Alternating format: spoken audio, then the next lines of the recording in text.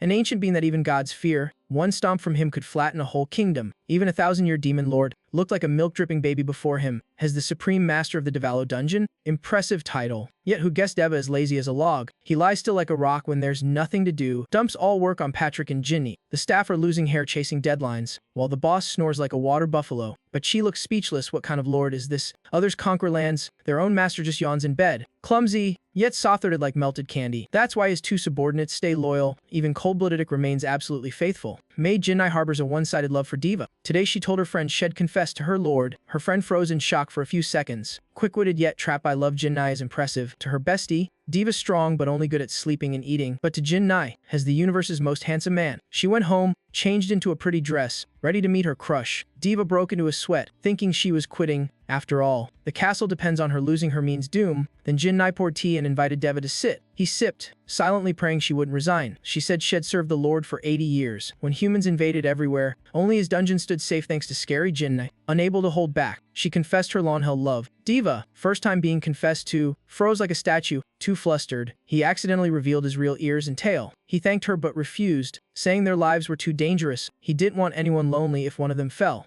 Ginny felt a little sad hearing that, but she swore she'd win Deva's heart no matter what. She once spent a fortune buying a red crystal stone, a treasure rumored to make love come true. Just infuse mana before your crush, and the soul stone will bind two hearts. Tempted by the sweet sales pitch, she bought it instantly, even if it cost her life. She accepted it. Who knew the reed-haired girl had conned her badly? Once mana flowed in, the stone triggered a deadly curse. Both the lover and beloved were doomed to tragedy. Today Jinai vowed to make her lord fall for her. The stone in her hand glowed red like a burning heart, but Deva's eyes flickered in dread, face turning pale. He revealed his monstrous true form. His rage engulfed the small girl. "You trying to kill me?" he roared. The stone slipped from Jin's hand. It shattered like a crushed heart. Patrick rushed in just in time, but both had lost all control. He drew his sword, pushing Jinai back. Only distance could prevent disaster, for their lord had gone mad like a wild beast. When he awoke, Diva was horrified. Why had he spoken so harshly? What if she left? Patrick admitted Deva was strong, but his ego hit rock bottom. Though Deva hurt Jinai, Patrick urged him to apologize. The dungeon survives thanks to her. Jin is the butler, engineer, chef, mechanic, and trap master in one. No one even knows if she's a right hand or a maid anymore. To Patrick, losing her is worse than the dungeon collapsing. Deva knows it too. Without her, whole feed his lazy self. Patrick urged him to find her crawl if needed. Just bring her back. Diva, once arrogant as the heavens, now dreaded facing his own subordinate. Patrick handed him the Demira bracelet to stabilize his energy. When Diva asked curiously, Patrick said flatly, "Cost a fortune, don't break it." Diva's mana was so strong one slip meant beast mode, so the bracelet was better than nothing. Diva asked, "You prepared this ahead? You knew?" Patrick shrugged. "Found it. Stop asking." After a joke, Patrick reminded him 5 days to return before humans strike again. If both Deva and Jinai were gone, the dungeon would only hold temporarily. Diva swore would bring Jinai back within 5 days. As he left, Patrick sighed. His gut said a storm was coming. He pulled a crumpled newspaper from his ribs. It spoke of the legendary sword Heckleaver Fang being auctioned. Turns out Jinai sold it to buy that cursed red crystal. Deva's madness came from it. Patrick knew if Deva learned the truth, the world wouldn't see tomorrow. He flipped the page and found even worse news. The Crusade Alliance announced they'd raid the ruins in 3 days. He suddenly recalled his promise to keep the dungeon safe for at least 5. Patrick felt thunderstruck, cursing fate under his breath. Meanwhile, Diva lay sprawled on the ground, gasping like a stranded fish. It was his second failed teleport had landed in a desolate wasteland. "Let's try that again," he muttered. In his mind appeared the place where Jinai once sold the mana stone. A spark flash teleportation signal ignited. The scene shifted to a ruined fortress once invaded by humans. "Fine, he'll grant you a glorious death,"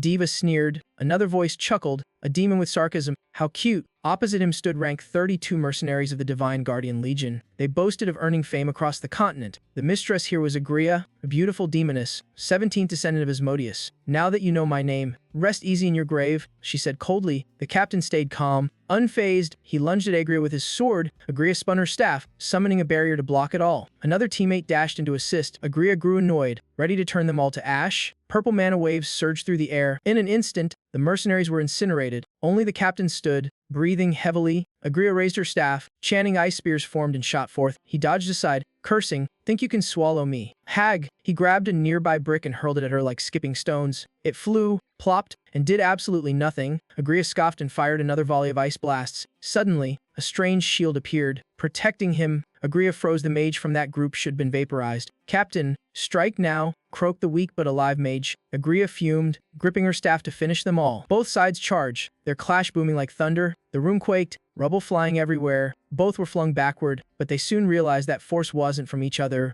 Agria sensed a third presence overwhelmingly strong. The captain looked baffled. No other crusade team was scheduled. Agria rose shakily, a flicker of worry in her eyes. If it was a human, the demon lord's heir was in danger who had just arrived. Through the dusty haze, a tall, lean figure slowly emerged. "Hey, can you tell me which way to Hackton Town?" A voice called oddly off topic yet familiar. Agria and the mercs all got goosebumps at the bizarre sight. A guy dropped from the sky, caused an earthquake, then casually asked for directions. Diva scratched his head awkwardly. "Huh? Just asking, you know." His gaze accidentally landed on the lovely Agria. "Even with an army, you still couldn't beat me." Beautiful but scary, though. He realized she was a demon lord, yet different from the ones had met. He sighed, blaming generation gap, right before getting yelled at. "You bastard, you wrecked my castle, die." Agria screamed as reinforcements arrived. Both sides clashed, while Deva stood between them like background decoration. "Your demon magic's useless. We've got backup charge." The humans roared. "Huh? Anyone know the way to Hate Town?" Deva still tried mid-battle. No one replied. Debris flew everywhere. Deva sat him on the rubble. Annoyed, he needed to find Jin Nai fast or Patrick would chew him alive, but he was hopelessly direction blind. Surrounded by chaos,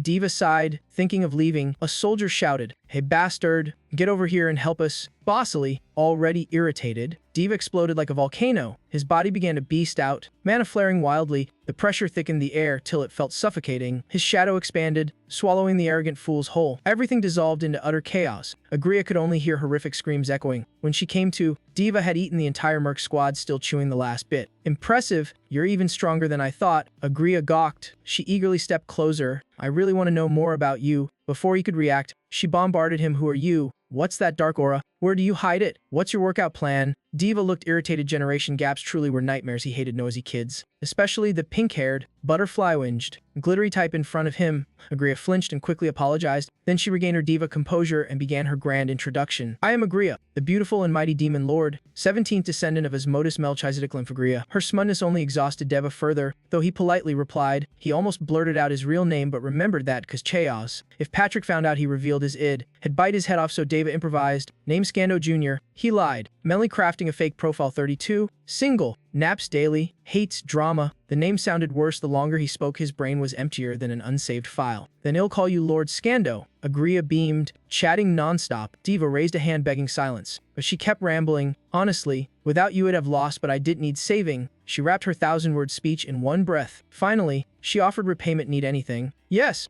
Deva shot back like a survival instinct. "Show me the way to Haston Town." She went aha, and Deva's heart bloomed with hope. Rescue at last. Then she tilted her head. "What's a Haston?" Deva's smile froze. He nearly decided to eat her out of spite. He sighed and switched tactics. "Then where's the nearest human village? Might as well spare the clueless girl." Agria pointed. "The closest is Lick City." Deva was stunned. Had he flown all the way near the capital's starry sky? By carriage? It'd take 2 whole months from Haston to Lick. "Lord Scando, what's wrong?" Agria asked, while Deva wanted to collapse. "Ah, I get it. You're going far, right? Use a teleport wheel." "A what?" Deva blinked, while Agria grinned. Finally something she knew better. She explained eagerly. "It's a human-made device using magic and alchemy for instant travel. There's one in Lick's capital." So she led the way, though unsure if Jin and I was there. Deva followed with faint hope. Agria even promised to help him find the silver-haired girl with all her might. "Wait, you're a demon lord, you just abandoned your palace?" Deva asked. "Worried about me?" Agria teased, lips curling like a crescent moon. "And the supreme demon lord, wherever I go becomes demon territory. Who needs a palace?" Deva thought. This girl summons demons like calling a taxi. Pretty dangerous. Agria nodded proudly. "Exactly, though I've never actually tried." Pure theory mode. Seeing Deva's skeptical face, she yelled, "If my dad could, so can I." With her castle wrecked by Deva anyway, she tagged along, still babbling nonstop.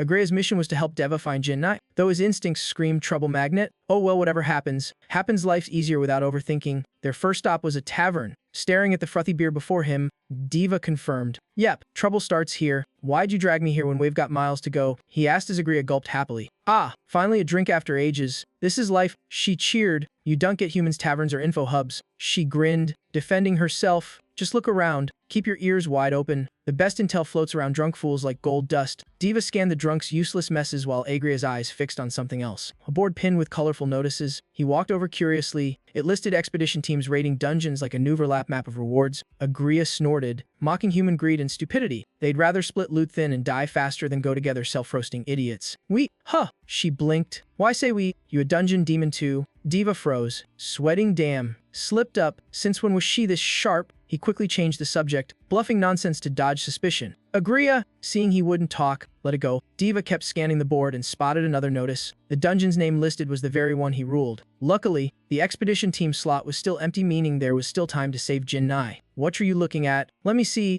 Agria leaned in curiously. Diva handed her the paper. She squealed with delight, eyes sparkling at the ancient core part. You know this place? Diva asked, instantly triggering Agria info dump mode. She rambled. The ancient core is one of 7 legendary dungeons every demon's dream. Its master was blessed by gods, punisher of greed, ruler above all demons. She praised Deva passionately, unaware her idol was standing right next to her. I want to grow stronger so one day I can meet the real Lord Deva, she said dreamily, while he nearly choked, holding back laughter. Then she switched topics to her father, a once mighty demon lord of great fame. Her tone softened. Sadly, a human stronger than Asmodeus defeated him. It was some young hero. Name sounded like Bem something. He beat a demon lord. Yeah, hope I never meet that guy. Diva faked sympathy like a pro. Agria had no clue the monster before her was the same nightmare who devoured that hero in rage. The more she spoke, the gloomier she looked. She didn't want to rot in a dungeon like her father. Her dream was a world where every demon could own a dungeon of their own. That's why I want to be stronger. Cool dream, right? Cool. Diva admitted it was the first time she wasn't annoying, maybe even cute. Youth sure was beautiful in its delusion. He briefly recalled his golden era, passionate, leading legions, ruling continents. Back then,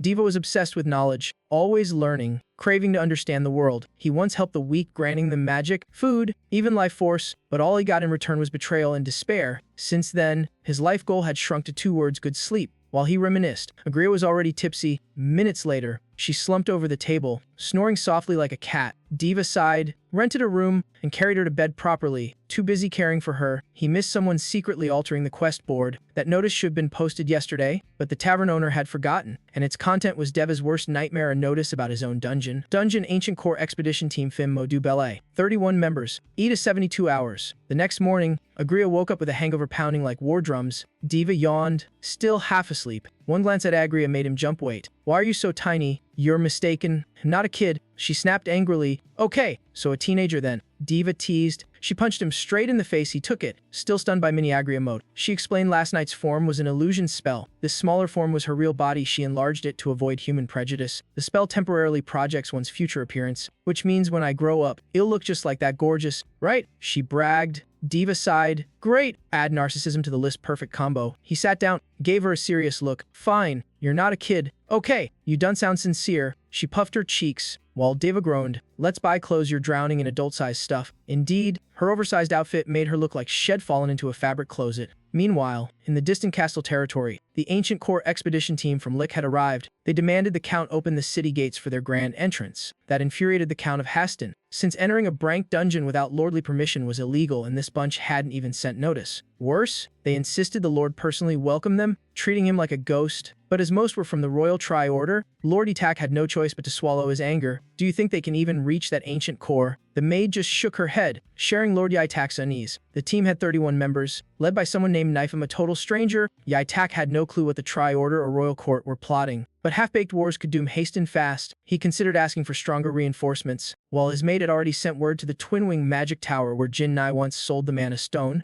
Yaitak didn't know that yet, only sensing something odd lately. The Twin-Wing Tower had suddenly stockpiled a huge batch of premium Mana Stones. Source unknown. Unclear their motives. Yaitak guessed they were prepping for a Deep Abyss expedition, with errant mages and endless mana. Conquering the ancient core was doable. Thinking so, he ordered, take me to the Twin Wings. Gold and glory await whoever helps me conquer the core before the try. Does. Easier said than done. Right then, Yaitak's chamber door burst open. You're Lord Yaitak, and you are Nifem. Knocked. No answer. So I let myself in. Nifem ignored Yaitak completely, plopping onto a chair as the Lord questioned the intrusion. He snarled, you've got the royal decree, right? Why no welcome? Hey, Nifem, chill out. Smile, we're guests. The green-haired guy grinned, yet barked orders like he owned the place. Demanding dessert, Yaitak boiled inside but endured. It was the royal faction after all, and sent his maid to prepare it. Sitting opposite, he said, the decree only came yesterday. You move fast. When do you depart? Plan for today, but something came up. Well, go tomorrow. Sound good? Yaitak wanted to stall for time to warn the Twin Wings, but Nifem cut him off. Nah, well, swing by the Twin Wings first, then head out. Why? You know someone there? Nope, gonna kill them all. Simpler. Nifem's grin froze Yaitak's blood. He claimed Haston's security was laughable. Magic eavesdropping was child's play, so their secret alliance with the Twin Wings had been overheard. Royal orders, anyone in the way dies. Understood.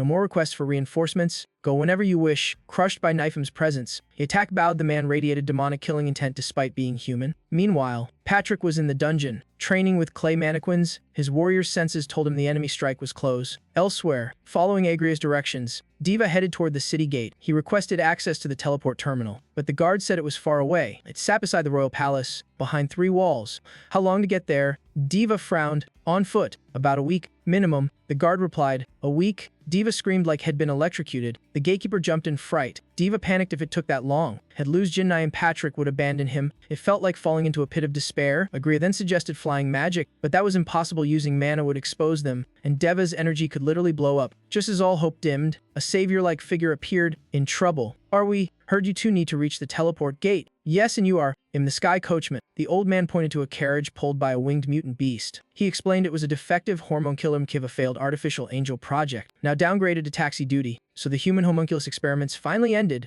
Agria asked curiously. Not yet. The Empire won't drop power so easily. Anyway, let's focus on the ride. Agria inspected the carriage, surprised by how sturdy it looked. The old man added, with this, you'll reach the place in 3 hours plus 1 for checks. Total 4, fees 8 gold coins. Diva gawked. 8 gold was 800 silver. 100 times last night's in cost. Tourist scam deluxe. Sorry, we don't have that much. Agria blushed. You think I do? Diva groaned, scratching his head.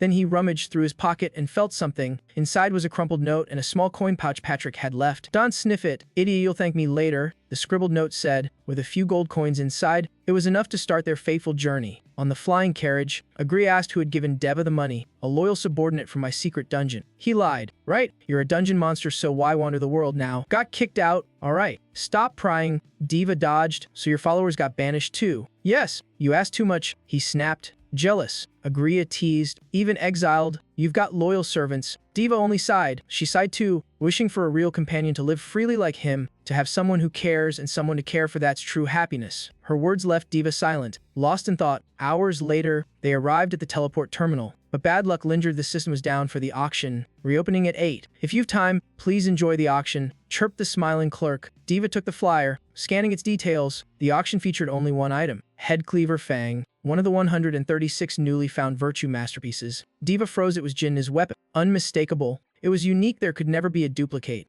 How did it end up with humans? Did something happen to her? He couldn't believe it. Jinnai was so strong that even 7 demon lords respected her. She wasn't called the maid swordswoman for nothing. What could have brought her down? His last memory of her shed carried no weapon. Could she have survived the battle unarmed? Patrick could still fight weaponless, but at much lower strength. But Jinnai without Headcleaver was missing half her soul. The more he thought, the paler he became. Agria panicked at his face, his fists clenched, body warping. Mana surged uncontrollably within him. So my Jinnai was slain by filthy humans. He roared. The receptionist screamed, collapsing in terror. He trembled, yelling monster. But Diva didn't care. His mind-shattered power exploded unchecked. Only one thought remained. If Jinnai was dead, humanity would drown in blood. Lord Squandu. Agria cried, grabbing his arm. Snap out of it. Calm down. What's happening to you? Diva turned, eyes glowing red but still flickering with reason. One last question. The Headcleaver Fang, one of the 36 virtue masterpieces. There's only one, right? Eyes, but why ask like that? Agria stammered. Because it belonged to my friend. I must reclaim it. Thank you, but your journey ends here. He pushed her hand away, forcing himself to stay sane so he would hurt her. Now that he knew the route to Haston, he urged her to leave him for her own good. But Agria, stubborn as ever, refused.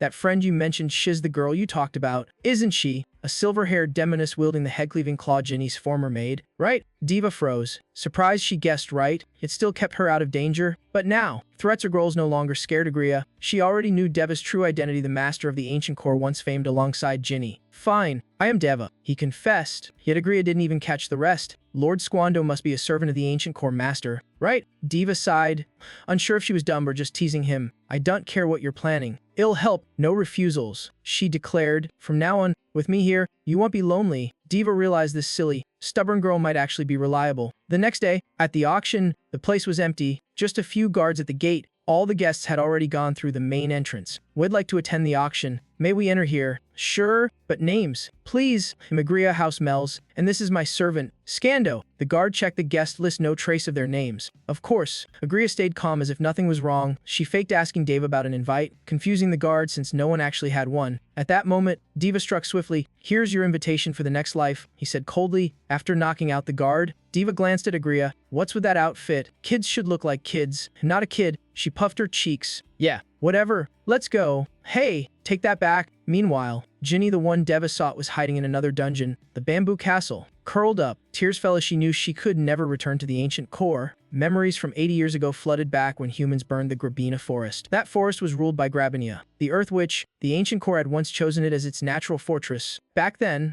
Diva retaliated with a massacre to lure out Grabina, and that's when he met Ginny, a girl imprisoned by humans. Though unrelated, she made him pause and reconsider. Normally, Diva would have killed her to silence her. Instead, he broke her chains, saying coldly, "You're free now, or die your choice." Then he left, the girl staring blankly amid the ruins. Days later, Diva visited a maid academy. Ginny had never been given a real name. For a living tool like her, identity was a luxury. Yet that moment, tiny seed sprouted in Ginny's heart. Now she still hid in the bamboo castle, avoiding everyone. Sped came to advise her, but Ginny shook her head. She'd rather stay exiled than return to that hell. Sped didn't force her, though she knew Deva and Patrick were searching everywhere. If they learned she'd been betrayed by humans, blood would flood the land. If you want to stay hidden, erase all traces. Even clumsy work's fine, Patrick will understand, Sped urged. She also revealed Nifem's crusade was coming, and the ancient core would soon fall into chaos. Hearing that, Ginny clenched her fists, heart trembling. Ignoring the warning, she decided to step out for one last breath of freedom. Sped worried Ginny's right eye was going blind, but Ginny just smiled, saying she'd reclaim her sword and then leave. Meanwhile,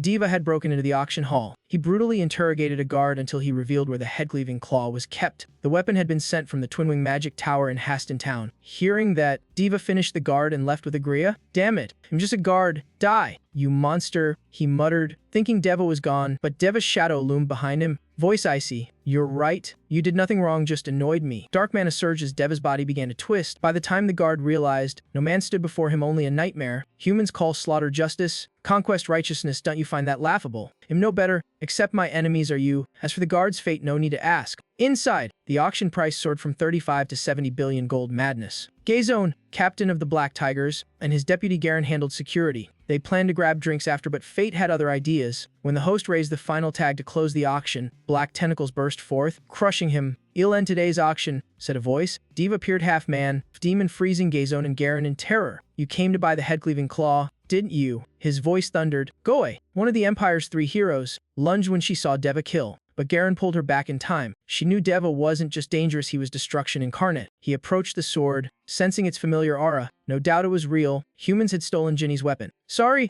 but this item already has an owner." Diva's tone was even, cold, utterly without mercy. Guests broke into panic, some running, some screaming. Shouts for guards echoed through the chamber. "I'll tear you all apart and bury you with this blade." Diva roared and meant every word. "You think I'll just watch?" A woman's voice cried. Goy struck like lightning, attacking Deva in a flash. He calmly observed, fast, but clumsy, unrefined. Diva didn't move, yet Goy couldn't even touch the ground to strike. A cruel thought flickered, maybe I should crush her hands to dust. Still, he gave this brave girl a hint of respect. At least, she was no weaker than the hero Burn. Goy roared, unleashing her ultimate move, Heaven Shatter Fist. But Deva merely raised a bare hand to block. The instant it met her reinforced gauntlet, the entire hall exploded. Diva thrown back amid flying debris. Goy held her guard, waiting, then froze as Diva rose again. "Ha! Not bad." He grinned, amused. Goy's hair stood on end. Her ultimate strike once felled a dungeon boss. Yet he still lived. Even Divine-class copies could only take 3 hits. He survived a fatal blow unharmed. Goy stared at Deva, beast-like eyes, an extra pupil on his cheek, black mist coiling like poison. She realized he wasn't a normal monster, but something far beyond. Diva rose slowly, teeth grinding, twin eyes on the left glowing as a feral smile spread. Darkness radiated out, freezing Goy in dread. From afar, Gazone charged in, his eyes wide with terror. "Get back. Don't come near him," Goy shouted. Silence fell. "Lord Scando, are you alright?" Agrea's voice snapped Deva back. She feared it died from that blow. He too was puzzled why his body remained intact. Goy's strike clearly wasn't ordinary, it surpassed human limits. That hit nearly broke through his armor and almost revealed his true form, the worst possible outcome. Just imagining Patrick's reaction gave Diva a headache, but luckily, things stayed under control. Focused on killing Goy, had completely forgotten about Gazone. Thanks to that, Gazone managed to evacuate everyone and cast protection spells on Goy, saving her life.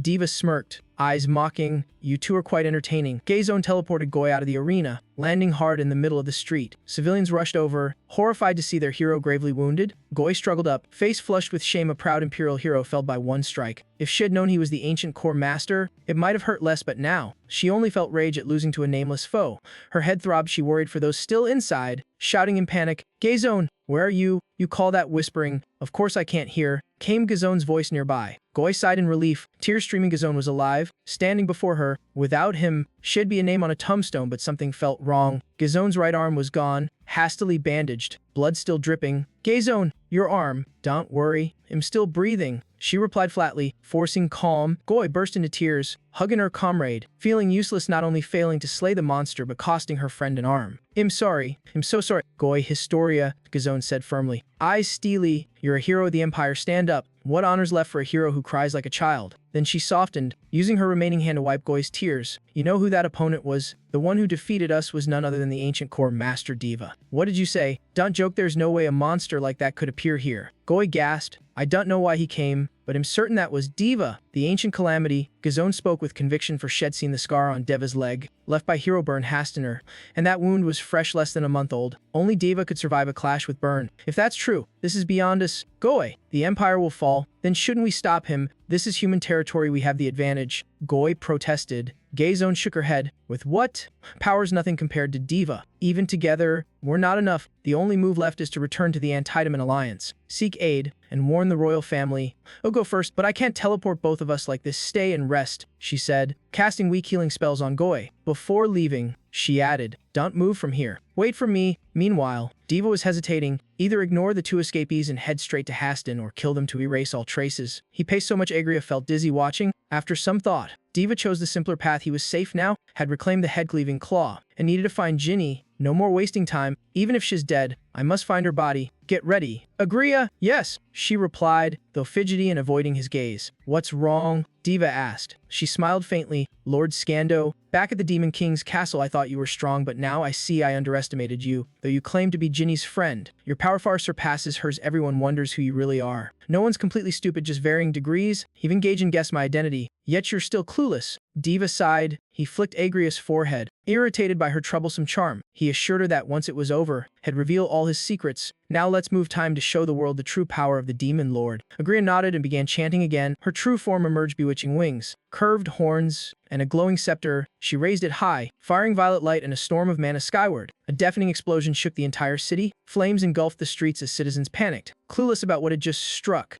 Goi immediately noticed the blast came from the auction hall in the capital. "Reckless fools. Those creatures treat human lives like weeds." Goi hesitated, then stood up, ready to act, but Gaijin's warning echoed, "Don't leave safety, no matter what happens." She bit her lip, torn with frustration. Suddenly, a small hand grabbed hers. A trembling child looked up, pleading, "Miss, my father's over there." In that moment, Goi understood her choice as Goi Historia, a hero. She would not back down, monster or death be damned. Meanwhile, Diva crawled out of the rubble, grumbling about Agria overdoing her spell. Her reconstruction magic had collapsed the whole district. Agria just laughed like it was art. "Hey, this isn't a test range for magic. As long as we achieve the goal, who cares?" She shot back, making Devasai perfectly disastrous. He just wanted a clean retreat, but she acted like she was putting on a show. Trusting her with serious work had clearly been a mistake. Still, complaining was pointless. The real storm was coming. "Remember the way to the teleport center?" "Yes, I remember." Diva wanted to head for Haston immediately, but new troops and heroes were closing in while Agria daydreamed. She knew the destination's name, but not its location. "It's at the core of the Great Dungeon," Diva reminded. "Ah, my favorite spot." She beamed, and he just let her open the portal. Had handled the rest since human forces had already blocked the exits. Leading them was Lanhe, an elite from one of the 9 ancient clans. After announcing himself, he coldly demanded Deva's name. Diva raised a brow at the crowd of stubborn humans chasing what they couldn't comprehend. When humans gather in groups, they're annoying, especially the trained Animonster operatives. Luckily, no heroes like Burn or Goi were here. Deva smirked. "These weaklings wouldn't last minutes. You want to know who I am? Let's see if I feel like sharing." He twisted his wrist casually, the air thick with pressure. Mana rode like a waterfall as he declared coldly, "I am your enemy." Meanwhile, deep in the ancient dungeon, John Nifham's crusade team advanced further, and Sylvia noticed something odd. The first room reeked of rot. The next was spotless. The group fell silent, unease flickering in every glance. No way Burn's soldiers cleaned as they fought monsters aren't tidy. Something's wrong. Maybe they're intelligent. Someone guessed. Then why not clean all? The thought chilled everyone. Nifham lost patience, barking, "Just a scare tactic. No traps here." He punched the air, shouting, "Quit your tricks, beast. You think you can scare me?" His voice echoed back through the cold darkness. A wary voice replied, "You're so noisy. I cleaned because it was messy, not to trap you." All that yelling gives me a headache. Two glowing eyes appeared at the tunnel's end. Nifem instantly ordered Sylvia to ready a defensive spell. She flung a blazing fire orb toward the light. The flames reflected, revealing the figure's shape. It sneered. Fools, wasn't dying once enough. You crawl right back here. Nifem's teeth clenched. It was the legendary knight Patrick.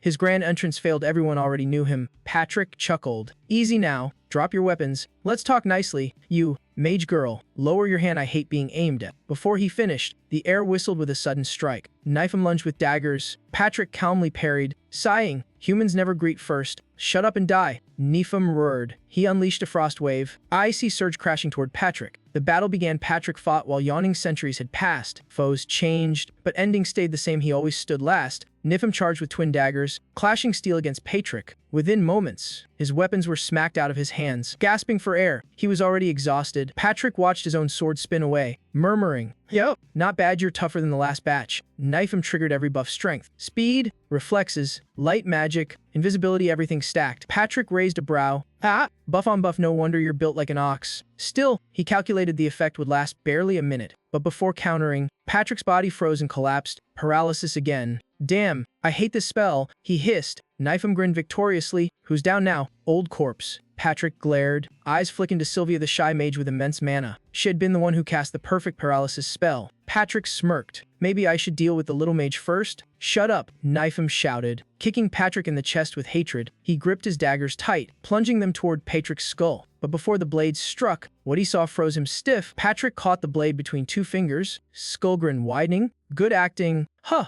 Nifem paled, the weapon stuck fast. Unmoving, Patrick's voice turned cold. It's been ages since I was cornered. Enjoyed that illusion of victory. Fun's over. His eyes gleamed like knives. Agonized screams echoed. Nifem awoke from a brief blackout. Patrick sat motionless, statue-like, amid a pile of corpses, awake. Huh. Quick recap, you lost, Patrick said coolly. He pointed, letting Nifem see the mountain of corpses stacked like a wall. The title Knight Patrick isn't for show. Anyone who challenges me dies. You're no different. No one's ever survived me. And you won't either. Patrick tossed a corpse before him. The green hair made Nifem freeze. It was Sylvia. Holy magic. Really? Just thinking about it makes me itch. Anyway, Nifem, she called your name till the end. Begging for you, he added mockingly. Nifem stared at Sylvia's body, silent as stone. His face was blank, devoid of emotion, which irritated Patrick. Disappointing. I expected screams or rage. Cold silence is boring. Fine, let's interrogate the last survivor. Patrick wasn't just a swordsman, he sensed something off. No sane commander sends 30 weaklings where 70 elites died. He pressed his icy blade to Nifem's throat, voice sharp as steel. Now talk, what are you hiding? Nifem said nothing, annoying Patrick, who offered two choices: right hand to talk, left hand to die quick. Within seconds, Nifem raised his right hand. Patrick smiled. Good, tell me everything, and I'll reward you. Instead,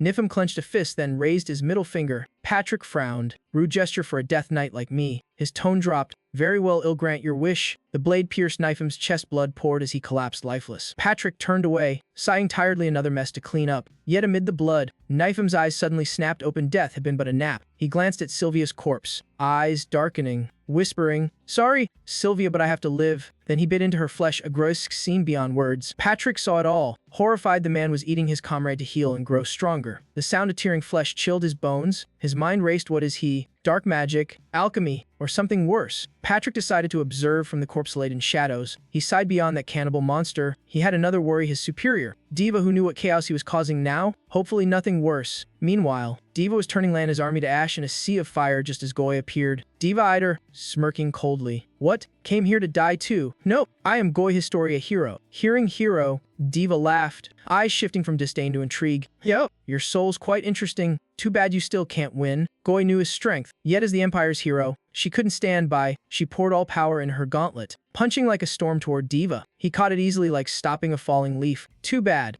Diva murmured. That trick only works once. Hero, no one bathes in the same river twice. He chuckled, gripping her wrist tight. A sickening crack echoed before she realized what happened. Goy's body slammed into the ground, blood spilling as her insides ruptured, but she endured, buying just a little more time. Diva unleashed a storm of blows, each like a hammer strike, yet amid the screams, Goy stood firm, a hero, humanity's shield. Soon her body went limp. Diva lifted her like market produce. Unimpressed by such a short fight, thinking her dead, he froze when Goy weakly whispered, I am hero Goy Historia. Her pale violet eyes dimmed, but her will blazed. I can't fall. I must protect everyone. With her trapped arm crushed, she powered her other hand. Veins bulged as she threw a desperate punch at Deva, but human strength couldn't touch a demon. Her hand crumpled before reaching his chest. Even as she fell, she murmured, "I'm a hero I must protect," then fainted in death's embrace. Diva sighed, "Go Historia, I'll remember your name for a while. Rest in peace." He raised his hand to finish her, but suddenly, another figure struck from behind. When Deva turned, Go was gone from his grasp. A squad appeared, their commander holding the unconscious girl.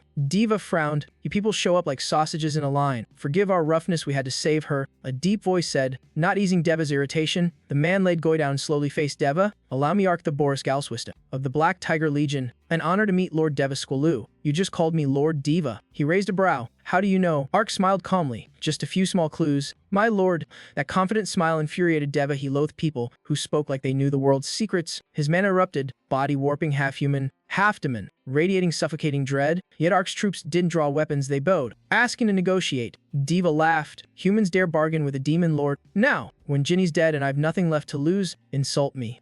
And you won't die peacefully." His voice rumbled like a demonic roar, facing the mythic being. Ark trembled inside but stayed steady. "This is a gamble for the Empire's fate. I cannot fail." The words hinted that someone Deva thought dead might still live. Those words slowed Deva's mana surge. His body began to stabilize. Seizing the moment, Ark continued, "I know you didn't come merely for one of the 36 virtuous relics. So, we offer an exchange, and if I say I'm not interested..."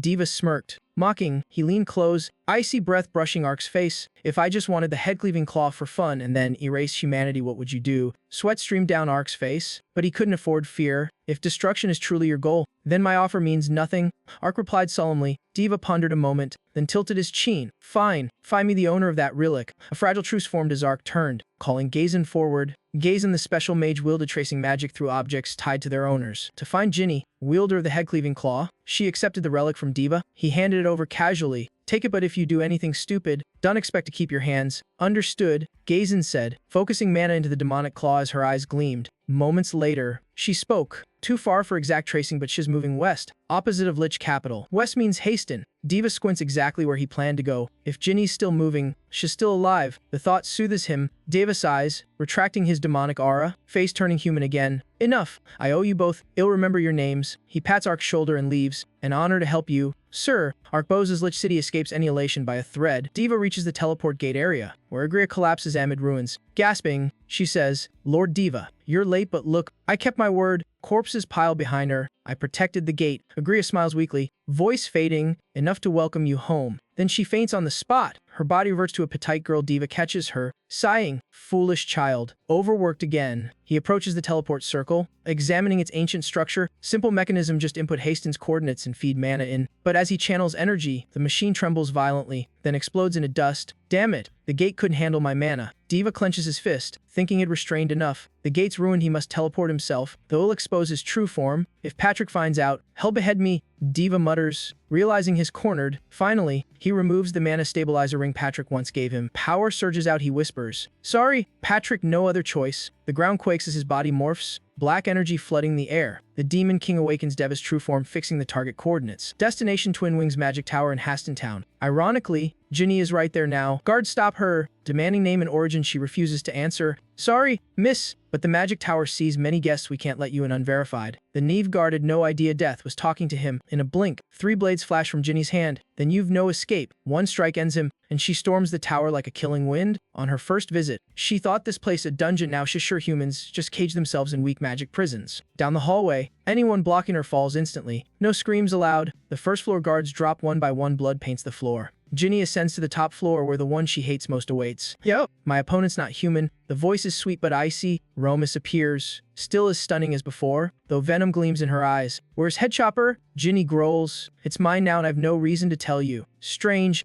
Though how are you still alive after that?" Romus tilts her head. Ginny stays silent, gripping her 3 blades, eyes blazing with hatred. Romus chuckles. "Those toys suit you. They look like dinner knives." She raises a giant magic shield, smug and certain of victory. But with one swing, Ginny slices it like paper, leaving Romus stunned. Impossible. Romus trembles but steadies herself. The tower draws power from an endless mana spring. She still has a chance. If she can control that source, she might yet turn the battle. "Speak. Where's Headchopper, you venomous snake?" Ginny roars, eyes crimson. her power darkening the air. Romus frantically counterattacks, blurting that the artifact was taken to an auction in Lich. They clash, shaking the whole tower. Romus realizes Ginny isn't human but a true monster. Heightier spells collide, light and thunder twisting into a magical storm. Deafening blast tower top shatters. Mana erupts like a volcano. Romus' holy spell pierces Ginny, making her cough blood, body trembling. Romus laughs madly. Defy humanity. This is your fate, monster, thinking only divine beings could survive her barrage. But Shizrong, Ginny belongs not to the dungeon, but to the supreme abyss. In a blink, Rama's staff-wielding arms are severed. Her scream splits the sky. Why does it hurt so much? Ginny stares coldly, voice flat. Don't whine like you're dying, weak human. Romus begs for mercy, but Ginny smirks. Reap what you sow. She leaves her wrething till her soul fades. When silence falls, Ginny turns away, exhaustion and drowsiness clouding her like a dream fog. A scream tears the air, jolting her awake. Leader! Some blue-haired guys carrying dying Gromus over here. The woman wheezes, ordering him to kill Jenny. While he just watches quietly, he hands her a glowing magic stone bearing the same curse once used to scam Zini, sending chills down her spine. He claims it'll save her life, letting her escape instantly. Romix believes him completely and channels power in. The curse explodes, devouring her body in a black vortex. The man smirks, revealing himself as a spy sent to avenge Gromus victims. He's secretly pleased that Jenny's chaos made his job easier. After springing the trap, he slips away in the confusion. Gromus mutates into a savage beast, strength beyond limits. Mind consumed, Ginny's vision blurs. She feels the killing intent and knows she can't win. Still, she doesn't fear death. Now feels like a clean release. If it ends here, erasing every trace, so be it, but she'll fight to the last breath, especially to keep these filths from ever touching her revered master. Thinking so, Jenny leaps up, stabbing through the monster. Romix howls, flinging her away. Drained, she closes her eyes, ready to embrace the coming dark. At that moment, the magic tower explodes as if heaven struck it. Ginny instantly senses a familiar energy surge. A strong hand reaches out, catching her in time. The scene mirrors their first meeting, Deva saving her from death again. Even seeing it, she can't believe it's real. Holding her, Diva gently sets her aside, murmuring, "Wait here for me." Then he turns to face the roaring beast Gromus.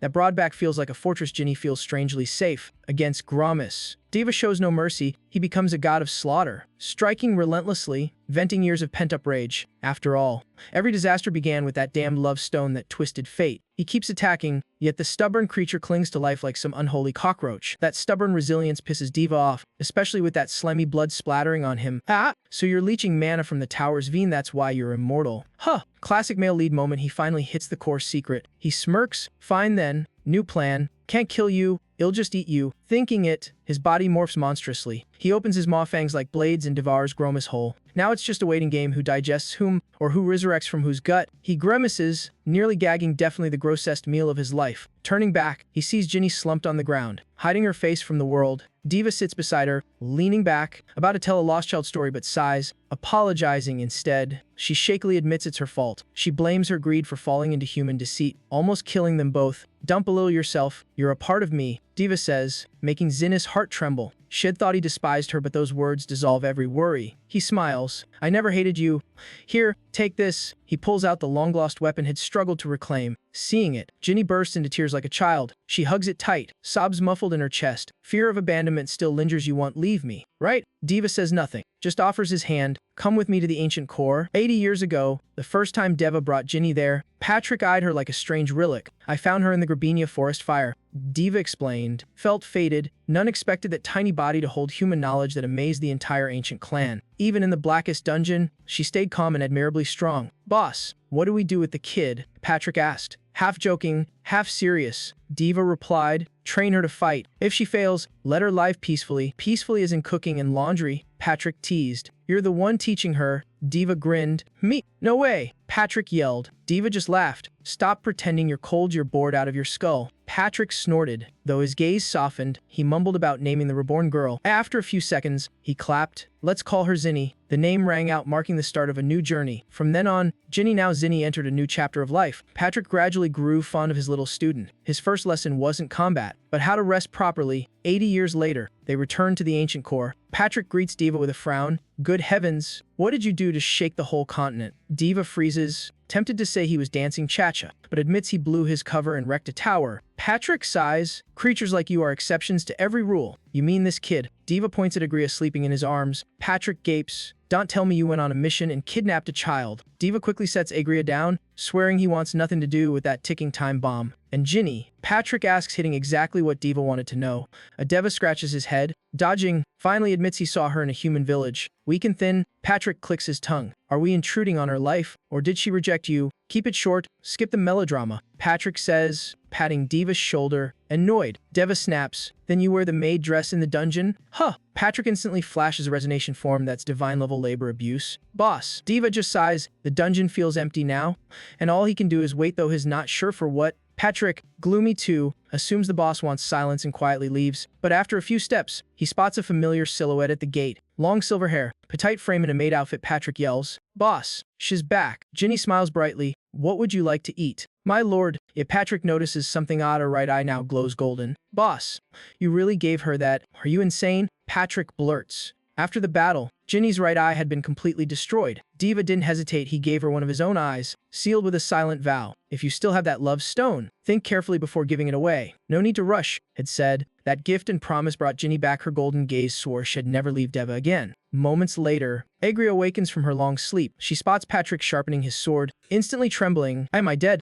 Are you death? Is this hell?" "No, this is the ancient core." Patrick snickers. Hearing those 3 words, Agria's eyes light up like lanterns. She quickly recognizes the man before her as Death Knight Patrick. He nods. Smart kid. Seeing her awake, Patrick nudges the snoring Diva. Diva stretches lazily. "Yo, you're up." Agria freezes, gawking at his massive, godlike presence. She kneels, chanting, "You're the supreme ancient god, guardian of creation." Diva feels deja. It's exactly what she babbled in Lich. Before he can speak, Agria continues. "This humble one is the 17th descendant of Demon King Asmodeus Ismajdic Lymphagria." Word for word, like a broken recorder. "Got it. Skip the intro." Diva waves. Agria beams. He said her name himself. In her mind, she's sure Skando must have praised her to Lord Deva. Speaking of which, where's Skando? She asks, recalling faint memories. The last she saw, he was thrashing the humans in Lich and reclaiming Headchopper. Seeing her confusion, Deva sighs. "I am Skando." Agria's face changes instantly, emotions crashing like waves. Shock turns to panic, then she blushes crimson like lightning struck her heart. Skando and Deva are one. The mighty lord was the man she trusted. Agria is mortified, wishing she could vanish for her past insolence. "Boss." Patrick interrupts, reminding him of Demon King Mel's old tale. "That little disciplinary rampage in Lich, why'd you hide it from me?" Diva freezes. Whelp. Secret blown to bits. Scene shifts to Grebnia Forest. Near Hastings' border, 2 wanderers picking mushrooms hear a strange noise. A bloodied blonde figure crashes from the sky, groaning in agony. Kind-hearted girl rushes over with medicine, but the figure snaps, biting her like a wild beast knife aim. His face twisted in the oil lamp light. Her fate ends there. Then, a tall, thin man in a tattered cloak limps toward Hastings' walls, muttering, "Time to move." Back in the ancient dungeon, tension brews again. This time, an internal war between Ginny and Agria. "Agria, quiet! It's Lord Deva's nap time." Ginny snaps, "Never. I'm a free spirit. I came here to be with Lord Deva." Agria retorts. The 2 dive into a shouting war, each worshipping their lord, neither backing down. "I'm the one allowed near him when he sleeps." Ginny insists, "Please, you're just his blanket carrier." Agria scoffs. The jab hits hard. Ginny erupts. She draws her weapon, eyes blazing. "You'll pay for that." Agria laughs nervously and bolts for her life. In the corner, Patrick grits his teeth, resisting the urge to roast them both. Since Agria's return, the place has been pure chaos. Even Deva, who normally sleeps 20 hours a day, is losing his mind. "You still defend them? Who told you to bring these disasters home?" Meanwhile, the outside world's falling apart. Patrick groans. Deva blinks cluelessly, clearly never read any of Patrick's reports. Patrick summarizes. "After you showed up in the capital, the army retreated to Lich, leaving Hastings' border open. Monsters everywhere. The Lord hanged himself. The whole region's ruined. Get it? This is a massive red flag." Patrick fumes, ready to smack some sense into him. "You eat, sleep, and wreck things useless." Patrick, so furious, is ready to retire for real. "So what's your take?" Deva asks calmly. Patrick frowns, voice low. "Hastings probably cut off from the outside world entirely." He adds, "The scariest part, you, in monster form, once destroyed that place. Yet no one's talking about it." Suspicious silence. Patrick focuses on Hastings. It's the human village closest to the ancient core, key to tracking invasion forces. If it's offline, all war intel vanishes like it's been erased. We need to investigate now. The longer we wait, the worse it gets. Patrick declares. "Yeah, bon voyage. Don't die on me." Deva replies lazily, just hoping Patrick leaves so he can nap. "He'll be back soon." Patrick says proudly. Deva perks up. "Wait, that easy? You're going alone? Perfect. Nap time." But before he can celebrate, Patrick smirks, Going solo's tough, having a partner helps. Diva shoots up like doused in ice water. Why drag the boss into this? His eyes dart to the two disasters still brawling in the corner. First candidate Agria mention her name, and the world might explode. Though she's a Demon King descendant, her magic is pure destruction. One cast, map gone. Diva shakes his head, instantly disqualified. Second candidate Ginny familiar, but far more dangerous. If Agria is a chain bomb, then Ginny's a full-blown world ender, especially in her current human-hating phase. Dropping her in a village is basically pulling the apocalypse trigger. How about you come with me, Lord Diva? Patrick suggests casually. Diva screams internally, not for all the gold in existence. But ironically, Diva's the safest option left, so he schemes a way out. Can't go, my Demira bracelet's broken. He lies, proud of the perfect excuse. Patrick raises an eyebrow. Yo, so if I get a new one, you go. Diva freezes. Wait, how did this turn against me? Result, Dev is dragged out of the dungeon, cursing Patrick's name every step of the way. Patrick just laughs heartily. I've been dead for ages, curses don't work on me. Somehow, he even digs up a brand new Demira bracelet. No more excuses. Dev is forced to tag along to Haston, officially bidding farewell to his beloved 20-hour naps. After a long trek, they reach Haston, now nothing but cold air and rot. Patrick sighs. Boss, something's really wrong. 4 signs of a healthy village. Patrick lectures. First, the crowd at the market, but the night market's so empty they can hear the wind whistle. Second, cooking smoke. Nobody's cooking now. Patrick adds, making Dev a snap. What's the third? Check the expedition roster on the notice board, but Haston doesn't even have one. So skip it. Any more checks? Let's go. I'm dying for sleep. Wait, the last inns and taverns. Patrick says, dragging Dev along. They soon stop at the town's biggest tavern, its sign hanging crooked. Before they can plan, Diva excitedly pushes the door open first. Just hearing the word all reawakens his party spirit. The innkeeper barely opens his mouth. Diva freezes. The silence inside is eerie. Patrick shakes his head. Worse confirmed, Haston's no longer a normal town. At the border, corpses pile under freezing rain, a scene of utter dread. Amid that storm, raspy voice orders. After clearing Haston, march for the capital. Lich. The speaker isn't human tall. Thin, hooded, voice scraping like metal. The wind lifts his hood, revealing a bare skull, a true monster. Back in the tavern, Diva and Patrick inspect signs of a brutal assault everywhere. Trembling voice calls from upstairs. Woo-wo's there. The innkeeper. What do you want? Patrick soothes him, claiming to be a knight of the Black Obsidian Order from Nichang's. Just seeking food and lodging. The innkeeper calms, coming down hesitantly, apologizing. Sorry, there's nothing edible left. The whole town's starving. The Black Calamity devoured everything. So you've heard too. My apologies. Even the rooms are gone. He bows. Patrick muses. At this rate, meals cost more than rent. Then shrugs. Guess we'll pay a lot. He flicks a gleaming gold coin onto the counter. Instantly energized, the innkeeper beams. Right this way, Sir's top-class room. As Patrick climbs the stairs, the innkeeper notices the smaller figure behind him. And that one, my servant. Patrick says coolly, though he helps me plenty, so we share a room. Diva nearly chokes at the demotion, but one glance at his shabby look, yeah, servant fits. Still, the room's nice, far better than that grimy 8-silver shack in the capital. Flopping onto the bed, Diva grumbles. Could think of anything better than servant? Patrick shrugs. Given the situation, that's the most believable. Dressed like that, call yourself noble and they die laughing? He pauses, smirking. Honestly, you look worse than a beggar. Servant sounds merciful. Then he explains, pretend I'm the knight and you're my aide, keeps the innkeeper from trying anything stupid. Watching Deva sprawled on the bed, Patrick chuckles. Boss, you're on a mission, not a vacation. If I reincarnate, Deva sighs, may I be a rock, motionless, debt-free, and at peace? Yeah, you rest ill, take a stroll. First time we've had real freedom.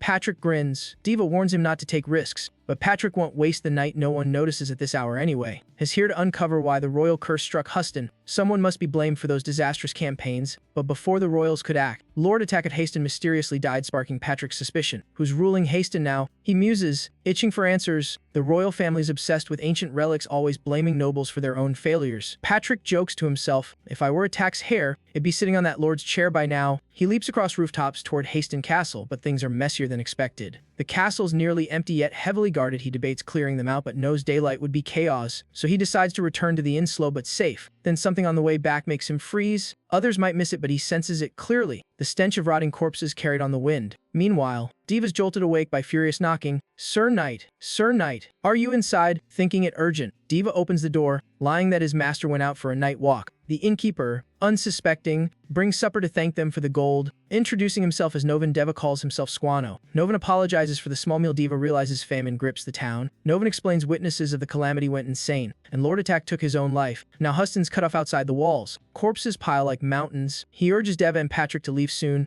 as he too plans to flee, though sorrowful. Nova knows when cornered, humans become demons. Just then, Muddy feet appear at the window. A reed-haired, gaunt child peers in. When Diva leaves the room, the kid sneaks inside, smirking. It whispers, "Gotcha fish on the hook." Seeing strangers stay amid disaster. It's sure they're outsiders. Spotting the luxury room, the child schemes to steal something, just enough gold to survive. It even eyes Deva's warm coat to wrap up the loot. Quiet as a cat, it creeps to the chest, eyes gleaming. But when opened empty, hope crashes instantly. No way they cleaned out everything. It mutters, still rummaging with Neve determination. Finally, it digs something out of an old drawer. "Ha! Told ya no one leaves empty-handed." But joy freezes and a dread sweat pours down. Whatever it found shouldn't exist. Near midnight, Patrick stumbles back. Deva's sprawled full and lazy like a cat. Patrick had hoped to scout the castle further, but returned empty. Questioning Deva without much faith, Diva only knows Hastings is practically isolated from the world. He tried prying info from the innkeeper, got a perfect 0. Patrick stunned. How can a useless superior still be that useless? He suggests investigating Huston's isolation tomorrow, while Deva just clings to his bed. Patrick sighs. Two-man team, one actually working. Suddenly, Patrick notices both windows wide open unlike before. Suspicion spikes. Diva swears has been glued to the bed the whole time. Never touched the windows. Patrick snorts. Ghosts? Huh. What breeze unlatches bolts, then shivers, realizing it actually makes sense. Even Diva feels a chill run down his spine. He leaps up and starts tearing the room apart in search. Truly, the beloved shirt Gin made vanish. Definitely a murder case. Patrick lost something too, looking even more stunned than Diva. "I lost my rib piece," he moaned, as if half his soul went missing. Meanwhile, the culprit Rosalina had long bolted from the tavern. She didn't get far before some men blocked her way. They frowned, seeing a girl wandering at midnight. Rosalina defended herself, saying she did it for everyone's sake, but one man barked back, calling her effort useless. She shot back, "Try holding this and see." A deep voice cut in, "Todd, calm down." Both Todd and Rosalina turned toward the speaker. The newcomer was the one she respectfully called leader. He gently told Todd not to be mad. Those who walk in darkness shouldn't fear it. Rosalina's mistake, he added, was going alone without sharing her plan. "Hatton's a mess now. Your stunt could doom us all. This isn't the cozy home we knew." The girl bowed and mumbled, "Yes, leader. I'll be more careful." He nodded, asking where she'd been all night. Rosalina gleefully dropped her pack like revealing treasure. Todd peeked inside and went pale as death. Rosalina proudly said she'd swiped it from the inn's fanciest room. Thinking it a priceless relic, the leader fell silent, then grimly spoke the dreadful truth. "Rosalina, that white thing is a human rib." She froze, face paper white. Trembling at her unwitting horror, Todd accused her of grave robbing, but she panically denied it as the leader examined the bone. He judged, either from a lunatic or used in dark sorcery. Everyone shivered. No normal person collects human bones. If it's a sorcerer or summoner, they're doomed. Next, the clothes Rosalina brought looked ragged but felt oddly fine. The leader lifted them, recognizing elite craftsmanship. When he raised the shirt, a faint sound came from the pocket. A handful of gold spilled out, dazzling Todd and Rosalina, but the leader paled. "Not time to celebrate. This stuff's dangerous." Rosalina begged to keep it, but he sweated. "A rich guest here? In this dump? Something's off. Bones, fine fabric, and gold." Rosalina had clearly poked a hornet's nest. Just then, Diva and Patrick appeared like two cold gusts. "Hello, little thieves, we've come for our things." Diva eyed the items in the leader's hands, confirming the shirt and bone were intact. He sighed in relief. "If that shirt was gone, Ginny would make me sleep with the dogs." Patrick looked equally spared from execution. He muttered, "If Ginny rages again, she might blow up the whole bunker." Though scared, the leader stood firm before the kids, radiating righteousness. "How did you find us?" he asked, voice trembling yet brave. Patrick shrugged. "No idea. Maybe our stuff found its way home." Diva yawned and picked his nose. "I just want sleep." Patrick got the hint. Time to wrap this up. He suggested the leader return their goods, and they'd let it slide, but the leader wasn't fooled, afraid they'd reclaim the items, then slaughter them all. His gut screamed the two weren't human. Tracking them in this dark meant only one thing: demons. The thought chilled his spine. Behind them, clueless Rosalina hugged Patrick's rib, playing with death itself. The leader raised the bones before Patrick. "Important. Of course it used to be inside me." Once Patrick confirmed, things got weird fast. The leader flicked his hand, tossing the bones skyward like coins. As they hung midair, he ordered Todd to get everyone to safety. Patrick panicked. Diving to catch the bones like treasure, he landed heroically face first. Just then, a dark-skinned thug burst from a nearby alley. The blow he threw could have cracked a skull in half, but Patrick stood unfazed, as if hit with a pillow. The attacker's weapon shattered like cheap plastic. Diva yawned, unimpressed. "What? Swinging rocks now? Budget much?" Then another thug lunged from behind. Blade raised just as Deva complained about bad weapons. Diva caught the blade barehanded and snapped it like chopsticks. He gifted the thug a free flight and bonus bone realignment. Hoisting him up, Diva asked, "What now, Master Patrick?" Patrick grimaced. "Don't call me master. I aged 10 years. Just knock him out. Keep him alive." didn't say that, so the duo split up, launching Operation Street Cleanup. With their strength, the gang scattered like leaves in a storm. Meanwhile, back home, Ginny's heart thumped wildly. She reassured herself, Sir Deva and Patrick must be fine. Agria yawned. Ginny had asked that same question 7,749 times in half a day. No matter what anyone said, she feared the mighty Deva was starving or bullied by humans. Back at the scene, the fight was over. Patrick sighed in relief seeing his shirt intact. For a human, that ambush impressed him a bit. He planned to wipe out the rest for safety. But Deva lay flat, yawning, floors comfy. Try it. Patrick wanted to quit on the spot. Then Rosalina emerged from the alley. Eyes red, she trembled, apologizing for her theft. It was me, no one else. Please spare them. She knelt, sobbing. Todd panicked, yanking her up. Stand. They won't forgive that easily. Deva, legs crossed, murmured, if she says so. Patrick, go ahead. Patrick stepped slowly toward the two. Todd shook but drew his knife, shielding Rosalina. She just trembled, unable to look up, clutching a cross and praying in despair. Patrick suddenly stopped, eyes locked on it. He slid past Todd, studying the item in her hands. Where did you get that? He asked, voice darkening. It was an inverted phoenix cross glowing faintly. Patrick's sensed surveillance mana unbelievable for a starving child to possess. He told Deva someone was watching. Huston, the cross emitted mana when Rosalina prayed, meaning it activated under special conditions. Find that trigger, and we'll know who's behind this. Patrick said. Deva yawned. Magic's dead here. Why bother? Patrick, stubborn, decided to lie with humans. They were less annoying than lazy Deva. Necessary. Huh, what's the plan? Deva asked mid-yawn. Patrick tapped his head proudly. A genius plan even if I've run out of brains. He instantly switched tone, apologized to the thugs, and spun a tale about being a dark knight serving the Misty royal family. He claimed they weren't beaten for stealing, but for stealing from someone on royal duty. Patrick's tall frame and shiny armor made his words far more convincing. We harm no one. Relax, he assured them. The bandits eased up and asked, why are you in Haston? To save it, Patrick declared. He launched into a heroic speech rebelling against royal decrees, seeking no pardon, only to aid the people. He asked for intel, manpower, and supplies to save Haston. The bandits murmured it sounded like a fairy tale. A royal knight aiding commoners, though doubtful, they clung to hope the emperor hadn't forsaken them and agreed to cooperate. Patrick's smooth diplomacy stunned everyone. Deva just yawned, wishing to return to the ancient core. We've only begun, Patrick said. You have. I'm sleepy, Deva replied. He felt everything growing messier and wanted no part in it. Deva sprawled on the road like a rug until Patrick barked. Up! Work time. Stopped playing dead. Deva sighed. He wished Patrick were as lazy as him. Patrick assigned tasks, had watched the bandit leader, while Deva mingled with villagers. Deva froze the ancient overlord doing small talk. That's worse than being sealed away. Patrick shrugged. Between me, a shiny knight, and you, who looks homeless, who's more approachable? Deva bristled at the poor jab but had to admit he was right. Patrick gave him a deadline: blend in before his return and act like a normal human. Deva stared blankly. He had no clue how humans even start conversations. In his mind, humans probably just slept all day like he did, and if awake, they'd yawn endlessly, refusing to move. In short, a species without motivation. Patrick sighed. Clearly this lord used himself as the model. Move it, my lord, he urged. The sooner we get info, the sooner you nap again. Patrick pressed, making Deva feel like the underling. He even warned, don't lose your temper even if they're rude. Endure it, though wary of life. Deva nodded just to end the talk, but things turned out nothing like Patrick expected. The villagers weren't cold, they were terrifyingly enthusiastic. Seeing Deva's ragged look, they thought he was in disguise, calling him the mysterious knight, bombarding him with questions. Deva, lord of the underworld, wanted to swallow them whole but forced a grin. Be friendly. A kid tugged his cloak, asking, have you met Lord Go? The name made Deva frown. It rang a bell but he couldn't recall. No idea who that is, he replied coolly. From afar, Rosalina timidly approached. She nervously apologized to Deva for stealing. He just clicked his tongue. He'd gotten the stuff back. No point arguing with a kid. Todd cleared the crowd, then reintroduced himself to Deva. He said the leader sent him to assist and his zeal rivaled Patrick's. To understand the people, you must see them firsthand. I can guide you around right now, he offered energetically. Deva's mind screamed, I don't want to go anywhere. He couldn't fathom where humans got this energy, but sitting still meant being interrogated like in a why is the sky blue quiz. So he reluctantly nodded, accepting the invite. They reached the first neighborhood street silent, not a soul in sight, sparking Deva's curiosity. Todd stopped before a wooden door. Open it, and you'll understand. Can't you just say it? So dramatic.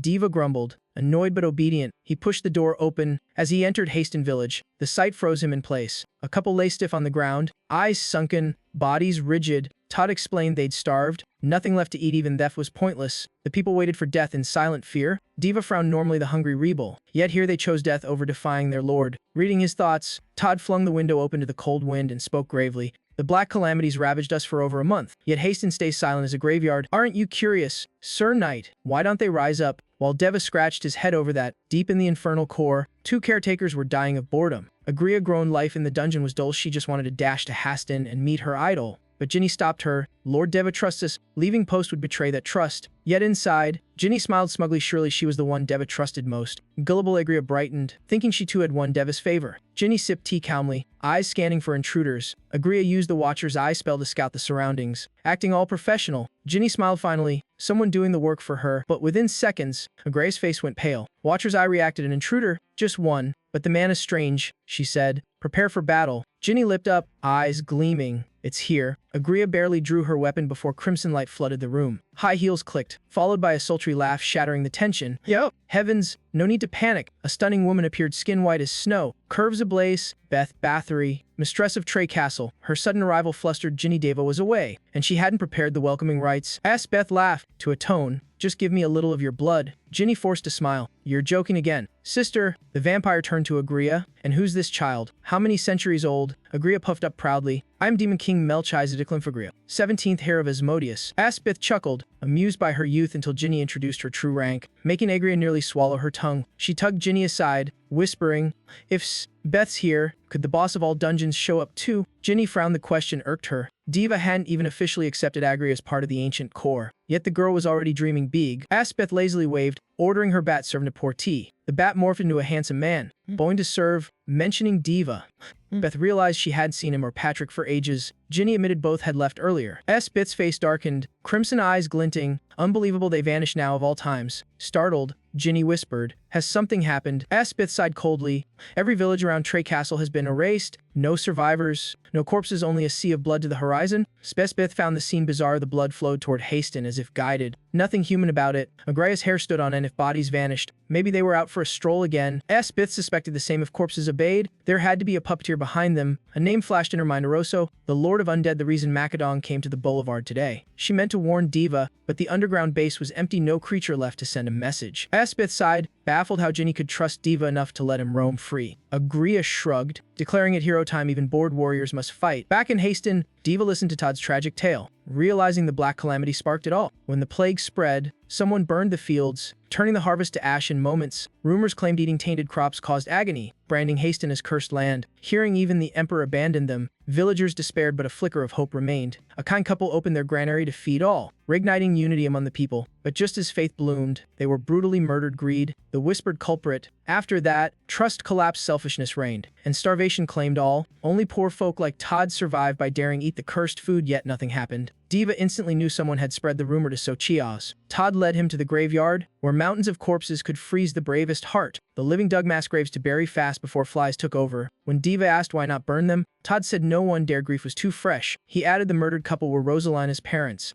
Deva sighed, picturing the once pampered girl now wandering blind through misery. He spotted 2 guards. Todd said they monitored the area. Deva grew suspicious. Surely minions of the scheming lord. He decided to face that lord himself to uncover the hidden plot. Patrick cooked up a wild idea: steal EB eggs to kickstart their plan. If those beasts chased the eggs and Deva beat them, it'd grant him a legal excuse to meet the lord. But before seeing the lord, Patrick was swarmed by a happy horde. Like ants, genius or not, he nearly fainted. Meanwhile, in the castle, Haston's lord jolted awake, drenched in sweat. She was Lala's Cinerview attack, newly appointed ruler. Lala stepped onto the balcony, breathing dawn air though she ruled. Her heart was restless. Her brother's death haunted her. Her kin fled with riches, leaving hustle forgotten. Now she lived in dread, knowing revival of her domain was her only lifeline. Yet her sole hope was a stranger promising to save Haston, a thought that unnerved her. She glanced around bitterly. So this is the salvation you spoke of? The hooded man calmly replied, vowing to soon erase every hardship, telling her to rest easy. Lala bit her lip in frustration. He never revealed his plan, but she had no choice except to trust him. Beneath the hood, he smiled slyly while she still believed everything was going just fine. In the end, Lala agreed to wait a bit longer to see what he could do. Just then, her butler rushed in, reporting the region's public security. Soldiers said the domain was attacked by the Happy, but a mysterious knight wiped them out in one strike. Lala gasped. One blow? Who could be that powerful? The butler said they couldn't identify him, so Lala decided to meet the knight herself in the guest hall. But a hooded man stopped her. warning that the stranger might be an assassin in disguise. Still, Lala insisted a savior of Haston deserved reward, so she went to meet him. Patrick was escorted in, knelt, and introduced himself with gallant grace. Lala expressed gratitude, unaware it was all part of Diva and Patrick's scheme. Patrick silently judged her an inexperienced ruler, clearly the dead lord's sister. Lala curiously asked what order of knights he belonged to. Patrick froze, unsure what to answer, and the air thickened. She pressed for his real name, but he only bowed, asking to keep it secret. Narrowing her eyes, she asked, "If I told you to remove your helmet, would you refuse too?" Patrick smirked. "My face is full of scars half torn apart. If Milady can bear it, I'll remove it right now." His clever words made Lala drop the demand, but she still wished to reward him and asked what he wanted. Patrick replied instantly, "Some food, please," both to test her generosity and gauge the castle's supplies. "No problem," Lala said, waving for the maids to bring food without hesitation. Patrick immediately noticed this place had plenty to eat. Unlike the famine rumors, he wondered why, with such abundance, the lady let her people starve. Moreover, he sensed a dark necrotic aura from the hooded man beside Lala, chillingly familiar. So Patrick risked a bold question. "Milady, may I ask one thing? Something troubles me deeply." "Who is that man?" The room tense danger hung thick. Patrick quickly added it was just curiosity, so Lala let it slide. Later, he secretly reported to Deva, wondering if the man was undead, but the aura could also belong to a dark mage. Diva snapped, "Why think? If it were me, it'd crush him already. We're here to clean up, not breed new chaos." Patrick clenched his jaw and lightly punched Deva's shoulder. "A lord like you's bound to be dithering soon." Diva dodged the topic, talking instead about the cursed food rumor that starved Haston's people. Meanwhile, Rosalina avoided him like the plague, bolting every time he appeared. Patrick sighed. "If only I had mind control magic, should've dragged Agria along." Diva grumbled. "Now you say that, you dragged me to this dump just to complain?" Patrick thought. Didn't expect the great lord to be this useless, but outwardly just pulled out the food bag to lure Rosalina. Diva's eyes lit up. "Yo, food. Let's eat first, plan later." Patrick nearly collapsed. "No eating. Well, use it to win her over." Diva reluctantly obeyed, taking the bag to find Rosalina, but his naturally dark aura made the girl tremble, pressing against the wall and stammering, asking what he wanted. Diva forced a smile. "Do I look like I'm about to eat you?" Rosalina teared up. "Yes, my lord." Instead of scolding, Diva pulled out a small cake, offering it. "Eat, share it with me." The girl froze, unable to believe her eyes. Her fear melted into joy. "This is the priest's holy bread." Rosalina clasped Deva's hand, shaking it wildly. Diva stiffened. The cake Patrick gave him was priestly bread too. Strange coincidence. To explain, Rosalina eagerly led into a nearby cave, where she believed fellow believers gathered. No one else in the village had believed her for a long time. They stopped before a dark, gaping cave that reeked of gloom. The deeper they went, the dimmer their torches grew, as if swallowed by something unseen. Inside, a man, clearly a priest, preached with fanatic fervor. He cried that the calamity was divine trial, and only the chosen deserved to survive suffering. Rosalina happily invited Deva to sit, but he found the sermon irritating and almost walked out. The priest looked ordinary, just another cultish brainwasher. While he pondered, the followers all rose simultaneously like puppets. Rosalina beamed, saying they'd arrived just in time for the Eucharist. The priest handed out bread to each person, while Deva silently watched with his demonic sight. The bread matched the type Patrick got from Lala, proof it came from the castle. Before he could think further, Rosalina whispered, "True believers gain eternal joy." He nearly laughed at her naivety. She hugged her cross, eyes glowing with blind faith and dreams of salvation. As they talked, the priest approached, smiling. "Rosalina, you've come again." He handed her a bread, calling it today's blessing. She thanked him with delight. Then he turned to Deva, offering an identical piece. The moment Deva touched it, his instincts screamed danger. The bread crumbled to dust on the ground. Deva's face darkened, his aura pressing heavy on the air. Grabbing the priest's collar, he whispered, "You dare deceive me? Your mana tricks are useless. Manipulate them if you wish, but never cross my line." The priest froze in terror, realizing his foe wasn't human. Rosalina clutched her bread, trembling. "Sir Knight, what's wrong?" Deva let go and forced a smile, just thanking him for the bread. They left the cave, walking back to the village through thick darkness. Deva frowned. These clues confirmed the issue was far beyond minor. Someone was using dark mana to brainwash Haston's people,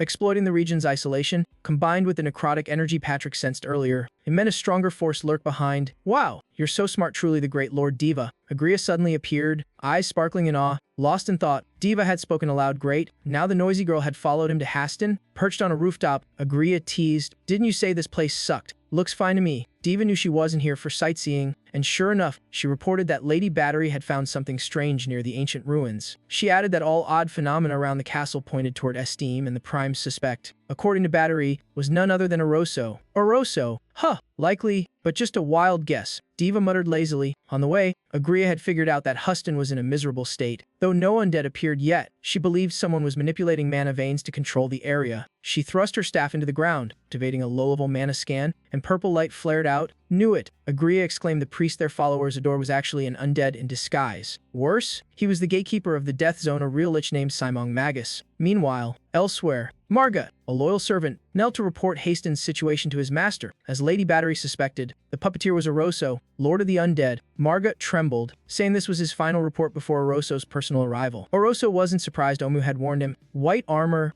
deathly aura, right? Marga bowed. No armor, no death aura, but his energy is darker than death itself. Oroso mused, whether Devo or Patrick, I must secure Hastings first. Just the opening act, he added. Omu urged him to send more troops to the castle. Oroso then ordered Masam to prepare in the underground dungeon. Before leaving, he asked if Margaret needed help. Margaret refused confidently. As you wish, Oroso replied, fading away with his crows. Margaret smiled. The undead age was coming. He believed no one could stop his army, though he feared that beast might interfere. Meanwhile, Diva lounged on a rooftop. Carefree, he confirmed someone was manipulating the mana flow around Haston but didn't know who. With such a scale, the caster had to be close to maintain the energy, or perhaps using a medium to channel and stabilize the mana flow. A medium strong enough to cover all Haston would drain absurd mana. Only a deadly being could do that. Agria pointed at the Lord's castle. Sure, it was the only place hidden enough to store such a medium. Diva yawned, agreed it made sense, but warned noise would alert the mastermind. Coincidentally, Patrick was nearby, so Deva decided to move. Agria, free, let's visit that castle. Diva's rare seriousness gave Agria chills. She couldn't guess his plan. But as the Lord decreed, it was time to replace a few undead council members. Meanwhile, Patrick searched every corner of the castle and found the dungeon most suspicious. His sharp nose caught a heavy stench of death from beneath the stone floor.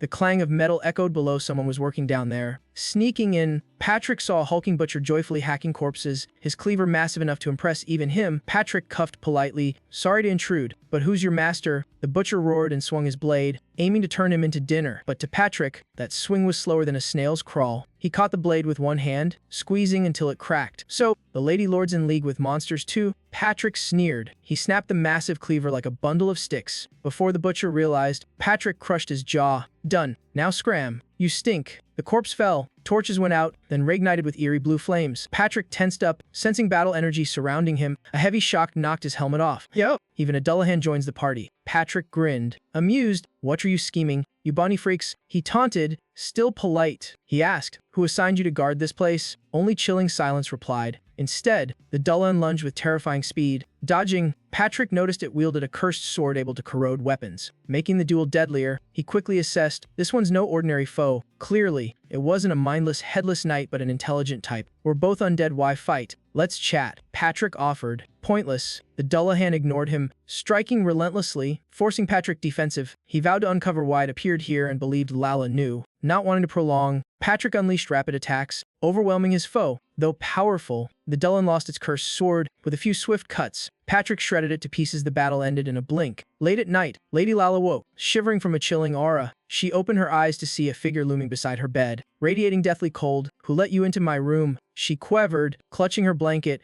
Just want to talk. You're Lala, right? Patrick's voice was calm and icy. He drew his sword slowly, turning her fear into panic. 5 minutes. Call Omu here, Patrick ordered coldly. Before she could react, Omu appeared, apologizing and saying he'd found something odd on patrol. Patrick tossed the object onto the table. The clang made Lala jump. The Dullahan's helmet. Patrick said flatly, so, you're teaming with undead. Lala, what nonsense. Undead, Lala stammered, thinking he'd gone mad. Omu interjected smoothly, don't trust him. My lady is here to cause chaos. Guards, but Patrick cut him off. I already killed that Dullahan, right under your dungeon. Lala turned to Omi, the subordinate she had never met before taking office, and saw him trembling slightly. Indeed, your dungeon's crawling with undead, Patrick said, drawing his blade, eyes glinting cold. Need another hint? The one beside you is undead too, Lala gaped, refusing to believe a word from this intruder without proof. She clung to faith in Omu, the ever-devoted aide who promised to save Haston. Seeing Patrick as a threat, Patrick chuckled dryly. A pathetic fool. She had doubted, yet her stubbornness chained her to betrayal. Omu stayed calm, stepping forward. Easy, knight. Dullahan's a rare hider creature. Even I was surprised it showed up here. Patrick narrowed his eyes, sensing Omu's act, and decided to play along. Yeah, that thing was odd power of an undead elder, yet mute and puppet-like, he said when burning the Dullahan's soul. He found a mind control array carved in its armor, with the master's name clearly written. Masam, Patrick said, the strike team vice leader and Hannah's brother, famed for slaying a vicious undead 30 years ago before vanishing. He turned to Lala.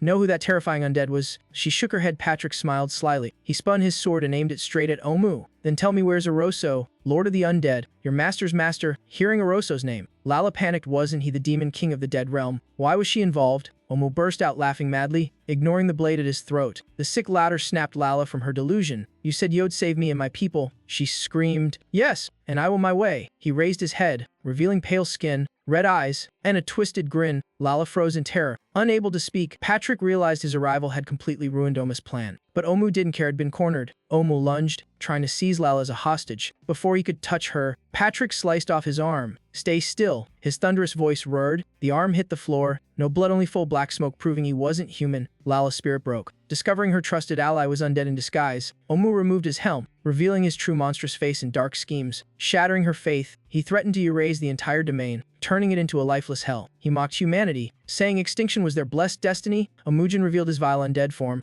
admitting he was just a pawn of Oroso, the immortal king. Patrick mused undead once relied on numbers, never strategy. But Omu's words showed they'd grown cunning, no longer mindless husks. Omu had marked Patrick from their first meeting and reported him to Oroso immediately. Patrick's slaying of Mazim exceeded all expectations, deepening Omu's curiosity. Omu wondered why one so strong refused to serve the undead king. Beside them, Lala trembled like a leaf, paralyzed with fear. Learning Patrick was undead too doubled her terror. Though he meant her no harm, Patrick needed her cooperation to keep the territory stable despite the Teaos. His exposed identity made alliance difficult, fueling his hatred toward Omu. Omu struck with claws, but Patrick effortlessly countered with a glance, pointing his blade at Omu's chest. He warned coldly threats meant nothing to the dead, so he chose fear instead. He hinted his allies were so powerful they could crush all of Oroso's plots. Omu sneered, saying that would only hasten mankind's extinction. Patrick replied lightly, sorry, but we're on the human side. While winning Lala's trust, pressed Omu to reveal Oroso's plan. Refusing to waste words, Omu hesitated, then finally revealed a little about how one becomes an elder. To gain that rank, one needs either rare magic or hatred deeper than death itself. Oroso used sorcery to forge elders and built a cult to recruit weak-souled humans, fertile soil for undead breeding.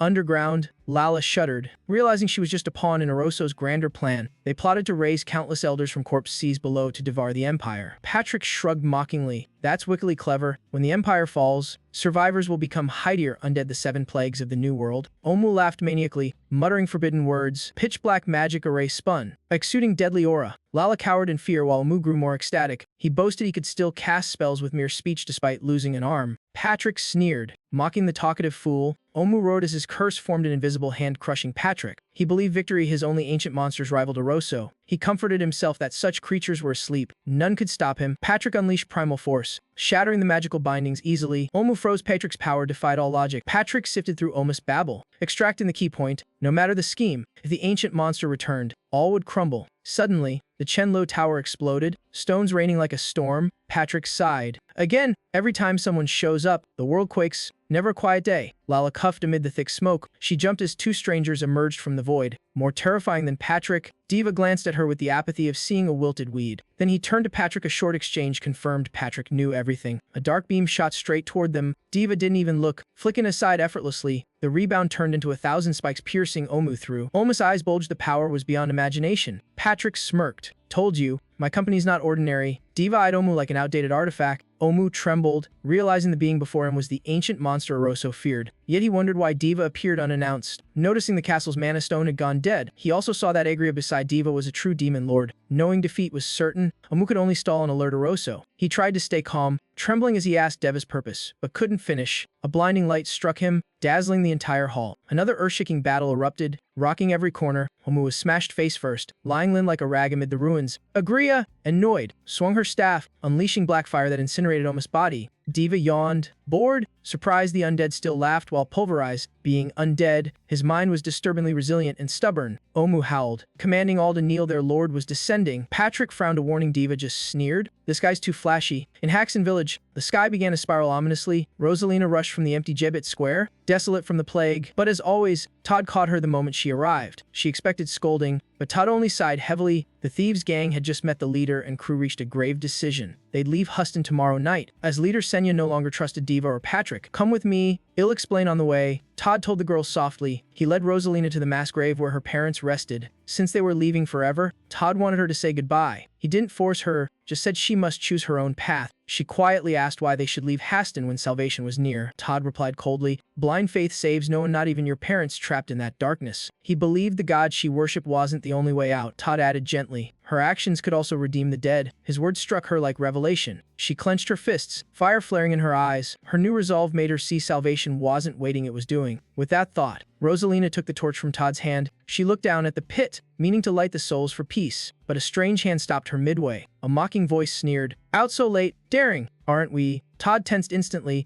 Rosalina looked up in shock. Before her stood the priest she once believed was God's messenger, but he was actually Magus, servant of the dungeon lord who destroyed Haston. "What are you doing?" Rosalina gasped as he gripped her hand tightly. The flame licked his skin, but Magus only smirked. Unbothered, he flung her aside like a dry leaf. Todd rushed to catch her, but the fire spread fast, threatening to engulf them both. The flames caught his robe, forcing Marga to reveal his true body. Beneath the priest's robe was the rotting face of a vile undead. Rosalina froze. The man she revered was a monster in holy disguise. "Silence! Worms!" Marga roared, proclaiming their lord's descent. He raised his hand, and corpses in the pit began to twitch grotesquely. Rosalina screamed as her parents rose, eyes hollow and lifeless. "Run! Don't just stand there!" Todd shouted. His yell snapped Rosalina back, and they bolted. Behind them, the undead swarm shrieked. Charging like a meat storm, they dove into a nearby house to hide. Todd piled furniture and cabinets to block every entrance. That should hold for a few minutes. He panted. Rosalina was exhausted, her legs trembling to collapse. Todd knelt, telling her to climb onto his back. Despite fatigue, he carried her upstairs. Through the window, they saw the undead lurking, waiting to strike. Todd gripped his weapon, unsure if it survived the night. The upper floor reeked of decay and death. He set Rosalina in a corner, warning her to stay alert to live. Then he approached a nearby corpse, prying a weapon from its hand. His eyes turned cold as steel. Todd advanced toward Rosalina, making her tremble. "What are you doing?" He said nothing, swinging the weapon hard. Rosalina shut her eyes, bracing for death. When she opened them, she was untouched. Todd grumbled about her blind faith, while she screamed in fright.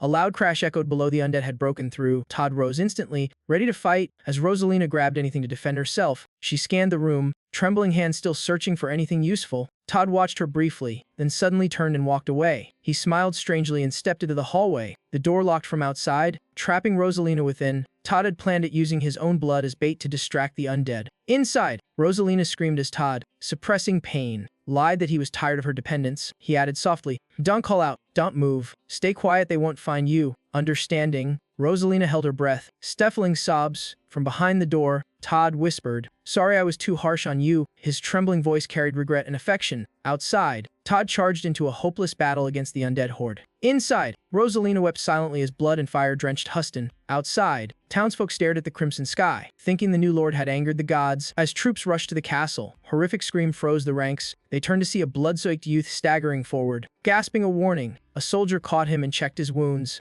He was an apprentice from the magic tower, and the blood wasn't his. The reason appeared as undead swarmed behind him. Seeing them, the boy screamed, forcing others to restrain him. The group gripped their weapons tight, ready to fight, yet facing that grotesque sight. Many faltered. Suddenly, a knight in white armor rode forth like light in the dark. He cut down several undead, shouting, "They are not immortal. Decide, run or fight." A magic tower apprentice yelled back, swearing to fight to atone for arriving late. "You'll fight too." Another raised his weapon, courage blazing. The spirit spread. Everyone stood united in formation. The knight nodded, ordering warriors to the front, civilians to the rear. Defenses ready. They are closing in. Voices roared over the wind. 3 apprentices volunteered to launch the counterattack. Their explosions tore through dozens of corpses, flames rising high. The sound reached the city leader, making him frown in fury. "Where are Todd and Rosalina?" He muttered. "They were to leave Huston tonight," yet vanished. Soon after, Rosalina was found. She leaned weakly against a wall, barely conscious. Seeing the leader, tears streamed down her face. Todd told her to stay, but fear drove her to flee. She survived by luck. She choked out an apology, words broken. Pain clear, the leader calmed her gently. "It's all right, you're alive thanks to Todd." Still, Rosalina was tormented for trusting Marga, the traitor of mankind. Then, suddenly composed, she urged the leader to call for reinforcements instead of running. He was surprised, but Rosalina's steady gaze didn't waver. She insisted only Deb and Patrick could save Huston. They must be in the castle. The leader nodded, handing her a potion, telling her to drink and regain strength before going. Though just a low-ranking commander, he vowed to stay and fight. Honoring Todd's sacrifice, he told her to head straight to the castle while he and his soldiers held off the undead. Above, Patrick and Agria watched the brutal battle below. Diva still lounged lazily, while Patrick saw humanity's brief advantage fading fast before the endless undead tide. According to Omu, a hidden elder lurked among the undead humans. Stood no chance. Oroso's planning was flawless. "Should we act, boss?" Diva smirked slyly, clearly itching to confront Oroso, but had something more amusing first. With that thought, he leaped down toward the trembling lord. "What's your name?" "Huh, Lalashan Avatak." She stammered in fear, Lalala, what? Whatever, Diva boomed, shaking the ceiling, then stared into her eyes like a void. He lifted her chin with one finger, making her gasp under the pressure. You want to live, right? Diva asked. Patrick gaped as boss had planned to kill her, yet now found her more useful alive. Patrick frowned, objecting to partnering with humans too weak, too treacherous. Not all. Diva replied flatly. She's got her own reason to exist. Despite fear, Lala met his gaze steadily that Indomitable will entreat Deva. Unlike those who grovel, she had what he called an unbreakable spirit, so he spared her. Patrick sighed. If that's your call, I won't argue, but you deal with the fallout. Diva waved him off, turning back to Lala with a dangerously playful look. Now, beg me to save you, and everything gets easier, Lala cautiously asked. And if I do, then the undead vanish, and Patrick cleans up. Simple. What? Patrick yelled. You're dumping it on me again? Diva shrugged lazily. You're too free anyway. Clearly, had rather command than act. Lala realized his price, her power, her wealth, even her soul. Surrounded by 3 overwhelming forces, she felt cornered. Refusal meant certain death. Questions flooded her mind. If tragedy hadn't struck, would her brother still live? Would she be Lord? Or was it all fate's cruel joke? Lala trembled, torn inside, unable to speak. Patrick groaned. Boss, just kill her already. I can't even remember where I tossed my sword. Before she could answer, hurried footsteps echoed from the hall. Agria asked softly if they should seal the door, but Deva gestured to open it, curious who dared approach. The doors burst open. A small figure dashed in like lightning. It was Rosalina. Panting, she lit up at the sight of Diva. Sir Knight, please, save us. She frantically explained the undead had overrun the village. The people fighting hopelessly outnumbered. The leader told me to beg you. Devalar, you promised to save Huston, she cried. Devalar fell silent, making Rosalina stare up with fragile hope. Then she froze. Beside him was a grinning skeleton. Yeah, talking bones. Surprise. Patrick shrugged. The choice now lay with Lala. Torn between survival and fading power, Patrick glanced at Agria, signaling her for assistance. Agria understood without a word. She drew a spell, summoning a huge, winged, glowing eye. Devalar grimaced. That's hideous. The eye flapped away swiftly toward the battlefield. Through it, the group inside the castle saw the chaos outside. Rosalina clenched her fists, breath tight with tension, while Lala fared no better. Patrick and Devalar watched like a movie, munching snacks and commenting, "Those girls stinko. Looks like humans are doomed." Rosalina burst into tears. Out there were the people who once risked their lives to save her. Watching them torn apart while doing nothing made her heart twist in agony. She screamed at Devalar, demanding why he stayed idle when he could save everyone. Before he could answer, Rosalina turned to Lala, angrily asking what she'd do while her people were dying. Lala stammered, ashamed and guilty after being yelled at by a child. At last, she knelt before Devalar, pleading, "Please save the Haston villagers," and thus their pact was sealed with a single nod. At the cost of everything, Devalar, Patrick, and Agria turned to leave. Took them long enough for such a small thing? Patrick scoffed. Outside, the red sky loomed as humanity's line faltered. Despite fighting to exhaustion, Huston's soldiers and civilians fell one by one, the white-haired man among the last. As the undead lunged, he closed his eyes, accepting death. But the monster's skull before him was suddenly crushed under a heavy boot. You, gross, Agria landed, stumping the foe flat and grimacing at the blood on her shoe. The remaining undead shrieked, enraged by her arrival. Now let's see what the Demon King does, Agria said dryly. Swarms of blazing purple butterflies flew out, burning every corpse they touched. Agria watched with smug satisfaction, smiling proudly. The white-haired man gazed at her, eyes shining with newfound hope. An angel, he stammered, enraging Agria. Angel my ass, she yelled, kicking him away. If you want to live, scram. The man fled in confusion and fear, while Agria muttered about stupid humans, then chuckled bitterly. Who'd think a demon king would end up saving them? From the fruit pile, the one-eyed Magus appeared, sensing her demonic aura and suspecting she was a royal class or dragon-blooded being helping humans. Agria shrugged, saying she did as she pleased, mocking Margot as a half-dead fool unfit to lecture a demon king. Her arrogance made Margot furious. He vowed to rip her apart and make her his ultimate undead. Agria didn't care, treating him like the world's most annoying talking corpse. Margot grandly introduced himself as the loyal servant of the Lord of the Undead, swearing never to lose to a minor demon. Agria gave him a bored look, saying the one he should fear wasn't her. Margot's instincts screamed as a deadly aura closed in. Sure enough, Devalar loomed right behind him. Margot turned just in time to take a storm-like punch to the face. Devalar growled, "Found you, bastard. Told you I wouldn't forget." Margot's eyes widened in terror. Recognizing Devalar, he was smashed into a wall, rubble flying. Body nearly destroyed, Devalar smirked, satisfied by the hit, recalling Margot as that toxic dungeon gatekeeper from long ago. "Not dead yet. Get up, make it fun," Devalar ordered coldly. Magus lackeys trembled, while Agria watched eagerly. Maze DeValer wasn't even serious. She skipped over and asked if DeValer had some personal grudge to hit him that hard.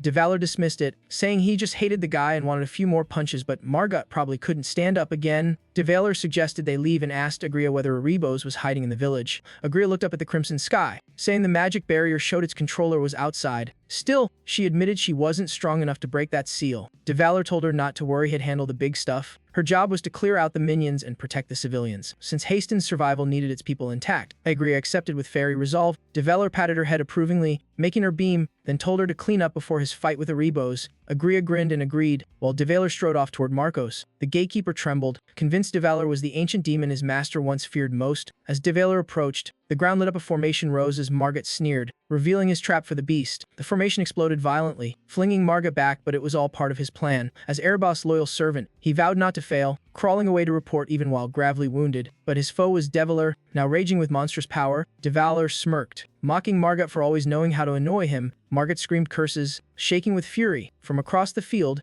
golden light burst from countless eyes. DeValer appeared as a colossal one-eyed beast. Feeling the danger, Margot panicked. Desperate to flee and reach Erebos, he thought it escaped, but suddenly, a massive black beast with razor fangs clamped down on him. Margot slipped free, stunning the creature with his speed. He then dove into another space, vanishing completely. Below, Squalo watched, disappointed his prey slipped away. He scratched his head, muttering he didn't want to chase but couldn't just ignore it. When asked about DeValer, Squalo replied confidently, "About 1,520 minutes I can hold him off." He stared at his hand oozing black fluid, sighing that delay was no longer an option. The liquid spread into a dark magic circle. He guessed Margot was heading to his mother, and Erebos was likely outside the village. Meanwhile, Margot had warped away, and Squalo deduced his escape route hugged the castle wall. Margot glanced back, eyes wide at what loomed behind him. A massive beam of light swept toward him, ready to swallow him whole. Squalo grinned wickedly, eager to blow the entire area clean of pests. Surveying the ruins, he was pleased the village still stood. Squalo walked slowly, wondering if he was hallucinating Patrick's nagging voice in his head. A few steps later, he found Margot's corpse sprawled out. He looked down and sneered, "Killing what's already dead, does that even count?" Squalo hoisted the body, jokingly blaming him for the wreckage. Dragging the corpse, he chatted as if to the living, "Don't blame me, then you should've tried harder to live. Go argue with Patrick now." He stopped when something blocked his path. A massive barrier stood before him. He eyed it coolly. Squalo touched it, sensing its energy, admiring. "Pretty strong, let's see." The moment he placed his hand, his flesh twisted and warped. Yet Squalo didn't scream. Instead, he laughed, thrilled by the barrier's power. He glanced at Magus's corpse, thinking if he crossed it, that body wouldn't survive, and Patrick might not maintain form either. He sighed, already dreading the scolding he'd get later. Finally, he decided to dump all the blame on the poor corpse teamwork by force. Suddenly, he froze, eyes narrowing toward the distance. A horde of undead was approaching. He muttered, "Right, no humans left around here." Squalo stopped crossing the barrier, dragging the corpse the other way to get out fast. Then he froze, eyes glinting with savagery. Bursts of red and white light flashed ominously. A multicolored beast with a long tongue appeared. Surrounded by swirling black shards, Squalo sped forward, suddenly leaping skyward like an arrow. A deafening explosion followed, black smoke and debris raining down. The watching undead gawked at the insane sight. Squalo emerged, smug and proud, making the undead circle him protectively. He smirked. Quite the crowd. Rotting hands reached for him, but he dodged with ease. Powerful light burst from Squalo's hand, blasting away the nearest undead. The rest froze, none daring to move. Squalo mocked their welcome, then coldly added, "Pathetic." One zombie suddenly pointed at him. A giant sword slammed into the ground. Instantly, all the undead moved, charging in one direction. Squalo readied his stance, grinning. "Should've done this from the start." The undead came in all forms, some wrapped in white, others burning blue. Two round greenish lights appeared, illuminating the area. Squalo raised his hand toward them. "Here, a gift for you." The light stayed still, seemingly confused. He laughed. "Guess we've got a lot to discuss." The green lights formed into Erebos' eyes, the undead lord sitting on his throne. Rasping, "Ancient beast." A chained mummy-like figure appeared, sneering that it didn't matter if humans oppressed other races. Squalo stayed silent, wind rustling his torn coat, eyes cold. Erebos ran it on, condemning humanity's arrogance, greed, and endless invasions despite their luxury. DeValer cut him off. "You talk too much, get to the point." Erebos roared, declaring he'd wipe out mankind, claiming power enough to destroy an empire. Hatred burned in his gaze as he recalled thinking it impossible until Rias was annihilated. He said everything changed when the Black Calamity struck Riot. Erebos stared at DeValer, implying that if he killed humanity, all demons would bow to him. Devaler scratched his head, unimpressed. Still can't say it straight. Huh. Erebos growled. If you hadn't stood aside, our kin would have died so much. Now's our chance to erase those wretched humans. His gaze pierced Devaler, revealing his true scheme. Devaler asked flatly, so you're saying it's all my fault? Erebos nodded coldly. Yes, you're the root of every disaster. Before Erebos could continue, Diva already got it, replying calmly. You want me to wipe out humans so you can take over, right? Erebos frowned. Disappointment clear, he turned away, muttering irritably, how dull. Suddenly, a magic circle appeared above Diva, making him look up in surprise. Erebos gasped. A creation? Diva frowned. What the hell is that? Erebos only replied briefly, his voice dark and disdainful. Bolts of lightning rained down, forcing Deva to dodge nonstop. The bracelet on Deva's wrist suddenly flared with light. At the same time, Erebos beast surged forward. It accelerated violently, charging with brutal power. The ground blazed pink as Deva's counterattack struck back. From afar, Agria saw the chaos and muttered, oh crap, that's a ton of them. She instantly cast spells, trying to restrain the undead. Her magic swept through, mowing down waves of enemies. A white light burst forth, her pink glow spreading wider and wider. Watching the burning corpses, Agria shouted, if they keep coming like this, you'll just have to stay on the move. She looked up at the crimson barrier above the divine-level magic Diva once mentioned. Truly impressive. In her mind flashed the image of Diva patting her head, saying, just gonna have a chat with Erebos. 3 minutes later, everything had flipped. A rag breath sounded behind her, making her spin around. A tall pink-haired man, clutching his bleeding side, staggered forward and asked, Mage, are the others safe? Agria pointed at the ashes, replying dryly, if you mean them, they're burning there. The man froze, then asked, are you comrades of the night? Agria blinked. Night, he explained. A guy in massive armor and another in rags looked like a beggar. They wandered this way. Then Agria realized. She chuckled. Comrades, I'm just a servant, can't compare to them. The man squinted. Really, if you knew them, you'd have gone with them. He suddenly blurted, thank heavens Rosalina did it. At least Tot didn't die for nothing. Collapsing in pain, he gasped. Haston will be saved. Blood spread across him. Majum turning undead. Agria replied calmly, I know. He struggled to speak. I'm unworthy. But can I ask a favor? So you're not human doesn't matter anymore. He chuckled weakly. If there's a weapon nearby, could you give it to me? Agria stared silently at him. A spear suddenly struck the ground before him, leaving him stunned. Agria smiled. You're a true warrior. He gripped the spear, eyes shining bright. Meanwhile, Diva was battling hordes of charging undead. The spikes on his back bristled, his eyes sharp, fangs bared in fury. Erebos' eyes glinted with realization before he growled coldly. So the time's come to end you, ancient beast. Madness flooded his mind, the lust for dominion over death. He fired volleys of energy arrows at Diva. Erebos roared, rejoice. To die by my hand, the wanderer of millennia. Countless arrows tore through the air toward Diva, marking the start of a true deathmatch. A massive golden light erupted, blanketing the battlefield. Then suddenly, white light exploded, leveling everything nearby. The blast was so fierce it obliterated even the energy arrows. Erebos stood frozen, staring at the devastation. He screamed in agony, enough, I can't take it anymore.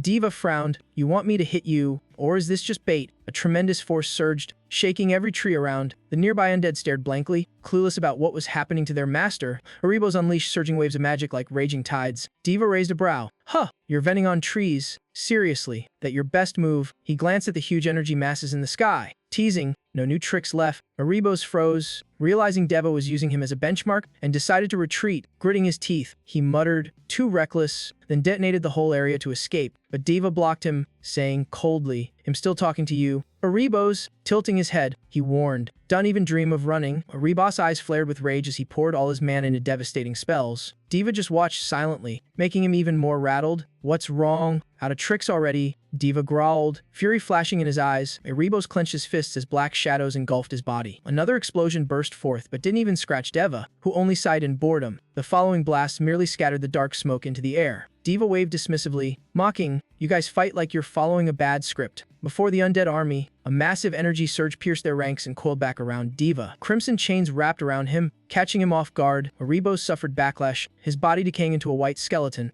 Diva sighed, I really hate this kind of spell. Then Erebos' eyes gleamed. From the bones, he turned into a giant slime mass, making Diva remark, yo, Divinity magic. Huh, but that slimy hide was thickly armored and hard to penetrate. The chains around Deva melted away, turning into pure energy. Erebos lunged forward. Diva grimaced. Gross slimy stuff again. He muttered, what kind of battle gets this messy? Erebos kept spewing sludge, flooding the ground. Diva tilted his head, eyes serious. Guess he'll stop holding back this time. Suddenly, green light blazed from Erebos' eyes. The beam struck down, exploding into a blinding white ring around Deva. In the sea of light, Diva roared, fury erupting. Erebos froze, unable to grasp what was happening, his body shattered, dissolving into the horde of undead around him. Diva slowly rose, calm as if untouched. Rebozo rather, Airbot trembled at the sight. Utterly disbelieving, Diva said coldly, "Time to replace one of the 7 ancient prisons?" Meanwhile, at another ruined building, Rosalina stared anxiously into the distance. What's boss thinking? No matter how fun it is still a walking disaster, she muttered. Maybe he really doesn't realize that and still gets to be the boss. Then sighed. If only he were less impulsive. Rosalina frowned. That guy probably can't handle boss. He'll be the one cleaning up again. Maybe I should just quit early. Erebos mumbled. That annoying skeleton. Oh wait, and Bones too forgot. He looked up, asking, "So Haston will be saved, right? You meant that?" Patrick hesitated, then softly replied, "It'll be fine. Don't worry too much." He glanced around, noting,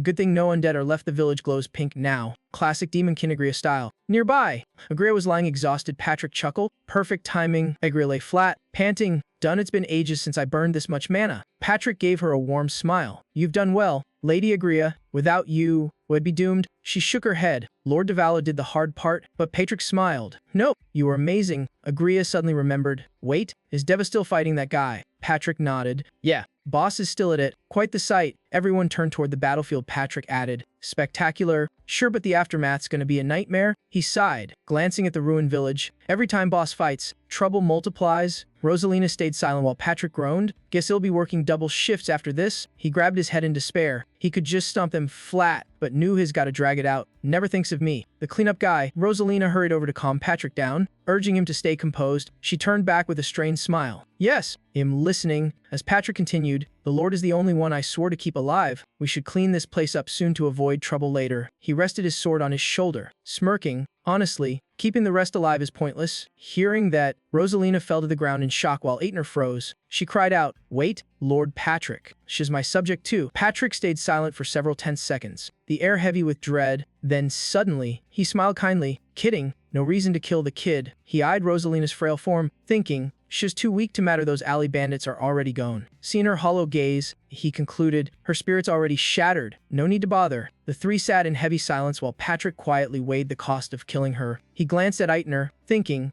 killing her would just make things messier. "Let's call this done." Patrick turned back, calling, "Lady Agria." She answered weakly. "What?" he asked. "Can you make someone sleep?" Agria raised a brow. "Easy, but who's the target?" Patrick didn't answer directly, only said cryptically, "I need a private chat with the Lord." Agria went, "Ah!" Immediately catching on, she raised her hand, chanting, "Sleep, little one," and snapped her fingers. Rosalina gasped softly before collapsing. As the girl drifted into slumber, Patrick straightened up with a smile. "Now we can begin." He knelt on one knee before Agria, speaking solemnly. "As agreed, we've saved Haston. Now it's your turn to keep your word." Agria blinked. "What must I do?" Patrick's tone hardened like steel. "You tell no one what you've seen, though I'm sure you're smart enough not to need reminding." Aetner's face went pale, sweat dripping as fear gripped her breath. Patrick said calmly, "Now listen closely, I'll tell you a story. Once, there was a brave lord who endured humiliation to protect her land from the undead." He spoke slowly, almost hypnotic, yet cruel fate kept her under their watch. Her army dwindling, she had no choice but to call for aid, but before help arrived, her people revolted, blaming her for failing to protect them. Even so, she held her faith and never fled. Then one day, Imperial forces came and wiped out the undead. Patrick concluded, and thus, the land was saved. Beautiful tale, isn't it? He clapped sharply, startling Aetner. "See, you're no weakling." Spreading his arms, his tone soft yet piercing,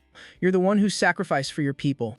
Let them believe that." Aetner hesitated. "You want me to lie to them?" Patrick didn't answer, just gestured behind her. Behind Aetner lay the ruined domain, shrouded in dust and smoke. His voice deepened. "Didn't you say you wanted to live?" She bit her lip, eyes trembling with conflict. Patrick spoke slowly. "Distribute the castle's food. Help the survivors. Relief will come soon." Aetner widened her eyes. "You're sure?" Patrick smiled. "Not sure it'll make it happen. From now on, you're Haston's young hero." Confusion and fear mingled on her face. Patrick dropped the topic. "Seems quiet outside. Boss must be done." He turned to Agria. "Let's go meet him." "Lady Agria, can you teleport?" Agria grimaced, replying honestly, "I'm totally out of mana, can't even float." Patrick sighed in defeat. Speechless, suddenly, Aetner timidly asked, "May I ask you something?" "My lord." Both turned as she continued, Why go through all this trouble just to save Haston? She secretly doubted no monster saves humans without a motive. Patrick sighed. Bored? If you want to live, don't be curious. The more you know, the sooner you die. In the dungeon, Diva said coldly. Time to replace one of the 7 prisons. He looked up, sneering. I actually pity you. Diva's tentacles tightened, scolding Airbots for his chatter. Had he stayed quiet, he'd still be alive. Diva scratched his head,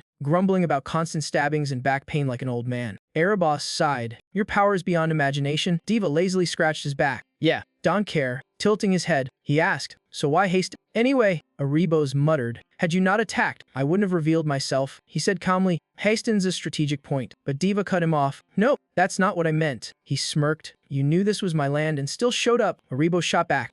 Then what do you think the reason is? His words barely faded before power exploded violently. Diva's eyes glowed. His tentacles pierced the foe. Airboss chuckled silently. Gazing at him, maniacal laughter echoed through the dungeon. The tentacles drained Erebos' mana dry. Erebot burst apart, disintegrating completely. His head rolled before Diva, who blinked. Huh, not teleporting. Diva picked up the head, muttering, whatever, dead's dead. He slung it over his shoulder, surveying the ruins, standing amid the wreckage. Diva simply sighed. He looked up at the night sky. Wary, what should I even do now? He thought grimly. The whole place is wrecked, needs rebuilding. Suddenly, Patrick's voice called from behind. Boss. Diva broke into a cold sweat as the voice grew closer. Patrick's tone was sweet yet chilling. Boss, don't run, him coming. Missed me. Diva froze in terror, dropping the head, whispering, I'm doomed. Outside, the sky turned gray as heavy rain poured down. The town flooded, thick with gloom. In the puddles, faint reflections of laughing figures shimmered. A raindrop fell, breaking the image apart. Rosalina sat huddled in the rain, whispering, there's nothing left. She burst out crying. Help, what? I'm the only one left alive. The rain's pounding drowned her small voice. I hate this. She sobbed again. I hate everything. Rosalina froze, mumbling, unsure whom to blame. Lifting her head, eyes blazing, she screamed, demanding to know who killed them all. On a tidy table, a steaming cup of tea was set down. Ginny hopped around, cheerfully shouting to celebrate Deva's return. The mood between the three sank. Diva replied tiredly. In back, Ginny excitedly bragged. Shed waited patiently while a stone above them trembled. About to fall, Agria and Patrick noticed the danger at the same time. Ginny leapt up, smashing the rock, then beamed proudly that Shed cleaned the place spotless. Hopping again, Diva walked over, patting her head gently. He forced a faint smile, muttering, good job. Diva sat down. Agria collapsed, whining in exhaustion. Patrick groaned near death, and Ginny blinked around cluelessly. She asked softly, you must be tired, right? Diva only grunted. Ginny teased playfully, want to eat first or bathe first? Diva replied flatly, drinking bathwater's fine. Patrick frowned, thinking, what kind of nonsense is that? He turned, snapping at Bathory. What did you even teach her? Making her choke in shock. Bathory averted her eyes, sweating, trying to change the subject, but Diva said coldly, you may leave now. Patrick, half dead, still muttered mockingly, 3,000 dead, starved or zombified, and the town exploded too. All thanks to our beloved boss. Bathory coughed blood in horror. She wiped her mouth and snapped. What were you doing there? Diva yawned. Just cleaning up some zombies. She squinted suspiciously. Deva calmly added, I scrubbed so clean. Even ghosts ran off. Bathory pressed. Clean what exactly? Diva pulled out Airboss' head. Here's proof. Now bedtime. Bathory trembled. Airboss. Then Ginny, fetch the bathtub. Bathory stared at the head, whispering, wait, something's wrong. Diva sipped lazily. What now? Bathory frowned, lifting the head. This is just a shell, isn't it? Everyone froze. Ginny gasped, huh? While Diva, stuffed full, could speak. Under the moonlight, Diva's faint voice drifted. Confused and wary, Diva lay sprawled. Groaning, Beatrich scoffed. Boss, you call this tidy? He went on, we messed up telling the Lord everything. And Airbots are still alive. What are we even doing in Haston? Diva scratched his chin, but Bathory said Airbots down 70% energy. Beatrich nodded, warning, the wardens are restless, watch your back. Boss. Diva raised his hands. Fine, fine. His weak now, no trouble coming. Beatrich cautioned, don't use that to skip work. The new dungeon beasts only you can handle. Silence. He turned, frowning. You listening? Boss. Turns out Diva was already snoring. Patrick cursed quietly. Elsewhere, Rosalina stood under an ancient tree, watching corpses sway in the wind. She heard villagers lament. 3 days of food. My family's gone. What's the Lord's thanks worth? One spat bitterly. Better dead than starving, but at least let's die full. Rosalina stepped forward. Someone asked, you giving up too? Eat, then do what you want. She murmured, I don't know where to go, just why we must flee and die for nothing. Her cold voice cut through. Think who's truly to blame. Freezing everyone. Inside, Rosalina burned with injustice. The crowd's eyes turned hateful. She warned, "Don't vent on the wrong person." Staring at water jars, she said Essily, "Dying for nothing only amuses our enemies." Her next words, calm yet chilling, "If we die, let it be for revenge." Blood surged, eyes flared red. "What do we do now?" They shouted.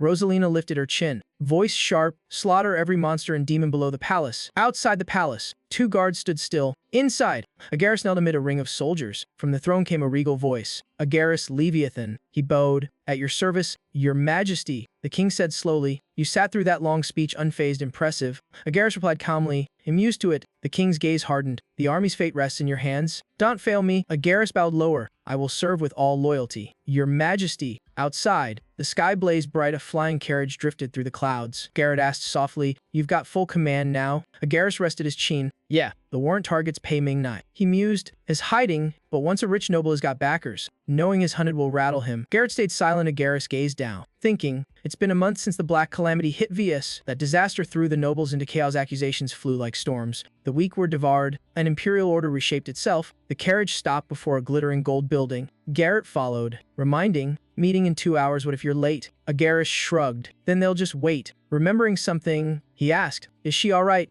Garrett nodded. "She's in here." They stopped before a grand black gold door. Agaris pushed it open, saying, "I'm coming in." A blue-haired girl, mouth stuffed with pastry, turned in shock. Agaris smiled. "Doing well? Win Historia?" The blue-haired girl answered with a gentle smile. Elsewhere in a dark cave, a commander barked, "Listen up, spot a monster. Pull out immediately." He added sternly, "Don't get cocky, we barely made it past the first room alive." A soldier wiped his sweat, staring into the black void. Heart pounding, he whispered a prayer that the intel wasn't wrong. Lifting his head, he confirmed, "Yeah, it's right." A flash of Burnheaton crossed his mind, the news of monsters vanishing before his Sutton troops arrived. "Checked out," he ordered. "There's something valuable inside, move." Another replied, "Got it, let's go." They went deeper, passing the second chamber, then on to the third, still silent. One grumbled, "Seriously, nothing." The ponytailed man asked, "You sure about that info? Maybe another squad cleaned it out." The other stammered, "No way." The leader muttered, "Maybe this isn't even the Great One's sector." He pointed ahead. "Room 5, monster-type anthropophago." He explained, "It's got thorny leaves and roots processed right. Its body's tougher than steel, worth a fortune." His voice echoed, "Even one sample pays big." Someone fretted, "What if the room's empty?" The ponytailed guy grimaced, "If it's real,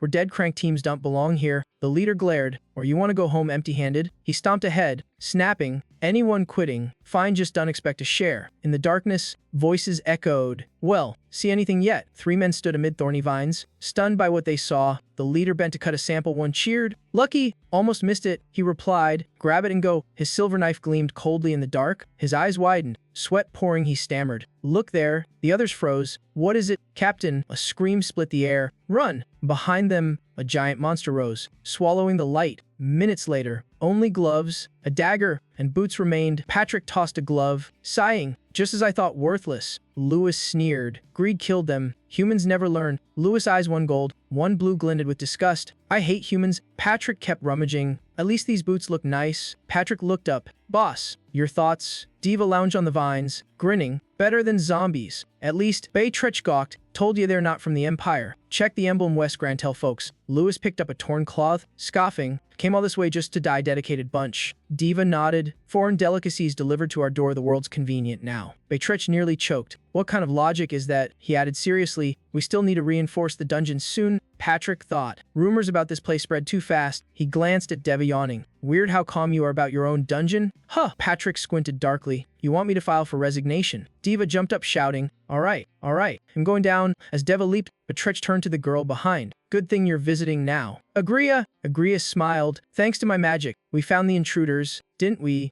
Diva nodded. "Exactly. Reliable as ever." Ginny chimed in sweetly. "Ginny's awesome too." Diva patted her head. "Yeah, you're number one." Ginny beamed while Agria blushed. "Glad I could help." "Sir." Beatrix clasped his hands. "Really? You saved us from being half dead?" Agria gripped her skirt nervously. "But you know," she looked up softly, "how long do I have to stay as your guest?" In a distant palace, a report rang out. "All preparations complete." "Sir." A monster made only of a mouth and huge tentacles growled. "Time to march on Judeca." It turned toward the figure in red shoes upon the throne. A hoarse voice rasped, "Your Majesty, you three." Late at night under the moon, Agria sat on a cliff, gazing skyward with distant eyes, hugging her staff. She sighed. "A demon lord with no home, what a tragedy." She murmured, "I must decide soon. The demon council meets in days." Her eyes heavy with sorrow. The calm was broken by Patrick's voice. "Nice weather tonight." Agria turned. "You out for air too?" Betrich, Patrick chuckled. Nah, im undead don't need air. Kidding. Agria blinked. Seriously. Betrich asked back. Then why are you out here? Agria sighed. Just clearing my head. You. Patrick replied. No need for sleep, I keep training. A sword idle too long rusts. Agria nodded, silence lingered. Beatrich thought. First real talk with her. He braced himself. It's nothing big.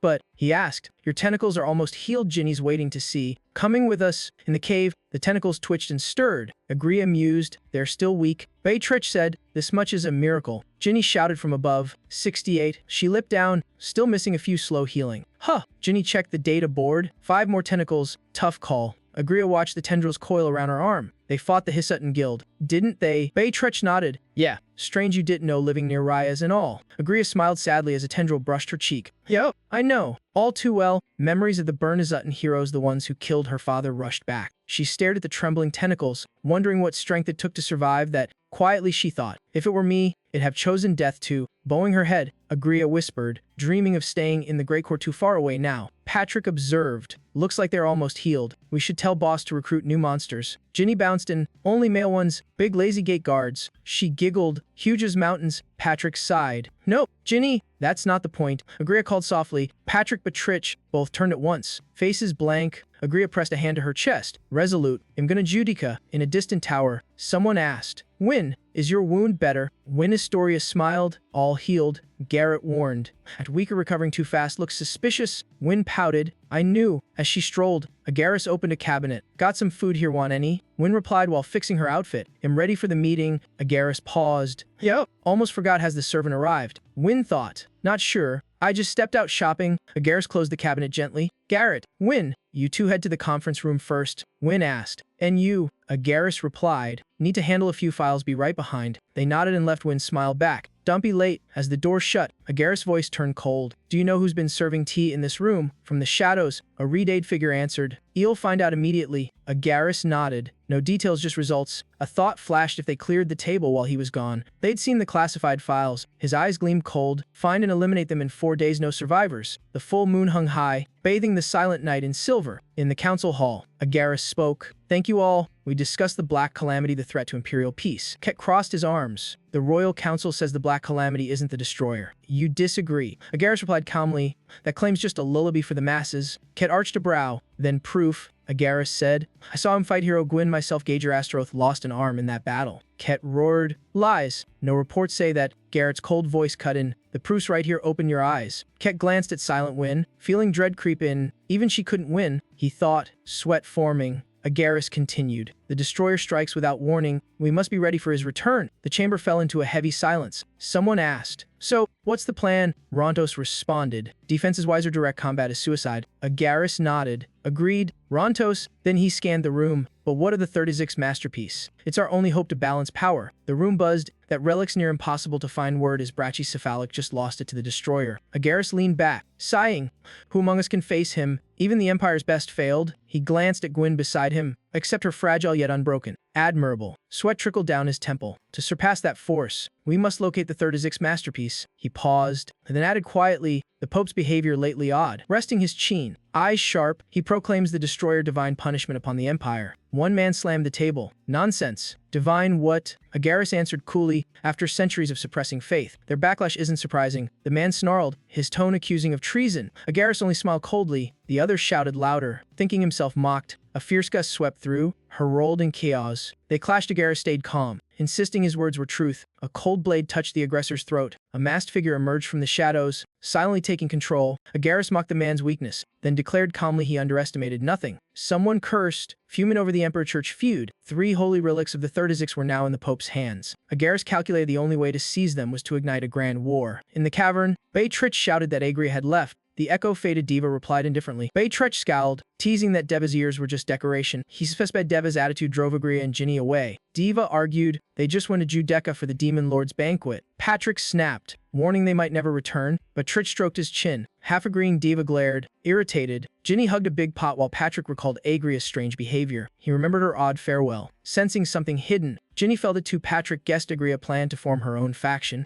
Diva then eyed the pot Ginny carried. Ginny grinned mischievously, lifting the lid with pride. Inside bubbled a purple stew, her recovery meal for Deva. Diva screamed, thinking he'd been poisoned, while Patrick gleefully fanned the panic. Ginny shut Patrick up with a solid lesson punch. Diva dodged the topic, asking why everyone had gathered here, but Tritch complained about the monster recruitment delays. Ginny eagerly agreed. Diva scowled, tossing the blame back at Patrick. Finally, Diva gave up, lying flat and mocking his lazy guards. Tritch agreed. Diva perked up, grinning when confirmed. Patrick interrupted, reminding them it wasn't that simple. He claimed he was too busy with the Hasten project, short on manpower. Diva frowned. Then who replaces you? Patrick pointed straight at Ginny. Diva's eyes went wide like 4-truck headlights. Ginny accepted the job, brimming with confidence. Diva sweated bullets, imagining the Ginny twinnied nightmare ahead. Patrick cheered. Perfect. Leave it all to her. Take a break. Boss. Tritch turned serious, looking like he had grim news. Diva groaned. What now? Tritch hesitated, about to mention something concerning Agria. Far away, an old man on a beast spoke gently to a cloaked girl. He wished her well. She softly thanked him. Agria gazed at the unfamiliar land ahead. Stunned, she had truly arrived. Before her stood crumbling gates and mercenary ruins. Watching the locals, she sensed they were anything but friendly. On the banner-speared wall flew the symbol of Agriangi, a neutral zone between Empire and allies. Beast folk bustled about 1 in 4 linked to dungeon trades. Though famed as an info hub, not a single map existed. Agria felt uneasy. She sighed, deciding to let the stars guide her to Judica. Standing in the street, she murmured, "This place feels like a demon lord's castle." Agria sensed the air heavy and grim. Magic energy here was dense. Strong beings plenty, yet something felt off. She saw guards stop a man before a building, shouting halt. When he showed an ID card, they let him through. Agria realized it was the gate to the underworld trade. A strange scent made her turn. There, a sickly green glow pulsed like toxic mist. Agria hesitated, then stepped inside. Monster roars echoed everywhere, chilling her spine. A hoarse voice demanded a status report. Agria saw cages packed with beasts, some still bleeding. Hundreds of crimson eyes stared clearly. Live captures. A shadowy figure approached, breaking the silence. Bizarre man with long nails sneered. "What's a little girl doing here?" Agria lifted her head, eyes wary. Behind her, a mischievous dog spirit stared intently. Surrounded by cages, the man stepped closer, asking her business. Then he flustered, bowing quickly, introducing himself as Poon of the Unbred Guild. Asking if she sought something special, he thought, this kid's no ordinary traveler. Looking closer, he saw Agria didn't fit any dainty noble image. The blue-haired man chuckled, wisely deciding not to provoke her. Agria introduced herself and asked what this place was. Poon explained it was a warehouse of rare goods, including monsters for crafting or display. Agria calculated quietly this site could help rebuild her castle and raise troops. Poon smiled wide, offering her a tour, boasting endless inventory. Agria froze at the sight of a massive caged wolf, once a beastman. Memories surged. She recalled the wolf once fighting beside her. Vowing to buy it back, she asked the seller for the beast price. Poon gasped, warning it was extremely dangerous. Many strike teams died catching it. Agria snapped coldly, "Just give me the price." He flipped through papers, then named a number. The ohm amount nearly made Agria faint. She gripped her purse. She had the money, but couldn't waste it. She remembered Ginny's thank you payment for helping Devalo. With 500 ohms on hand, spending half meant no funds for castle repairs. Agria said she'd look at something else. Poon bowed, relieved. A strange object nearby caught her eye. She asked about it. Poon covered his mouth, saying it came from a monster raid. Behind the bars was a gray-white dog with violet eyes. He said it had no mother and harmed no one. Agria whispered, "No mother." The dog stared at her pleadingly. She reached through the bars, lost too. Huh!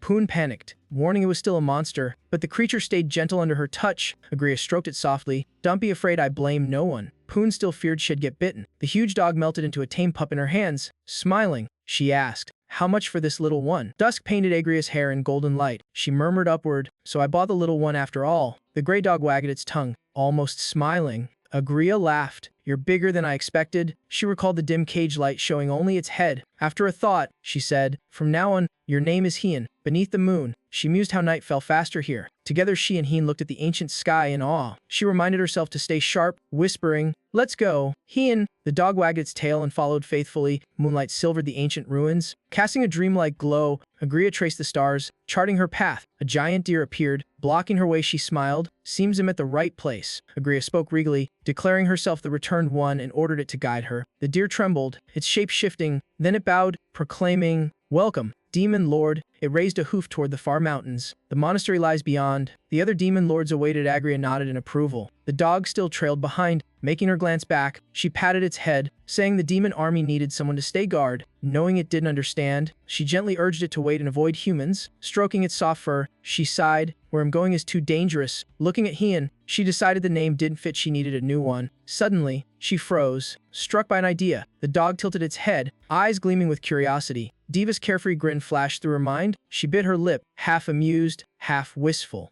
Agria laughed and patted its head. "From now on, your Lord Depp." Black wings unfolded from her back, glowing faintly. Before taking off, she said, "Stay put, Lord Depp," then soared away, thinking Deva wouldn't mind. Elsewhere, Diva sneezed, growling, "Patrick, your death won't be peaceful." Beatrix sighed, "Boss, you've been cursing me for 100 years already." Diva shoved his hands in his pockets, sneering, "Hope you get osteoporosis." Patrick laughed. New curse unlocked. He brushed his hair, joking, "Don't be mad. Boss, call it stress relief service." Patrick suddenly tossed something. "Catch, boss." Diva grabbed it, eyeing it suspiciously. He opened his hand, a shining ring. Turning to Beatrix, he asked how many there were. Beatrix counted, "About 30. Diva frowned, "That's wasteful." Beatrix shrugged, "Nah, I said they're cheap as dirt." Both froze. Deva squinted. "Did you just lie to me?" Beatrix waved frantically. Nope, I only said handle them carefully, not the price." Suddenly, luggage dropped from above with Ginny's cheerful voice. "Sorry for the wait." Blushing, she whispered like a bride. "Feels like a honeymoon." Ginny so excited. Her heart-shaped hair shimmered as she sweet-talked Deva, who sighed, "We're leaving tomorrow." Diva tried to slip away, but Patrick grabbed him. "Boss, planning to ditch us?" From above, Diva gritted his teeth as Patrick yelled, "Focus, boss. Remember the mission." Beatrix shouted after them, "Please don't cause another disaster." On the road, Diva muttered, "Zinnia, where exactly are we going?" Ginny checked the map. Cyanide Mercenary Hub, Dungeon Info Central. Diva nodded. "Sounds peaceful, not." Watching them vanish, Patrick wiped cold sweat. "Did I just make a huge mistake?" "Nah, they'll be fine." In a desolate ruin, a lone-lit house awaited. Agria stepped in, bathed in red glow. Her eyes shimmered. "It's been so long since I came back here." Before her unfolded the lavish banquet of Demon Lord Judica. As she entered, every gaze in the hall turned to her. Heavy footsteps echoed, radiating killing intent. Whispers filled the room, stares sharp as knives. Agria held her glass, lost in thought amid the noise. She murmured, "It's been ages, this feels strange." Childhood memories returned when she was the center of every feast beside her father. Now, in the same crowd, she stood alone. Tears fell silently as she downed her drink, whispering, "I'm no one anymore." Someone bumped her, spilling wine across her face. Agria shouted, "What the hell are you doing?" Seeing him clearly, she froze. It was another demon lord. Her power flared. "Dare you insult a demon lord? You'll take your head." He only smirked, unsettling her with that strange, mocking smile. Then he walked away without a glance. Laughter erupted around her, demons jeering at her humiliation. Agria clenched her fist, fury rising. "They looked down on me." She gripped her glass tight,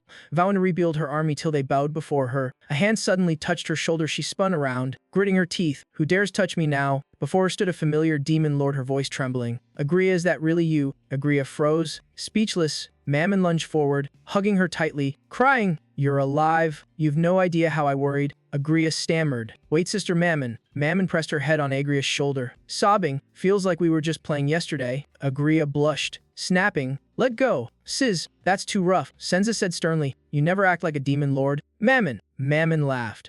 "Oh, come on, we used to be so close." Agria glances around at all the staring eyes and says seriously, "Let's talk outside." The scene shifts to Wing Grace Gate, where mercenaries are noisily gathered. 2 gold coins hit the counter with the demand, "Give us the best room." The innkeeper eyes the 2 strangers, Diva and Jinnai, with suspicion. Locals whisper, "That beggar's with a maid." The innkeeper rushes in, "Please, this way." Exhausted, Diva collapses onto the bed the moment he enters. He sighs, "I just want to sleep," while Jinnai sweetly wishes her boss good night. Seeing Diva motionless, Jinnai smirks, "You can sleep forever, you know." Diva groans about non-stop travel. Jinnai perks up, "Heard there's a monster shop nearby." She cheers, "Let's just pick a few. Come with me, boss'll be quick." Diva groans again, and Jinnai thinks she should postpone. He looks half dead anyway. Then her eyes gleam with a suspiciously romantic idea. She recalls Patrick teasing while cooking soup. "Hey Jinny, want some fun with the boss?" She yells, blushing, "You mean a date?" Patrick pauses. "Let's call it that." Jinnai daydreams, "So a honeymoon then?" Patrick gives up, "Sure, whatever you say." Back to now, Diva drags himself up, groaning, "No rest again." Huh.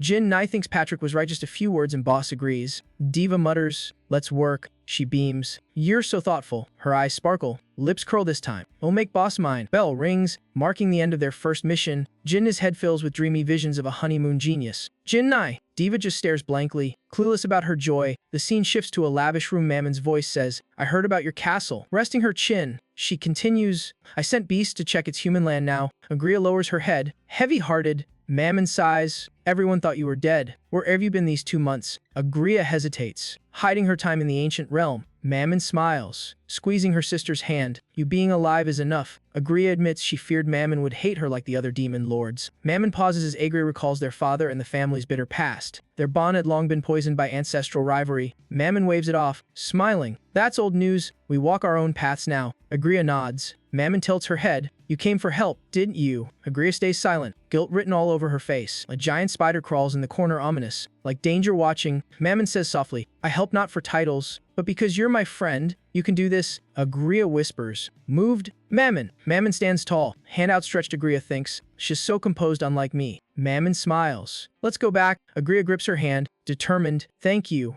I'll rebuild my castle. Mammon smiles warmly. You will. Agria. In the corner, the spider's eyes widen as if witnessing everything. It tightens its prey in silk, fate closing in. Agria recalls yelling as a child, my father's the true heir of Asmodeus. Young Mammon shouted back, nope, my dad's stronger, and his forest prettier. They used to argue nonstop. Agria smiles sadly. We were always at odds for no reason. Perhaps it was inherited, born from fathers who never reconciled. Agria remembers their shared nights, thinking, we never matched, yet we're still friends. A flash of light unlocks a forgotten memory. She realizes those memories never truly faded. When both fathers still lived, their world had not yet fallen. Her father's warm hand on her head had started everything. She recalls Mammon's jealous, wounded eyes and sighs. Maybe I misunderstood. Back in the present, Mammon leads her down the hall, saying, this way. Sister, Agria teases, you still treat me like a kid. Huh. Mammon blinks. What did you say? Agria shakes her head. Nothing. Where are we going? Mammon replies softly, I can't restore your power alone. Others share our goal. Agria gasps. Really? Mammon nods. Yes, right here. The door opens, light spills in, and Agria's smile fades. Council of Demon Lords waits inside. Agria whispers, Mammon. But Mammon bows, I've brought her. Agria sighs, so that's it. She laughs bitterly, still too naive. Indeed, Mammon hadn't changed, just as she feared. A memory of young Mammon's biting jealousy flickers. Now there's only the mocking smile of a betrayer. Agria finally sees her true face. The dim hall glows under flickering red gold candles. Agria kneels, anxious, her full demonic lineage announced aloud. A demon lord on the throne speaks in wary disappointment. Mammon sneers, calling Agria a cute fool. She leans close, hissing that Judica welcomes no weaklings. Agria clenches her fists, determined despite the scorn. Surrounded by hatred, she feels the sting of rejection. Demon Lord U3 coldly grants her a chance to justify herself. Agria lifts her head, baffled. Justify? She pleads she was never defeated by humans. Meeting Euthria's gaze, her words ring with truth. The demons howl in outrage at her claim. Some demand her death, others mock her failure. Agria bows, stammering in despair. Inside, she blames no one but herself. She accepts her guilt, head lowered. The demons jeer, calling her a disgrace to be erased. Mammon laughs cruelly, joining their cry to kill Agria. The accusations pile up. Her judgment day decided. U3's red eyes glare coldly at the kneeling Agria. Someone asks for orders. U3 calmly says, imprison her. The scene shifts to the mercenary city. Kang Yai, a gatekeeper, blocks their path, demanding new badges to pass. The guard eyes Deva and Jinnai suspiciously. Jinnai flashes a shiny badge, stunning him into respect. Deva asks curiously, and she replies she'd kept it from before. Deva muses there must be more treasures near the castle. Jinnai eagerly agrees. They enter, scanning dungeon notices plastered on the walls to gather info. Deva eyes the files, asking what the mission seeks. Jinnai replies it's a beast too strong for humans. Deva nods in understanding. He frowns, thinking, you want me to lead a hellish monster?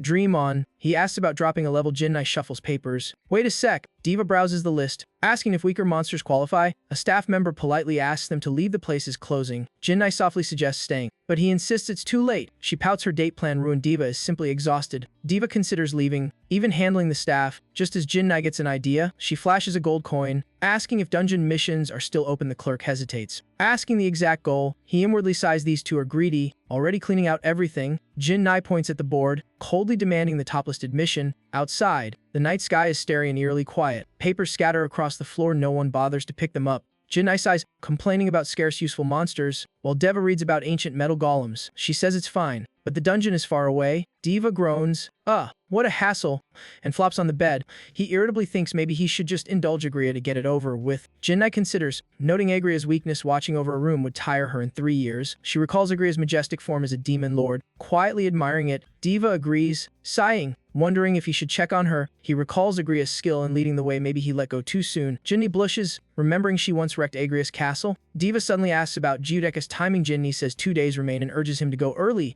Deva puts on his shoes, deciding to try if it's too far. Fate didn't intend it. Jinnai gets excited, wanting to learn to locate Giudica by the stars, even if unsure how. Deva scratches his cheek, pauses, then smiles. I can read stars too. Under the twinkling sky, the guard gazes upward, eyes heavy with thought. Nearby, Agria's giant dog pants, while he grumbles in boredom. From afar, a lone figure slowly approaches. The guard spins, shouting, confirming it's not a demon lord. The dog growls, warning only demon lords may come close, others risk death. Yet the stranger steps forward, fearless, The guard's third eye opens, face twisted with anger, claiming loyalty to Demon King Mammon. His body swells, transforming into a giant monster. Roaring a threat to crush intruders, Diva appears, black aura coiling around his neck, calmly asking, "What's all the noise?" In the dark, strange, delighted voice echoes. The figure laughs smugly, taunting, "Feeling good yet?" In the dungeon, Agria sits silently in the corner, while Mammon teases, visibly pleased. She pretends concern, warning the demons want to kill Agria as an example. Agria stays silent. Mammon feigns kindness. Lying as if lamenting, she slinks in the shadows, red eyes gleaming. Speaking of her effort to protect Agria, Mammon asks coldly, "What punishment do you expect?" She smirks, "They'll just break fangs and saw off horns." Agria's silence only delights Mammon more, her voice dripping with sweet mockery. "Poor thing, without horns or fangs, are you even a demon lord?" Mammon whispers cruelly. She laughs wildly, admitting she has longed to see Agria fall. Mammon grins wickedly,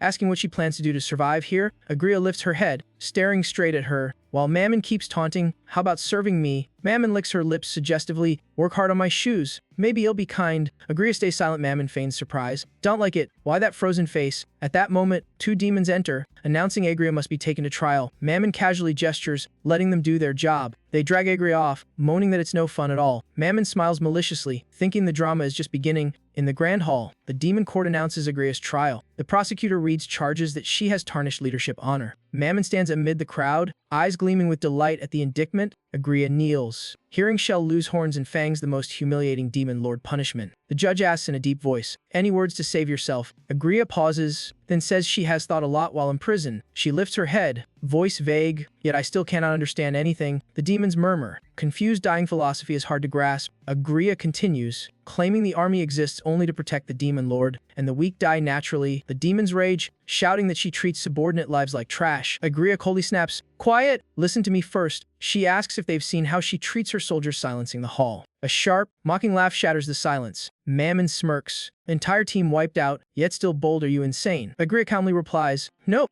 Now I truly see," accusing the trial of deceit. Mammon chokes, only able to hiss in anger. Agria presses on, directly insulting the Demon King, calling him petty and blind. The council gasps, unable to believe their ears. Mammon panics, covering his mouth, shouting, she dares insult Yoba. Demons scramble to tear her apart, contrasting the fury. U3 calmly says, "Desperate words won't move me." Agria bows her head, thinking no words will change the verdict. She laughs faintly, wary of the Lord's pathetic blindness. The demon judge boldly adds insolence to the sentence, to be executed immediately. A burly demon steps forward with a saw, grinning wickedly, "Cooperate." Demon Lord, he lifts the saw threateningly. "It'll hurt, so enjoy it." The saw glints as he swings, gleefully announcing, "Let's start with the horns." Suddenly, a dog's bark pierces the air, freezing everyone. The demon's panic. Mammon grumbles, right at the good part. U3 frowns, asking what the commotion outside is. Agria shivers, a familiar premonition rising. His here, the barking continues, seemingly fearless of the demon court. Amid the chaos, a mocking human voice calls out, "Even dogs know where to bark better than you." Agria is stunned, heart racing, unable to believe it's Diva. Tears fall as she whispers, "You came to save me." Her mind recalls Deva seated, calling her name, Agria. His eyes shine with confident arrogance, as if commanding the situation. Outside, the ancient castle lies in darkness, thick with murderous intent. A broken horn demon writhes on the ground. Someone asks how they still resist. Since demon lords are only temporarily strong, a giant figure approaches, tentacles swaying, coldly declaring, "If it had horns, it must be remaining demon lord." The figure stops, voice hoarse and deep, asking, "How old are you?" He looks up, sees blazing golden eyes, and shouts, "Kid, look at me." The eyes split into four. The stranger smirks, "Nice horns, let me borrow them." The demon trembles, stammering, "I am." A small boy with red eyes and tiny horns sweats nervously, trying to say his name. Memories fade, returning to the present, where Deva sits on a chair in the hall. His voice rings out clearly, calling Yalba directly, sending chills down the throne. A massive dog paw suddenly stretches into the grand hall.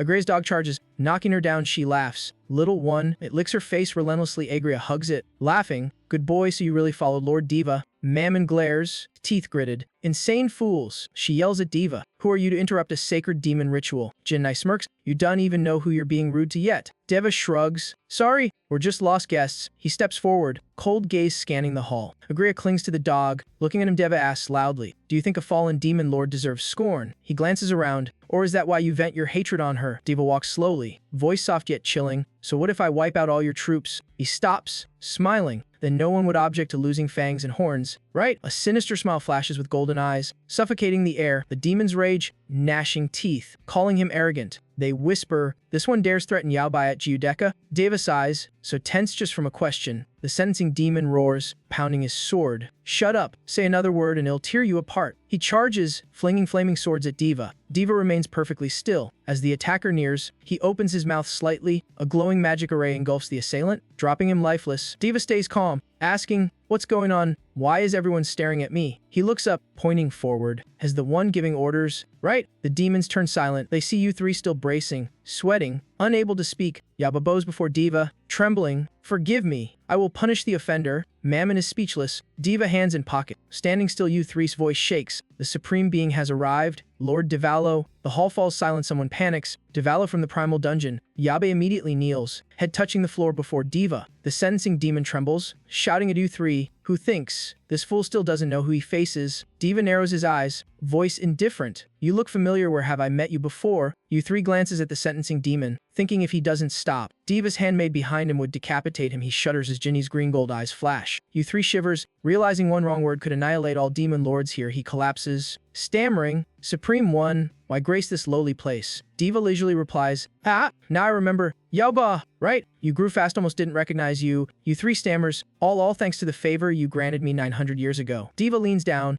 gently pats his head like an old pet. "Stand up, I'm not here to dwell on the past." Agilia shakes like a caffeinated husky, memories fully reloaded. He recalls Dualua rising from blood and fire, one stare to drop demons to their knees. Deva asks softly if he wants to know why he came, smirking. Deva says he still has questions. You three looks up, scared like the old days. Deva channels peak Dualua energy. "Relax, I don't bite." He clarifies it's not about the past. You three asks what it's about. Deva points. "I came for Agilia." She blurts, "Me." Jinnai calls her name gently. Agilia whispers, "Lady Jin." Jinnai invites her to join the Primal Dungeon squad and manage a sector. Agilia goes full Windows error, asking why her. Jinnai jokes it's about rebuilding her legion. Jinnai offers her elite demon troops, basically her upgrade minions. Dog head squish aside. Agilia beams. "I get to lead." Jinnai not. Deva groans. She quickly rebrands it as team effort if you approve. Deva smiles, mission accomplished. He extends his hand to seal the pact with Agilia. Agilia nods so fast the dog gets dizzy. She whispers, "Lord Dualu." Before hands touch, Mamen screams she won't accept. Meltdown mode, she's unworthy.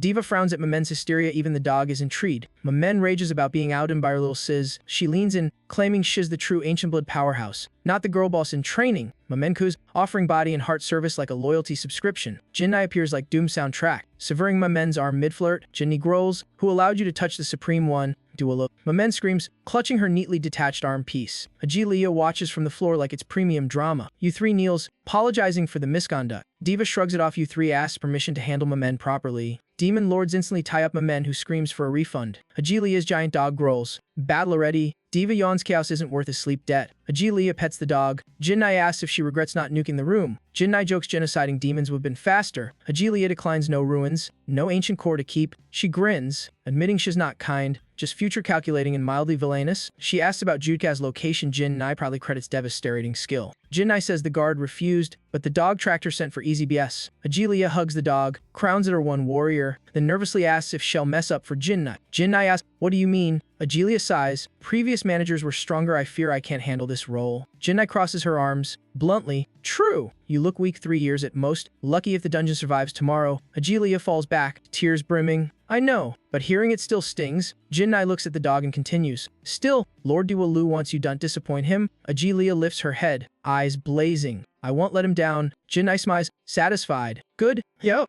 And I got permission to confess to Lord Dualu." Agilia blinks, confused. Jinnai winks. "Just remember that." Agilia nods awkwardly, then asks, "Where's Lord Dualu now?" Hearing the name, the dog perks up as called. Jinnai replies, "Ah!" Has, in the hall, you three sit still among demons, sweating. A tall demon lord speaks. "Lord you three, representing Northern Viettraman, I have something to report." You three nods. "Speak," he says gravely. "I understand Devalo is a legendary ancient, top hell power," yet he hesitates, adding, "Even so, your recent actions seemed over the line." You three stands, angered, suspecting everyone thinks has embarrassed the demon realm. Other demon lords flail, defending you three. The northern representative admits, "If it recurs, it's truly humiliating." You three snaps, yelling insults at him. He grabs the man with his massive hand. The man screams, begging. You three coldly questions Via Riemann, mocking him for trying to seize power. You three squeezes Vierman's throat, daring him become a demon lord if is capable. The demon lords plead in unison for you three to calm down. You three tightens his grip, panicking everyone that Via Riemann might die. Then he releases him, declaring, "If anyone thinks him weak, Go ahead and try. All demons kneel. Begging U3 coldly lets them leave. He glances at them, warning it's enough of a lesson. U3 walks away, wondering how Agria's child knew that ancient creature. Deva suddenly appears, greeting U3 familiarly. U3 returns the greeting. Deva hesitates, saying he has a question. U3 sweats, sensing Deva is about to put him in a tough spot. Deva claims he forgot something U3 thinks for the good of demons. He must comply. Deva reveals an object, asking if they truly are demon lords. Deva is surprised by U3's intense reaction. U3 studies it carefully, as if recognizing something. Outside, the night sky sparkles with countless stars. Jinnai wonders why the meeting turned chaotic. Deva notes their enthusiasm. Jinnai smiles at his unexpected openness. Deva jokes that Jinnai has nothing to worry about, quietly praising his own cleverness. Call invites Deva and Jinnai back inside. Agilia and Heian appear. Jinnai asks if she's done. Agilia confirms. Ready to leave, Jinnai asks if she feels any attachment. Behind Agilia, a staircase descends below. She beams, having achieved her goal, determined to become the strongest demon lord. She asks about the next route. Jinnai says only one last stop remains. Deva warily requests a short rest. In the dark dungeon, a soft voice inquires about someone's condition. A weak reply comes. The wind reveals the person's hand has been restored. A trembling whisper mentions lost horns. The man in the vest hesitates. Mamen touches her broken bone, reassuring herself it's real, not a dream. The black-haired one asks questions after over a day of sleep. Sinhai ignores the past, inquires about Agria, and learns she left with the ancient monster. Mammon clenches his hand. The other reassures him loyal allies exist and advises forgetting the past. Sinhai roars in anger, furious at reminders of old ties. Mammon mutters about killing Agria. Realizing he can't rely on other demon lords, he needs someone stronger, capable of reaching the ancient core. A sinister smile appears as he recalls who can counter the core. Elsewhere, someone asks about the newcomer's reason. Agaris replies he wants to inquire about Tam Yan. Agaris' cold eyes sweep past, sending shivers down everyone's spines. Agria and Ginny focus on the stack of documents before them. The messy papers contain detailed research on monsters. Ginny laughs, saying Deva picked elite creatures, and Agria is impressed. Agria wonders why Ginny still isn't satisfied with those monsters. She spots Queen Elizabeth of the Old Lake, criticizing her as depraved. Ginny angrily tears the paper. Agria hesitates to comment further. Agria points to another file, but Ginny dismisses it for a trivial reason. Ginny, exhausted, declares none meet the standard, shocking Agria. Agria wonders if Ginny is jealous of her beauty. While Deva sleeps, Ginny persists in searching, and Agria joins in. In the Empire's castle, a solemn atmosphere prevails. In the office, people gossip about the lack of new results. Agaris mutters Devala's name. Eyes sharp and cold, he recalls Deva's arrogance and vows to punish him to protect the Empire. Agaris rests his chin, pondering how to deal with Devalo. A knock sounds. Guards report Garoth requests a meeting. Garoth enters, asking about investigation progress. Agaris invites him to sit and prepares tea first. Garoth casts a spell, making the teapot pour automatically. Hot tea is served, aroma filling the room. Garoth asks if it pleases him. Agaris nods slightly. He says the only notable info concerns the ancient core. Agaris sets down the cup, admitting the deeper he digs, the stranger it seems. Garoth questions him. Agaris slaps the book, suspecting the jailer's identity and the dungeon's true purpose. Despite scouring all documents, Agaris finds nothing on the other two. He realizes the ancient core is full of unknowns, unlike other dungeons expanding power. More importantly, Devalo's true goal remains an unpredictable mystery. Garoth nods, telling Agaris to hear important news first. Agaris, surprised, asks why she's here. Garoth says Tam Yan sent an urgent message that the demon lord wants to meet him. The room's atmosphere turns heavy and suffocating. Tam Yan speaks calmly, thanking Agaris for accepting the urgent meeting. Agaris confirms the demon lord faction wants a direct meeting. Tam Yan nods, saying they chose the location and warning the meeting could be extremely dangerous. A mocking voice remarks the human commander looks younger than expected. Agaris signals Garoth to stay calm and avoid rash moves. Mammon enters with wolves and subordinates, eyes full of appraisal and disdain. Agaris introduces himself coldly, confirming he is Commander Leviathan. He warns her not to bring attendants. Mammon smirks, saying he didn't come alone either. Tam Yan quickly intervenes to soothe the tensions, inviting both sides to the stone table. Agaris suggests skipping pleasantries and getting to the main point. Mammon shrugs, accepting, his tone full of arrogance. She threatens that Rossoit village citizens die if he sneezes too loudly. Agaris cold roasts her, signals Garoth to charge a spell. Mini boom teacup explodes into porcelain confetti. Agaris warns Mammon. She giggles, it's just an energy vibe check. Mammon announces a demon lord will leave the partial wing fortress. Orders her death. Agaris asks if she wants him to fight her own faction and be a sacrifice coupon. She says now. Just assassinate Agilia before departure for big rewards. She eyes Tam Yan, saying Diwalu only needs the beast ghost for experiments. Agaris declines faster than spam email. Mammon freezes,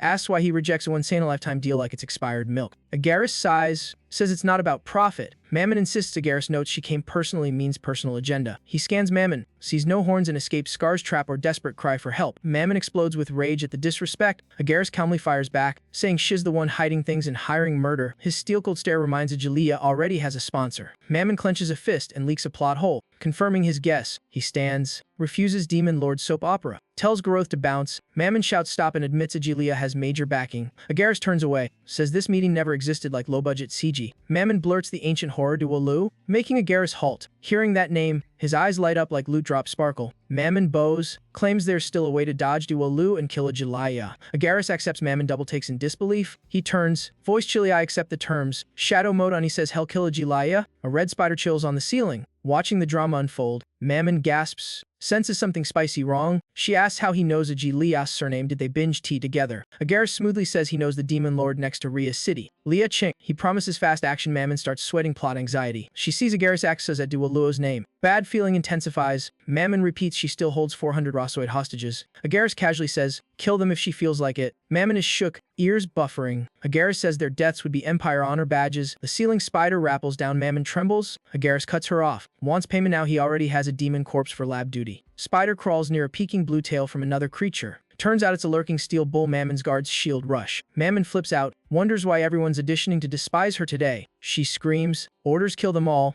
Agaris smirks, danger blinking in his eyes. Somewhere else, morning sun paints the window. Gentle voice appears. Jinnai greets Dualu. He sleepy seti eyes her. She smiles in sunshine, whispers he must wake up and enter the furnace again. Dualu faceplants in his pillow, repeats the same 5 more min's lie from 3 hours ago. Ginny tells Agilia to prep the thing. She asks if it's world-ending magic or just spicy glitter. Agilia lifts her staff. Flashbang mode charging. The buildings get nuked by aggressive lighting like it's photo shoot day in hell. Dualu jumps up, screaming for a ceasefire on magic surprises. Has horrified seeing Agilia cast genocide magic. She says it's just magic, not a wellness candle. A toxic smell spreads. Dualu nearly rage faints. Batuliki cheerfully delivers weird breakfast. Invited for a noble taste test, the bowl contains bubbling green goo, goat meat, and sad veggies. Dualu fake laughs to survive it. Jinni gets a reply from Pedaliki, boosting Dualu's curiosity meter. She shows a mirror shard with the letter. Dualu asks if it's Dicor or cursed FaceTime. Agilia says it's a magic device while Dualu hides nasty food under the bed like a squirrel. She adds inject mana and Amira calls go brr. A skull pops up. Hello Pedaliki. Trio stares. Dualu roasts the nose on screen for emotional support. Pedaliki ignores it, says Hez here to drop more monster data like Dulf. Dualu asks where he yoinked the mirror from. Pedaliki flexes it's borrowed from Batula's room, shocking everyone who expected royal stinginess. He admits paying in blood with Jinness. Obviously, Dualu panics. Jinni wasn't even there, so whose blood subscription is this?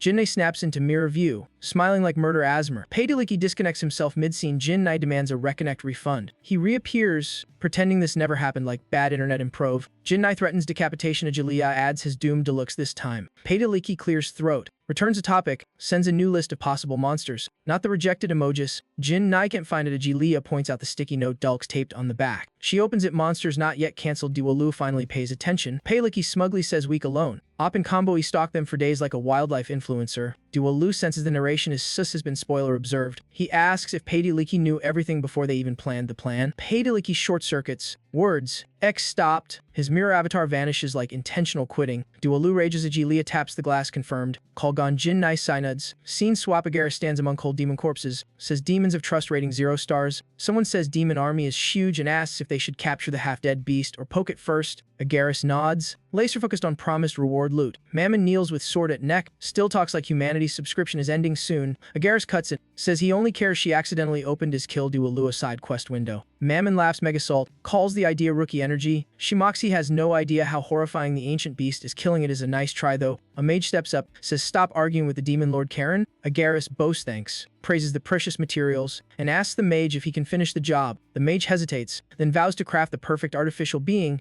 A reptile on the ceiling munches a spider. The mage mocks. The supposed hunter is the scene shifts to a desert. A stingray-like creature glides over hot sand. On its back Dualu, Jinnai, Agilia, and a wolf, ready to face a formidable foe. Dualu recalls Patrick saying loyalty only comes when the master recruits personally. Agilia reminds Dualu they've arrived. He nods, eyes forward. Alert! He remembers the mission: recruit the partial wing fortress guardian golem, a regenerating stone giant. In the distance, massive stones appear. The golem's lair Patrick mentioned. Jinnai points to the giant. Still golem. Dualu asks for confirmation. Just then, the golem trembles, eyes glowing brightly. Jin Nai explains it can regenerate endlessly as long as its heart mana stone remains intact. Duo Lu ponders retrieving the stone. Jin Nai warns taking it down won't be easy. The colossal golem rises, mountain high, roaring as it charges them. Agilia exclaims, acknowledging its strength. She raises her staff, preparing magic to restrict movement, giving Duo Lu a chance at the stone. Duo Lu pats her head, smiles, praises her. Good job. Now let's move. Suddenly, 5 massive golem fists descend. Duo Lu leaps forward, meeting the strike head-on. He swings to counter, aura blazing. The clash slams him into the ground, dust swirling. Agilia yells, worried for him. The next punch shakes the entire mountain. Amidst smoke, Duo Lu jokes, Patrick really knows fun games.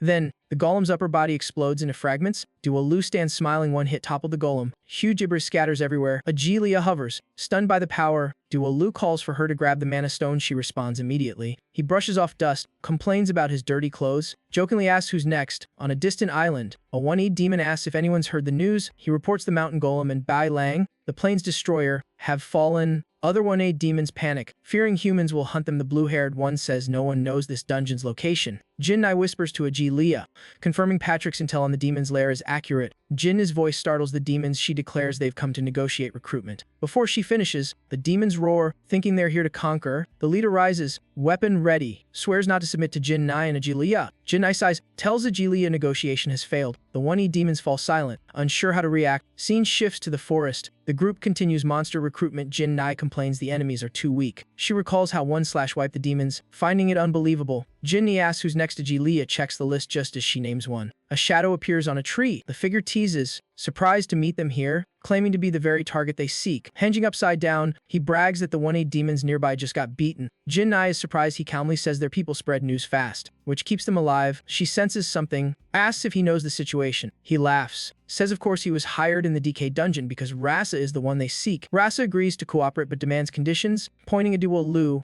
Jin Nai glares at him, daring to name Duo Lu. He calmly confirms it. Rasa, excited, wants a duel to test the Great One's monster power. Jin Nai fumes, scolds Rasa's audacity, tells Duo Lu not to worry. She'll handle it. Duo Lu calmly agrees, seemingly wanting to test the guy's skill. Rasa claps loudly, thrilled like hitting a jackpot. He raises his hand, shouting for Duo Lu to unleash full power. Duo Lu glances back, half smile, half sneer aloud. Huh. Night falls. They retreat to a shabby inn. Duo Lu collapses on the bed, exhausted after 2 non-stop days. Jin Nai brings food, worried his drained from strange work. She timidly offers a Duo Lu sweats, fearing her cooking, relieved when she says it's store-bought. He eats in peace while Jin Nai reads documents and Agilia watches curiously. Jin Nai summarizes Golem, Cyclops, and Raxa eliminated. Duo Lu shows Raxa vanished with a snap. The spider apologizes and retreats. She smiles, noting the haul this time isn't bad. Before them lie bones, treasures, weapons, and gems, the spoils of conquest. Jin Nai ponders the chest origins, guesses looted from mortals, all containing rare magical tools. Duo Lu searches the treasure, checking for anything that could pierce Patrick in his bones. He unexpectedly picks up a red flower.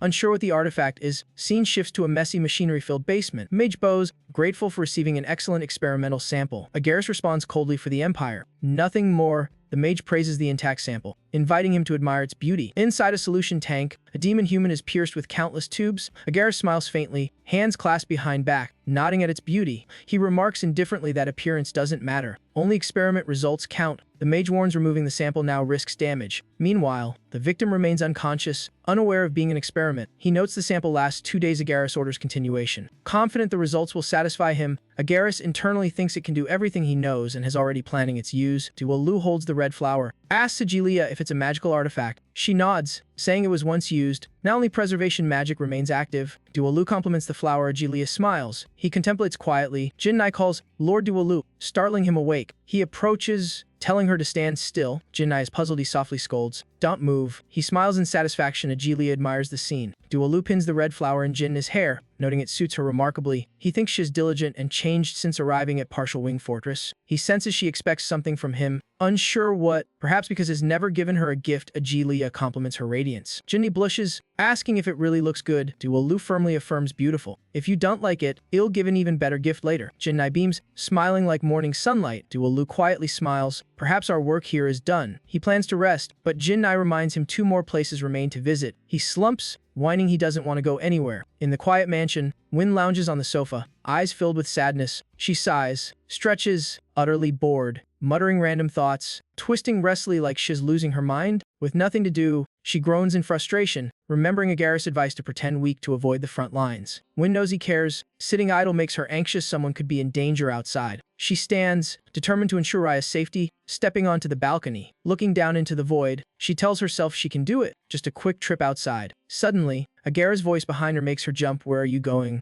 Wynn, he smiles lightly, suggesting, let's talk a bit. Wynn blushes, scolding him for barging in unannounced. Agaris calmly replies he guessed she'd sneak out, so had to surprise her. Wynn awkwardly denies, I'm not sneaking anywhere. Agaris looks Wynn in the eye, serious tone, prompting her to confess she's been wanting to ask him something for a long time. Agaris softens. What is it? Wynn nervously asks, how is Gajut? She continues, saying she hasn't dared see him since he lost his arm. Clutching her hands, tears near, she takes all blame for his injury. Agaris reassures her she shouldn't shoulder guilt for the Empire. Gajut only fulfilled his duty. When bows sadly, Agaris adds Gajut never blamed her. He notices Gajut still worries about her feelings, advising her not to torment herself. Wynn nods slightly. Agaris suddenly recalls another matter. I need your help with a small task. Wynn curiously asks, what task? Agaris speaks seriously about artificial creatures research by the Empire. He reveals an accident in a lab when anxiously asks for details. Agaris explains some entities escaped, luckily causing no casualties since the area is far from civilians. Wynn panics, wanting to alert everyone immediately, but seeing Agaris calmly enjoying tea, she realizes he wants to keep it secret. Agaris decisively says the matter must be handled quietly. She cannot appear on the front lines. Right, he warns if she appears, nobles will suspect. Wynn anxiously asks what she should do. Agaris calmly replies he arranged coordinates at the west teleport gate. She must reach there within 3 hours. Wynn immediately agrees. He'll prepare right away. As she turns, Agaris calls her back, making her pause. He raises a hand, emphasizing 3 hours, no sooner, no later. She nods firmly, understanding. Agaris finishes his tea and leaves, calculating in his mind 3 hours to act. Suddenly, a voice outside says, thank you for opening the door. Agaris, he narrows his eyes. Alert, long time no see. Facing him is Pope Sargonus III.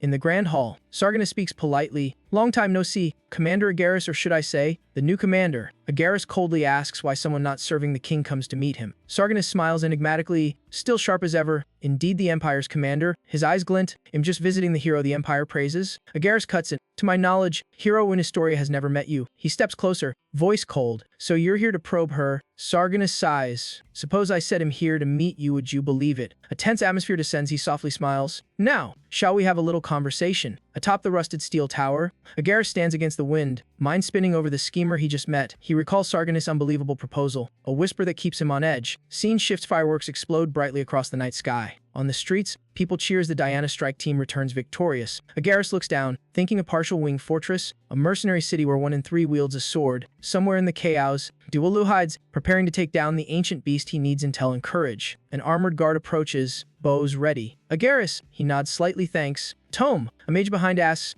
how will you find the demon lord in the city? Sir, his words make another knight shiver uneasily. Agaris smirks. No special tricks. The mage presses. So what's the plan? Agaris casually replies, someone else hungers more to hunt him. Ill use her. He asked him, how long? 78 minutes until the hero arrives. Sir, Agaris nods. Early enough, but start warming up. Understood, Commander. He thinks only a demon lord can call kin. So sooner or later he'll trace agree. This act promises to be thrilling. Scene shifts to a tavern. Cups clink loudly. Someone shouts, bottoms up. Patrons chatter that the decayed dungeon was dangerous, yet no deaths truly miraculous. A bald man asks his friend Bottas where he's going to pee. He slurs. Bottas staggers outside, leaning against the wall, grimacing. Ook, so drunk. Feel like vomiting. A noise behind makes him turn, seeing a staggering figure, assuming a fellow victim, approaching, pants half pulled. He asks, you okay? And sniff the full stench. Under the lights, as horrified a creature gnaws the man's neck. He draws his sword, roaring, damn, the monsters in the city. He swings, but the beast blocks, impact jolting him. What terrifying strength is this? His sword cracks. Panic rises. Impossible. What power is this? In the dark behind, pale shapes slither forward. A horde of white-bodied, hollow-eyed monsters advances. Nightjun screams, what the hell is happening? In moments, partial wing fortress turns from festival streets into a sea of fire and blood. A knight stammers, even by the Emperor's orders. This is insane. The mage whispers, watch your words. The soldier thinks Tamiyan's experiments are cruel, causing disaster mid-city. Meanwhile, Agaris rides in a carriage, calm, relax. The city won't be wiped out. A knight glances at him, skeptical. What do you mean? At that moment, buildings in partial wing fortress begin tilting and collapsing, smoke swallowing the sky. The knight stares in horror. Agaris rises, smiling. Finally, it's here. From the rubble, a colossal foot of a terrifying creature emerges. The knight swallows hard. Could this be the artificial being too? Amid flames, hordes of grotesque monsters crawl from the red smoke. The knight shouts, "You said the city was safe. This will crush everything." Garrus meets him with icy eyes. Silent, the knight trembles, stammering, "Don't tell me." Indeed, all were already on a Garrus chessboard. He smiles, calm, just minor sacrifices for the greater work. He thinks Duolu would never want Partial Wing Fortress destroyed. That name must have other plans. Garrus chuckled. "Look at that," he said. "Impressive, isn't it?" His words echoed through smoke and fire as the Empire's people sacrificed for glory. The knight stared in horror, thinking, this is a demon in human disguise. Far away in the forest, Ginny looked up. "Is that not our inn?" Agria nodded. "Seems like it," Devallo shouted in panic. "Nope, that's," he screamed in despair, "my bed, in the ancient forest." Someone marveled. "This tree rivals Gaffney's giants. It must be ancient." Devallo yawned. "Just woke up, finished recruiting monsters. Can I sleep now?"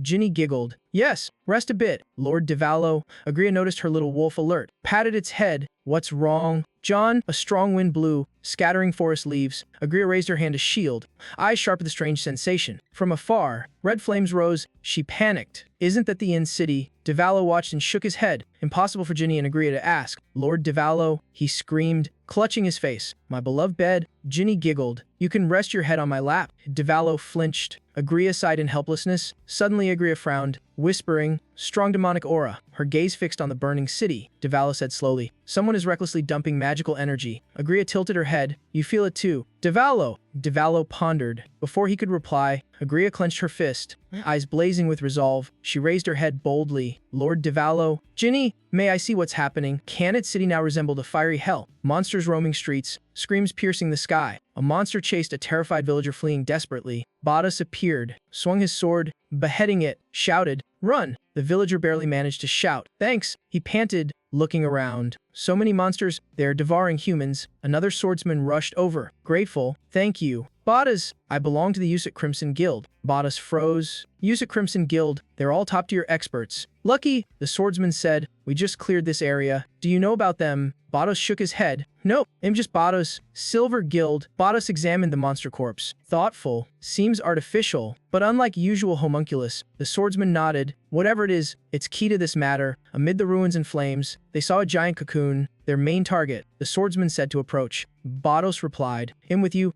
Don't forget, I'm Erring too." The swordsman frowned. "Foolish. Getting close means death." He placed a hand on Bottas' shoulder, smiling. "I'm as crazy as you anyway," he whispered. "Listen carefully. Someone's calling your name." "Bottas!" The chill made Bottas shiver. He turned, bewildered. Realizing he was trembling himself, the swordsman spoke slowly. "I get it. You want to save people, but preserve yourself to save more. Leave this to the Crimson Guild." He continued. Bottas nodded. "Fine. I'll leave it to you." The swordsman smiled. "Good. No need for formalities." With that, he dashed off like the wind, while Bottas knelt, planting his sword in the ground. He breathed heavily, shouted hoarsely, "I'm here. Come at me." Near the center, two soldiers stared at the giant cocoon. One cursed. "Damn, my ears feel like they'll explode. Sounds like something slicing the eardrum." "Magic!" The guards behind shook. One exclaimed, "What the hell is that?" A shield bearer warned, "I've never seen a creature like this. Could it cause all this disaster? Its magical power is enormous." Another said, "Don't underestimate it." Around the cocoon, magic circles began spinning. Two commanders shouted, "Fall back." "Damn, it's reacting," a mage reassured. "It's just energy detection, not attack. Detecting. What's it seeking? Prepare a full assault." Dozens of glowing circles of different colors surrounded the monster. The mage squad chanted together. Fire. Flames erupted. The monster roared. Mage shouted. Effective. Don't stop. Yet it didn't respond. A shield bearer sensed something wrong. Wait, something's off. Just then, a young swordsman charged, yelling, "Die!" His sword glowed as he struck the monster hard. Aurora echoed, not in pain but mocking. The slash sent a massive shockwave. The monster leapt up, snapping the sword in half like a twig. Its scream became a sonic wave, sweeping the area. Shield bearers were thrown back. Mages toppled behind. A huge explosion erupted at the monster's center. The front line was engulfed in smoke, fire, and terrible force. The shield bearers struggled up, coughing. "Impossible. It's still standing, unscathed." Then a voice echoed through the smoke. "Looking for me, am Mung." A purple light flashed as Agria descended with radiant wings. She stared at the monster, cold voice. "Pitiful. Did you hate me this much?" The creature roared furiously. Agria raised her staff, magic glowing. "This ends now, forever." She gathered energy, forming a black sphere covered in purple destructive magic, glowing in the burning night. Amid the ruins, she hovered, eyes calm on the flames, mind drift into past days. Judeka is finished, she told herself, purple wings cutting through smoke. Mind haunted by Mammon, after all. Mammon has no reason to linger here. The demonic energy energy beckoned like a call from the abyss. Agria moved toward it, murmuring Mammon like a memory. Now in the air, she looked down at Mammon's twisted form. "Did your hatred turn you into this? I don't know what happened to you," she whispered, raising her staff, gathering more magic. "Cold eyes, but I won't pity you." She cast a high-level spell. Dark destruction. The black sphere swallowed Mammon. Screams echoing through the ruins. Soldiers lying around stared at Agria. "Is that the Demon King? She's saving us." They sighed relief. She ignored them. "Doesn't help anyway." One whispered, "Let's retreat." Agria frowned. Strange, using pure destructive magic, her eyes on the burning body. Uneasy feeling rising. On the ground, our Angstrike team soldiers were retreating. Agria realized they were all Imperial elites. Suddenly, Mammon's body convulsed, something emerging from the blackened corpse. A mage turned, eyes wide. Impossible.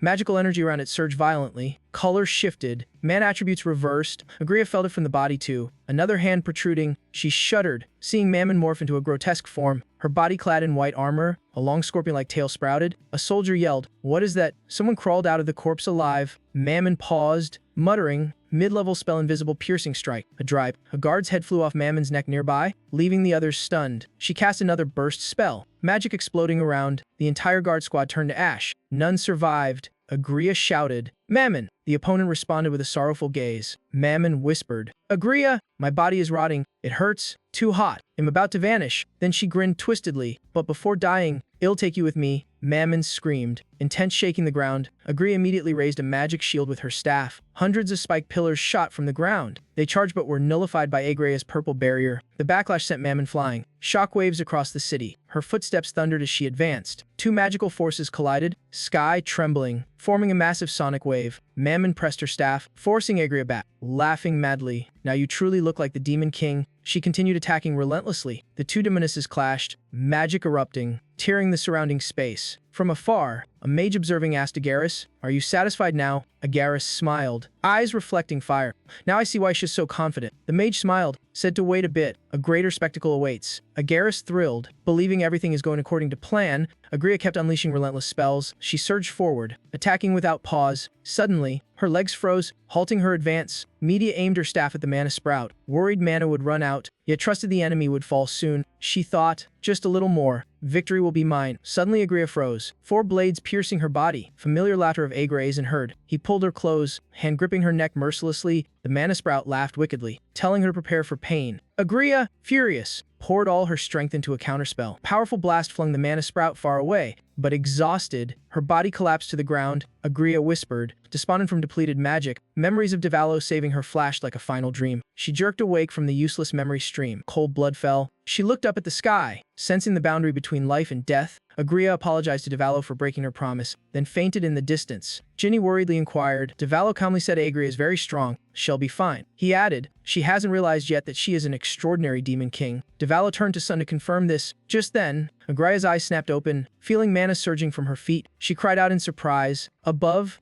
Agaris gazed at the sea of fire, declaring he had caught the Demon King. He observed Agria's collapse, satisfied with the new spell's effect. Asked about his secret, the cloaked figure said he studied how to siphon enemy power without harming the user. He pointed to the distorted mana sprout, saying that though unstable, its energy is immense. Agaris pondered. All this was a test of Devalo's strength. The city burned fiercely, red light spreading like hell. Agaris spoke slowly, intrigued by the chaotic scene. He wondered if Agria really had any connection to Devalo. He worried it might all end before Wing arrived, determined to learn more about Devalo. While deep in thought, Tom quietly called, telling him to look ahead. Agaris turned, eyes wide in shock. Around Agria, purple mana surge. It was Devalo's energy. The mana sprout froze, eyes filled with frantic terror. Before her, Devalo's giant eyes glared down intimidatingly. The mana sprout screamed wildly, turning its hand into a blade and lunging at Agria. As the strike neared, Agria quickly raised her staff, casting a regular ice spell. Burst of blue light exploded, the staff falling to the ground. Before her, the mana sprout turned into a block of ice, leaving Agria stunned. She was puzzled. The spell supposed to be weak, yet so powerful. She looked at her trembling hands, wondering how she survived with no energy left. A strange mana surged in her palm, bearing Devalo's mark. Her wounds vanished, making her suspect Devalo had intervened.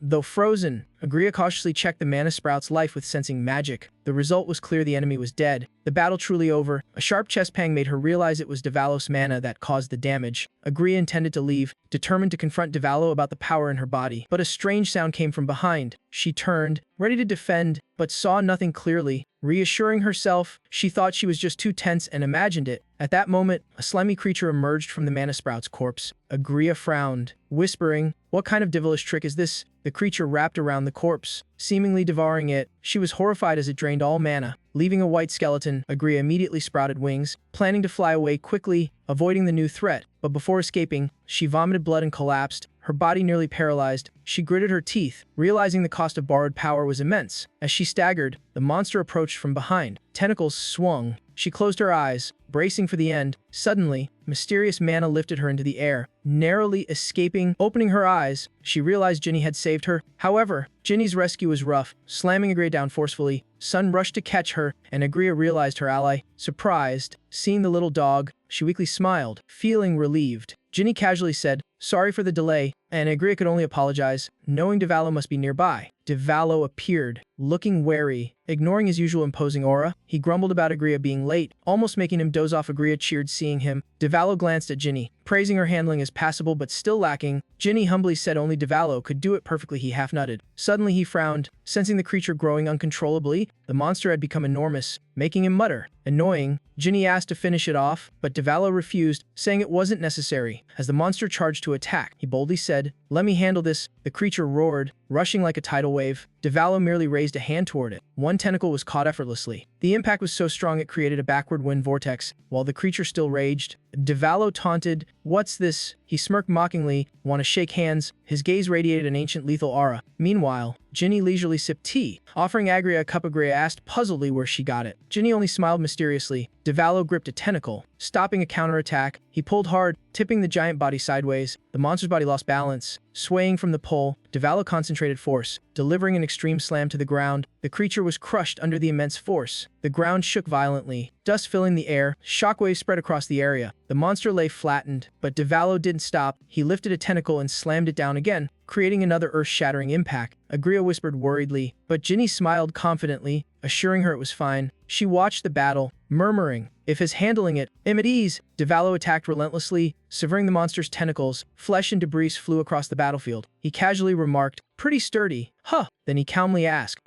"How about trying this next?" Placing his hand on the monster, mana radiated outward. Its body contracted unnaturally. Devallo realized it was about to explode like a mana bomb. Indeed, in an instant, blue blood and flesh scattered everywhere. Devallo, soaked, muttered self-reproach for overusing mana. Ginny opened her umbrella to shield herself, groaning at the gruesome scene. Agria looked on suspiciously. Everything around fell into silence and ruin. Agria collapsed, heart heavy, realizing how terrifying that being was. She thought, "It's stronger than dragons and most demon kings I've known." Devallo yawned after the battle, alarming Ginny, who rushed to stop him from catching something gross. Seeing Sun holding the monster's tentacle in his mouth, Devallo grimaced at the horror. Agria explained that the disgusting thing was the deformed mana sprout. Ginny recognized it as the cunning creature that once fought Agria. Devallo vaguely remembered and nodded. Agria recounted how the parasitic creature emerged and devoured its host. Noting this isn't rare in magical circles, seeing Sun try to bite it, Devallo shuddered. Ginny ran over yelling to stop him. She examined the remaining body carefully and noticed something unusual. Ginny shouted that she discovered the creature's true nature. She confirmed it wasn't a natural monster but an artificial creation. In the city, the Black Cloak group panicked as their masterpiece was swiftly destroyed. Agaris coldly told him to stop making excuses. Silencing the group, he silently confirmed that no matter how advanced alchemy is, it couldn't match Devallo. He turned away, concluding no reinforcements were needed, ordering a return to Rias. Calling the Mage Tower Master, he inquired about the old man, who trembled but said he was fine. Agaris calmly declared the mission complete, shocking the mage. The old man protested vehemently, insisting that the Empire's sacrifices cannot be dismissed. Seeing the ruined scene, his anger grew, feeling all effort turned to ash. Agaris asked coldly, "Meaningless?" He gestured to the devastated battlefield, and this was only half the casualties he had planned. The Tower Master collapsed in despair, while Agaris walked away. Unmoved, he murmured, "Every sacrifice has value. At least I learned Devallo cannot be subdued by ordinary power." He also realized Devallo only acted decisively for one person, Agria. He calculated that this disaster would spark a war, where their masterpiece would be used again. The damage in canon would be recorded as a demon-human accident. Fully concealing its artificial origin, Tum observed, reporting a teleportation portal had opened straight to Rias. But he suddenly paused. "Alert!" Drawing Agaris' attention, Tum whispered, "Sir, a stranger just infiltrated the teleportation gate area." A violent explosion shook the sky, rocks flying everywhere. Tum reported the attacker had the form of a grotesque maid demon. Agaris immediately remembered the mirror-wielding maid, realizing she was blocking the retreat and knew humans were involved. He quickly ordered a temporary teleportation portal at the Mage Tower to escape via the main mana stream. Suddenly, A gleaming sword shot forward like lightning. Knight Gwyn jumped up to block, shouting for the captain, but the sword twisted, wrapping around his blade and yanking it back. Gwyn struggled to resist, sweat pouring down his forehead.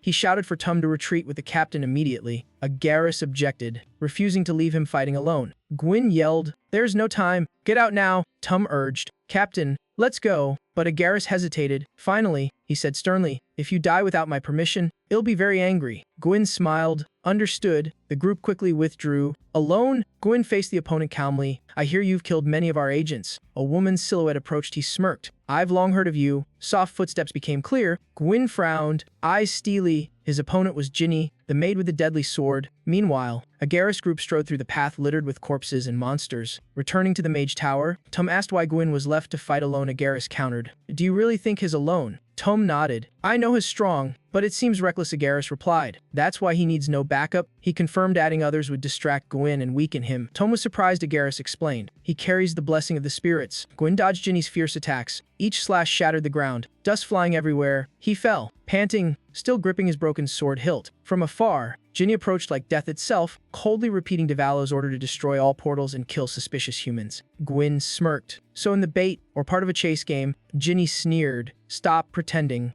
You're just stalling for your teammates to escape." She darted in front of Gwyn, sword flashing, questioning, "You think I don't know?" Gwyn panicked but managed to turn and block. His sword broke in two, clattering to the ground. Ginny frowned, murmuring, "You fight well, human." Gwyn smiled defiantly. He shouted, "Old spirit buzz." A vibrant green light exploded across the area. Ginny landed lightly, cautious, realizing this opponent was no novice. He had just gathered mana. The space trembled as a giant hand of earth appeared. At the same time, shimmering blue wind and water twisted through the air. Before her, two colossal spirits radiating immense energy appeared, hinting they were high-level spirits. The earth spirit, head ablaze, slammed a thunderous punch. Ginny lipped to evade, body twisting midair, but the water spirit countered immediately, combining with shattered earth for relentless attacks. She sneered, seeing them as mere child's play, easily nullifying them. As one attack dissipated, another struck. Leaving no pause, Ginny pressed on fearlessly amid the storm of magic. Massive rocks crumbled to dust under her power, far beyond human capability. Gwyn raised his sword, chanting, "Ludica." The ground trembled violently. Ginny sat amid the rubble, eyes calm, observing. She looked up as a strange light flared in the sky. Before her swirled a massive stone storm. "Phone that bitch," a destructive whirlwind devouring everything. Ginny realized Gwyn used massive mana to seal off the entire area. His voice echoed through the wind. "This is the price for those who dare to underestimate humans. Stay down, monster." Yet Ginny stood in the storm, calm amid the whirl. Her mana so immense she controlled two spirits simultaneously. She smirked. "Interesting. Human." In her hand, a curving spear radiating purple light appeared. Scene shifts to the Kanyai hideout. A woman worriedly says, "Wait, Bortros." "I told you already." Bortros snapped. "You want me to sit still? At least do something." The girl replied, "You're not recovered yet. You'll die." He froze, seeing three men in the camp preparing to leave. The girl shouted, "Captain, stop Bortros. He's not well yet." But Bortros insisted, "I'm fine." "Don't stop me," the captain sternly said. "Don't be reckless," he ordered. "There might still be survivors." I'll head to the strike team and the mage tower to open a rescue path. Raising his weapon, he shouted, "Strike team begin lock Diana. Prepare to depart." The rallying cry echoed, "Drive away the monsters that destroyed our homeland." The girl shivered, calling, "Captain." Suddenly, someone shouted, pointing. "Look!" A giant creature emerged, guarding the Kanyu range. The girl sighed in relief. "Good, it will help us fight." But Bortros turned pale, shouting, "No!" Startling her. His eyes widened in fear, voice trembling. "It can't be. That's not a guard." The bear raised its massive hands, ready to strike down. Bortros screamed, "Run!" Quickly, a terrible quake erupted, the ground splitting, everything flattened. Minutes earlier, in the burning city, a voice echoed like hell's judgment. From the mirror, a mocking voice accused Devallo of orchestrating everything. He shouted angrily, "Who do you think I am, fool?" Batrike began analyzing the artificial creature, claiming only the Empire's Alchemy Association could create it, possibly once allied with Demon King Mammon before betrayal. He asked if Devallo understood the consequences if humans killed a Demon King. He said they behead the Demon King and display it in the square. Devallo, bored, yawned. "Another tedious story." Batrike sighed, thinking it was just showmanship. Meaningless. Devallo replied, "I can't understand what they're thinking." He speculated that if humans created artificial creatures and released them into towns, there must be a deeper plot. Devallo recalled searching for Ginny and encountering an artificial creature that could fly. Impossible, as he had destroyed all original data and materials. Batrike shouted, "Just suspicious. At this rate, in a few years they'll make something as strong as Ginny." Devallo turned pale, swallowing dryly. "That is kind of frightening." He leaned back in his chair, grumbling, "I'm tired. Can we leave it, or should I just blow up the whole village? Batrike agreed, surprising Devalo. Really? Really? They won't stop after experimenting on a demon king. He stressed that humans are surely monitoring Agria and even know about Devalo. Shifting all blame onto him, Devalo smirked. Fine, if that's the case, I'll just follow their invitation. Don't regret it. Batrike laughed slyly. Then let's erase this town from the map. That command summoned Gollum, turning the peaceful land into a fairy red hell. Agria and Sun stood nearby, silently listening as Devalo spoke of that decision. When he declared he could destroy everything, they burst out laughing with excitement. Watching the small town burn, Devalo murmured in admiration. Apocalyptic chick. He noticed humans gathering, making tracking their magic easier. Agria fumed as Sun got too close. Suddenly, a fierce mana surge made Devalo whip his head around. He whispered. Gwyn's storm reveals a major mana core and 2 high-level spirits. Ginny faces a tough foe. Smirking, he said, if they're that strong, Empire leaders must be hidden there. Agria replied confidently, relax, I've got the main gate in sight. It turned out she used magical butterflies as seasonal signals. She patted her chest, boasting she was ready for the task, leaving Devalo speechless. Wrong direction for the gate. He praised the group, then removed what he was holding, a huge golden bell. He suggested starting to see what's interesting ahead. After some deliberation, he chose the massive tower as the target. Dee and Lo agreed and tossed the bell. The bell hit hard, toppling the tower. Tom hugged Agaris to protect him. Everyone panicked, shouting, was that the ancient monster? Seeing the tower fall toward them, they yelled to block it. The group quickly combined efforts to form a magic shield. The tower crashed onto the glowing protective circle. A mage said they needed to gather mana into a temporary core, taking 10 more minutes due to the tower's collapse. Agaric asked Tom when the curse force would hit. He said about 5 minutes. Agarith worried the core wasn't fully broken, but Gwyn was weaker than Devalo, likely doomed. Suddenly, Tom requested permission from the captain to return the teleport point. He vowed to bring Gwyn Historia back safely. On Gwyn's side, he realized spirit power isn't omnipotent. He looked at his hands, noting sustaining the mana-costly recovery pillar would be draining. Confident, he relied on the magical storm to dominate. Ready to use the Earth Spirit to block enemies, he affirmed his goal wasn't just a temporary win. Standing firm with determined eyes, had only yield when mana ran out, but then his upper body collapsed while his legs stayed upright. Winston was stunned, not understanding what had happened. A curved sword fell from the sky, like a legendary weapon from ancient tales. His eyes reddened, mouth trembling, asking why. A monster attacked, slicing him in half with its death fang, a masterpiece among Thirdaziks. Yuanan died, and 2 spirits vanished with him. He tried to whisper, asking how this could happen. Ginny said the sword could stretch 10 meters and pierce magical winds. She stepped closer, explaining he was blessed and protected by a spirit, yet even rescued. Survival was unlikely after being cleaved. She coldly drew her sword, murderous aura blazing, ready to finish him. A voice called out, dubbing her a blood-soaked maid.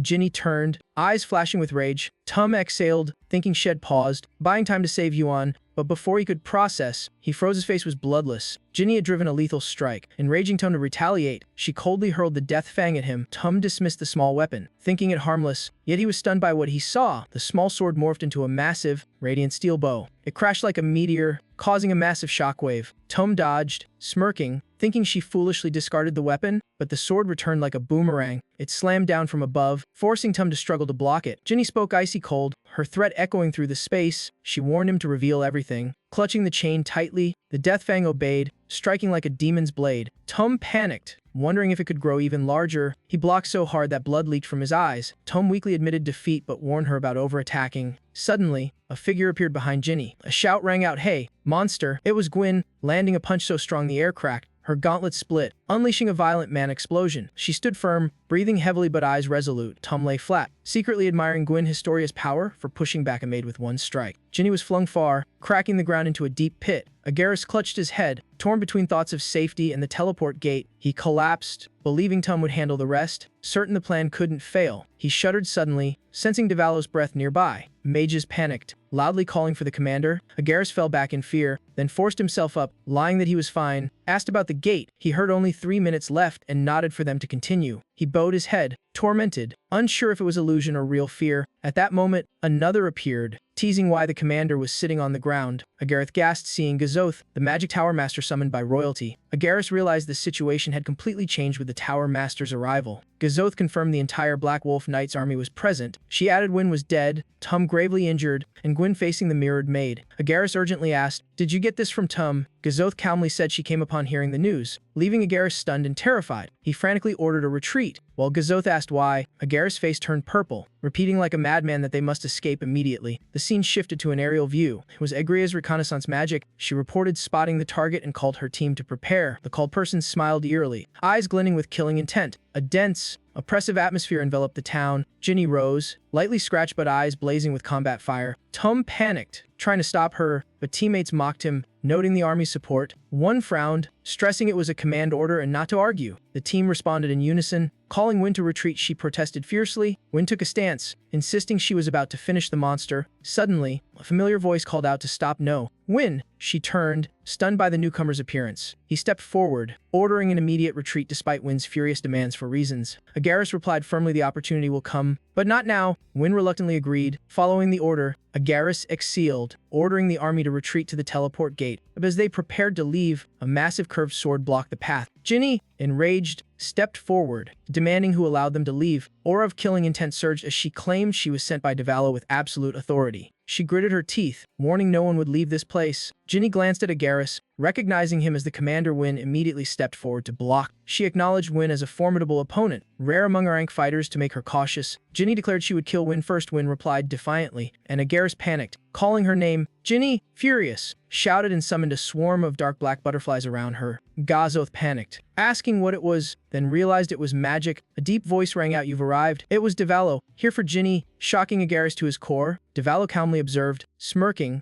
"This place is lively." He ignored Agaris trembling nearby. Devallo's killing aura surged, a horrifying image of his true form appearing behind him. He looked around, smiling like meeting old friends, calling out each person by hair color and title. Agaris choked. Recalling Devallo's past threats, Devallo continued, "Interesting fate to meet again under these circumstances." Agaris wondered why Devallo didn't massacre the city but came to them instead. At that moment, Wynne suddenly called Agaris' name. He knelt, fawning, asking Devallo about his health in a servile manner. Devallo flatly said no need for meaningless etiquette. Agaris hastily explained, trying to shift blame, but Devallo interrogated him instead. He stammered excuses about investigating, promising cooperation if spared. Devallo silently pondered. The tension was like a taut string, everyone holding their breath for judgment. Devallo's gaze was icicled, piercing their hearts. Then he turned away, casually saying, "Do as you wish." Devallo sighed, telling Ginny to retreat with him. Looking wary, she quietly agreed, "Yes, master." While others panicked, noticing her bleeding, Agaris grinned slyly, sweat dripping. Wondering if the plan would succeed, he watched Devallo's figure fade. Feeling elated, his smile widened as he silently cheered. Everything's going smoothly. Suddenly, Devallo appeared beside him, coldly asking, "What are you smiling at?" Agaris panicked, falling back, stammering, "Since when were you there?" Wynne ran over in terror, shouting. Devallo looked down him like an insect, voice full of disdain. "What do you think?" Agaris trembled violently, sweat pouring like rain. Devallo threatened in a chilling tone, "Did you think I'd let this slide?" The air froze, no one dared move. Wynne shouted Agaris' name, trying to break the fear gripping everyone. Devallo spoke grimly, referencing an old debt at Restar, but this time it would be different. He glanced at bleeding Ginny, his eyes growing even colder. He pointed forward like passing a death sentence, especially at Agaris. Agaris felt as if death stared him in the face. An arrow flew, but Devallo bent it midair with magic. The green-haired person shouted, "Wynne!" Agaris turned, startled. Wynne had pulled him from danger. Panting, asking where they were headed,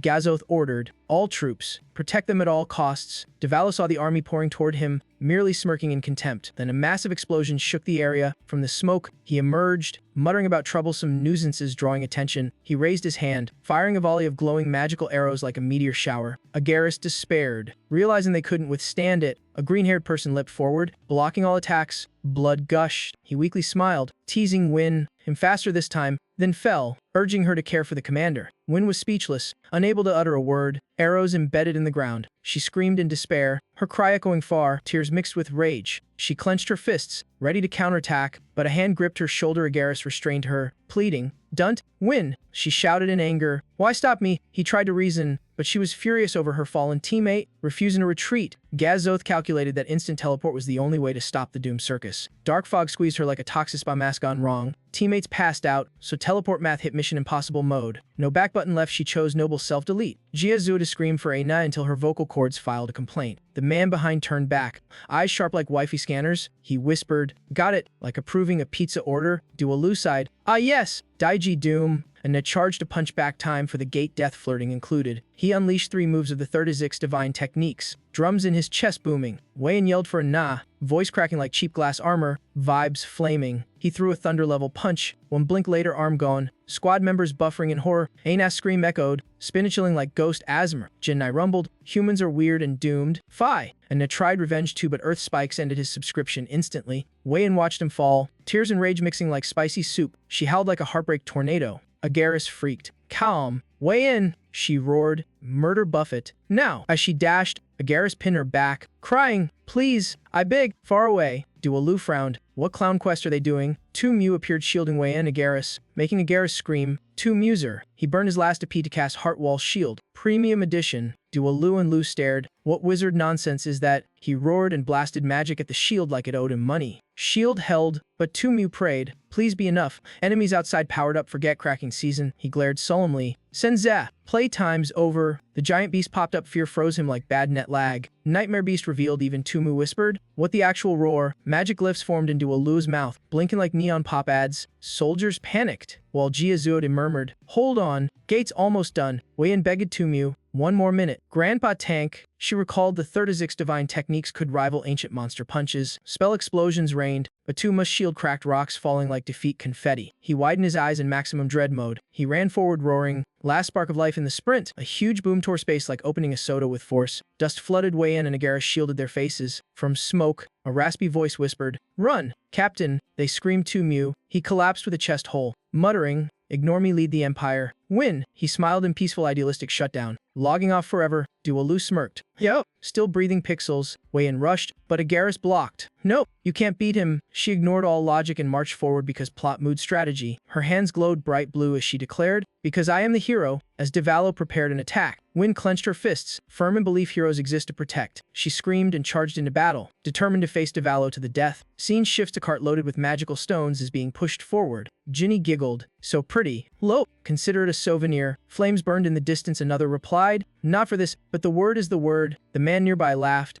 As long as it's useful. Devalo held a magic stone. Coldly, that golem is a good puppet. When drained, it recharges. Next time, Eel send it back out. Ginny glanced. It must take you a while to reveal your true form too. He gripped the blue stone. Solemnly can't waste this intriguing toy. Thinking of the chaos he caused, Devalo smirked, not an ordinary human. Eyes icy. He hissed, killing them now would be such a waste. Scene shift to a silent, dark forest. A blue petal gently fell onto a black coffin lid. A small figure stood still, silently watching the graves of fallen comrades. It was Win, in white, holding a blue flower, face heavy with grief. A voice echoed, remember the battle against the great beasts. Win, the newcomer continued, only 4 lost and 1 artifact thanks to you. Invalistic of the Black Wolf Knights. Win trembled, eyes closed. Chokin, I know, but my heart still feels heavy. Jiazuode approached, sadly smiling. That flower is beautiful. Win, everyone is grateful. She only bowed, eyes covered by self-blame. Tears fell endlessly. She sobbed. Everyone must hate me. Memories of her teammates surfaced. She choked. I wish it'd come sooner. She continued to blame herself. If I were stronger, that maid wouldn't have won. Biting her lip, she whispered in despair, if only I were strong enough. Tom's figure flashed before her, sparking renewed determination. She shouted, if only I were strong enough, I would have saved everyone. Her voice faltered in sorrow. If only I... Jiazuode interrupted, eyes firm, then you will defeat him. Win, I believe in you. Because of that faith, they fought to the end. He murmured. He sat, holding her gently, voice soft. Let go of the past. Win, live on for them. Win cried, clutching Jiazuode, pain exploding. The blue flower remained in her hand, trembling but unfallen, petal detached silently, foreshadowing future events. Scene shifts to the room where Agaris is sheltering. He sat dazed, confused at his own survival. He couldn't understand why Devalo spared him. In memory, that moment was the perfect chance to finish him. Back at the battle, Devalo and Yun prepared lethal strikes. Suddenly, thick blue light filled the space. He sighed. Teleport magic intervened again. They activated the massive windhead ritual named Gazote. Devalo called loudly toward the black-haired youth. He returned to his true form, looking down arrogantly, then laughed, as if victory was already in hand. Agaris felt the ancient monster seemed to be sending him a message. He exhaled heavily, aware of being watched, unable to investigate further. Even attending subordinates' funerals was impossible, leaving only reports. Suddenly, he staggered, vision blurred, eyes throbbing as if about to explode. Holding his right eye, he hissed in frustration, unable to comprehend what was happening. He shone a lantern, reassuring himself it was probably just exhaustion, but then Devalo's violent gaze appeared behind him, filling him with terror. He collapsed, everything fading into darkness. At dawn, Gazot panicked seeing Agaris unconscious, calling urgently for him to wake. Agaris dazedly asked how long he had been out blood poured, and Gazot shouted for a medic. Only then did he realize Devallo hadn't truly helped, holding his right eye. He cursed the traitor. He recalled the prophecy leaving only 6 months to live. His gaze turned eerie. Beneath Gazot lay countless shattered fragments. She bent down, wondering if the hallucinations were worsening. She reassured herself at least she could still see. Dark aura began spreading around Gazot, strangely ominous. She swept away the debris, lamenting the illness hadn't eased. Seeing her scarred face, she angrily confirmed Devallo as the culprit unforgivable. Diva commanded solemnly keep my condition secret. Even from Gwyn, before I fall, the apocalypse must be complete. Gejot accepted, promising to rebuild the Legion and recruit talent.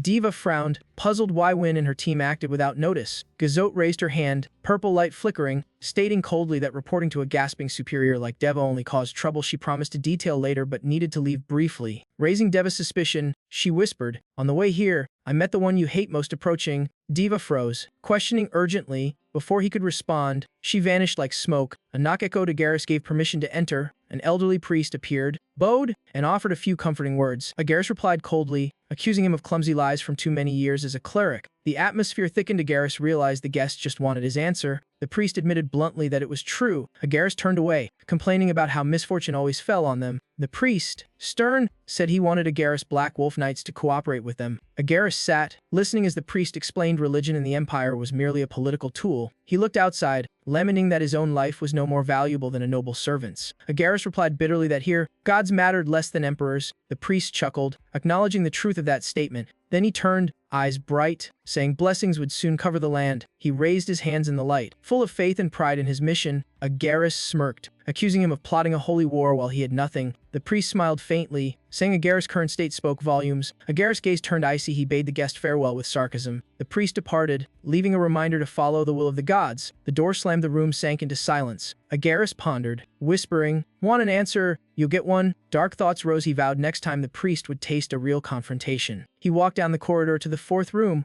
Bashik waited, eyes solemnly fixed on Agria. The ground trembled, massive tree roots bursting up violently. Bashik told her this would now be the area she and the summoned demon were responsible for, leaving her stunned and asking again. Upon confirmation, both leapt in joy. Agria screaming in excitement, she hugged the demon, eyes shining as she realized it was the core of the great city of He and You. Amid a dreamy rain, she imagined rebuilding the castle inside the room, excitedly discussing decorations with her companion. Bashik smiled. Please, she agreed. Deva curiously asked if he liked it too. Bashik replied casually, of course. Its precious boss picked a formidable gatekeeper. Diva nodded, guessing correctly he meant High Sun. He added that just having the demon orb here was reassuring enough. He slowly noted it never named it, and Bashik recalled Agria brought it. Deva confirmed she even named it. Bashik chuckled, praising Agria's choice of subordinate but calling her naming special. Deva agreed, noting she likely didn't know its true identity. They looked over to see Agria playing with the demon orb, yelling as it hid something in its mouth. Spit it out. Bashik commented it wasn't the right time for the truth. She'd understand eventually. The door burst open. Ginny appeared, reporting the golem in room 3 was set up, its mana stone energy perfectly concealed. Diva patted her head, praising her efforts, making Ginny blush and thank him. Patrick sighed beside them, noting this scene repeated endlessly. The two still intimate as ever. Ginny could only force a smile. Bashik groaned, saying watching it was like an old headache resurfacing. He grumbled he couldn't take it and wanted to get straight to the point. While Deva asked confusedly, the point is what?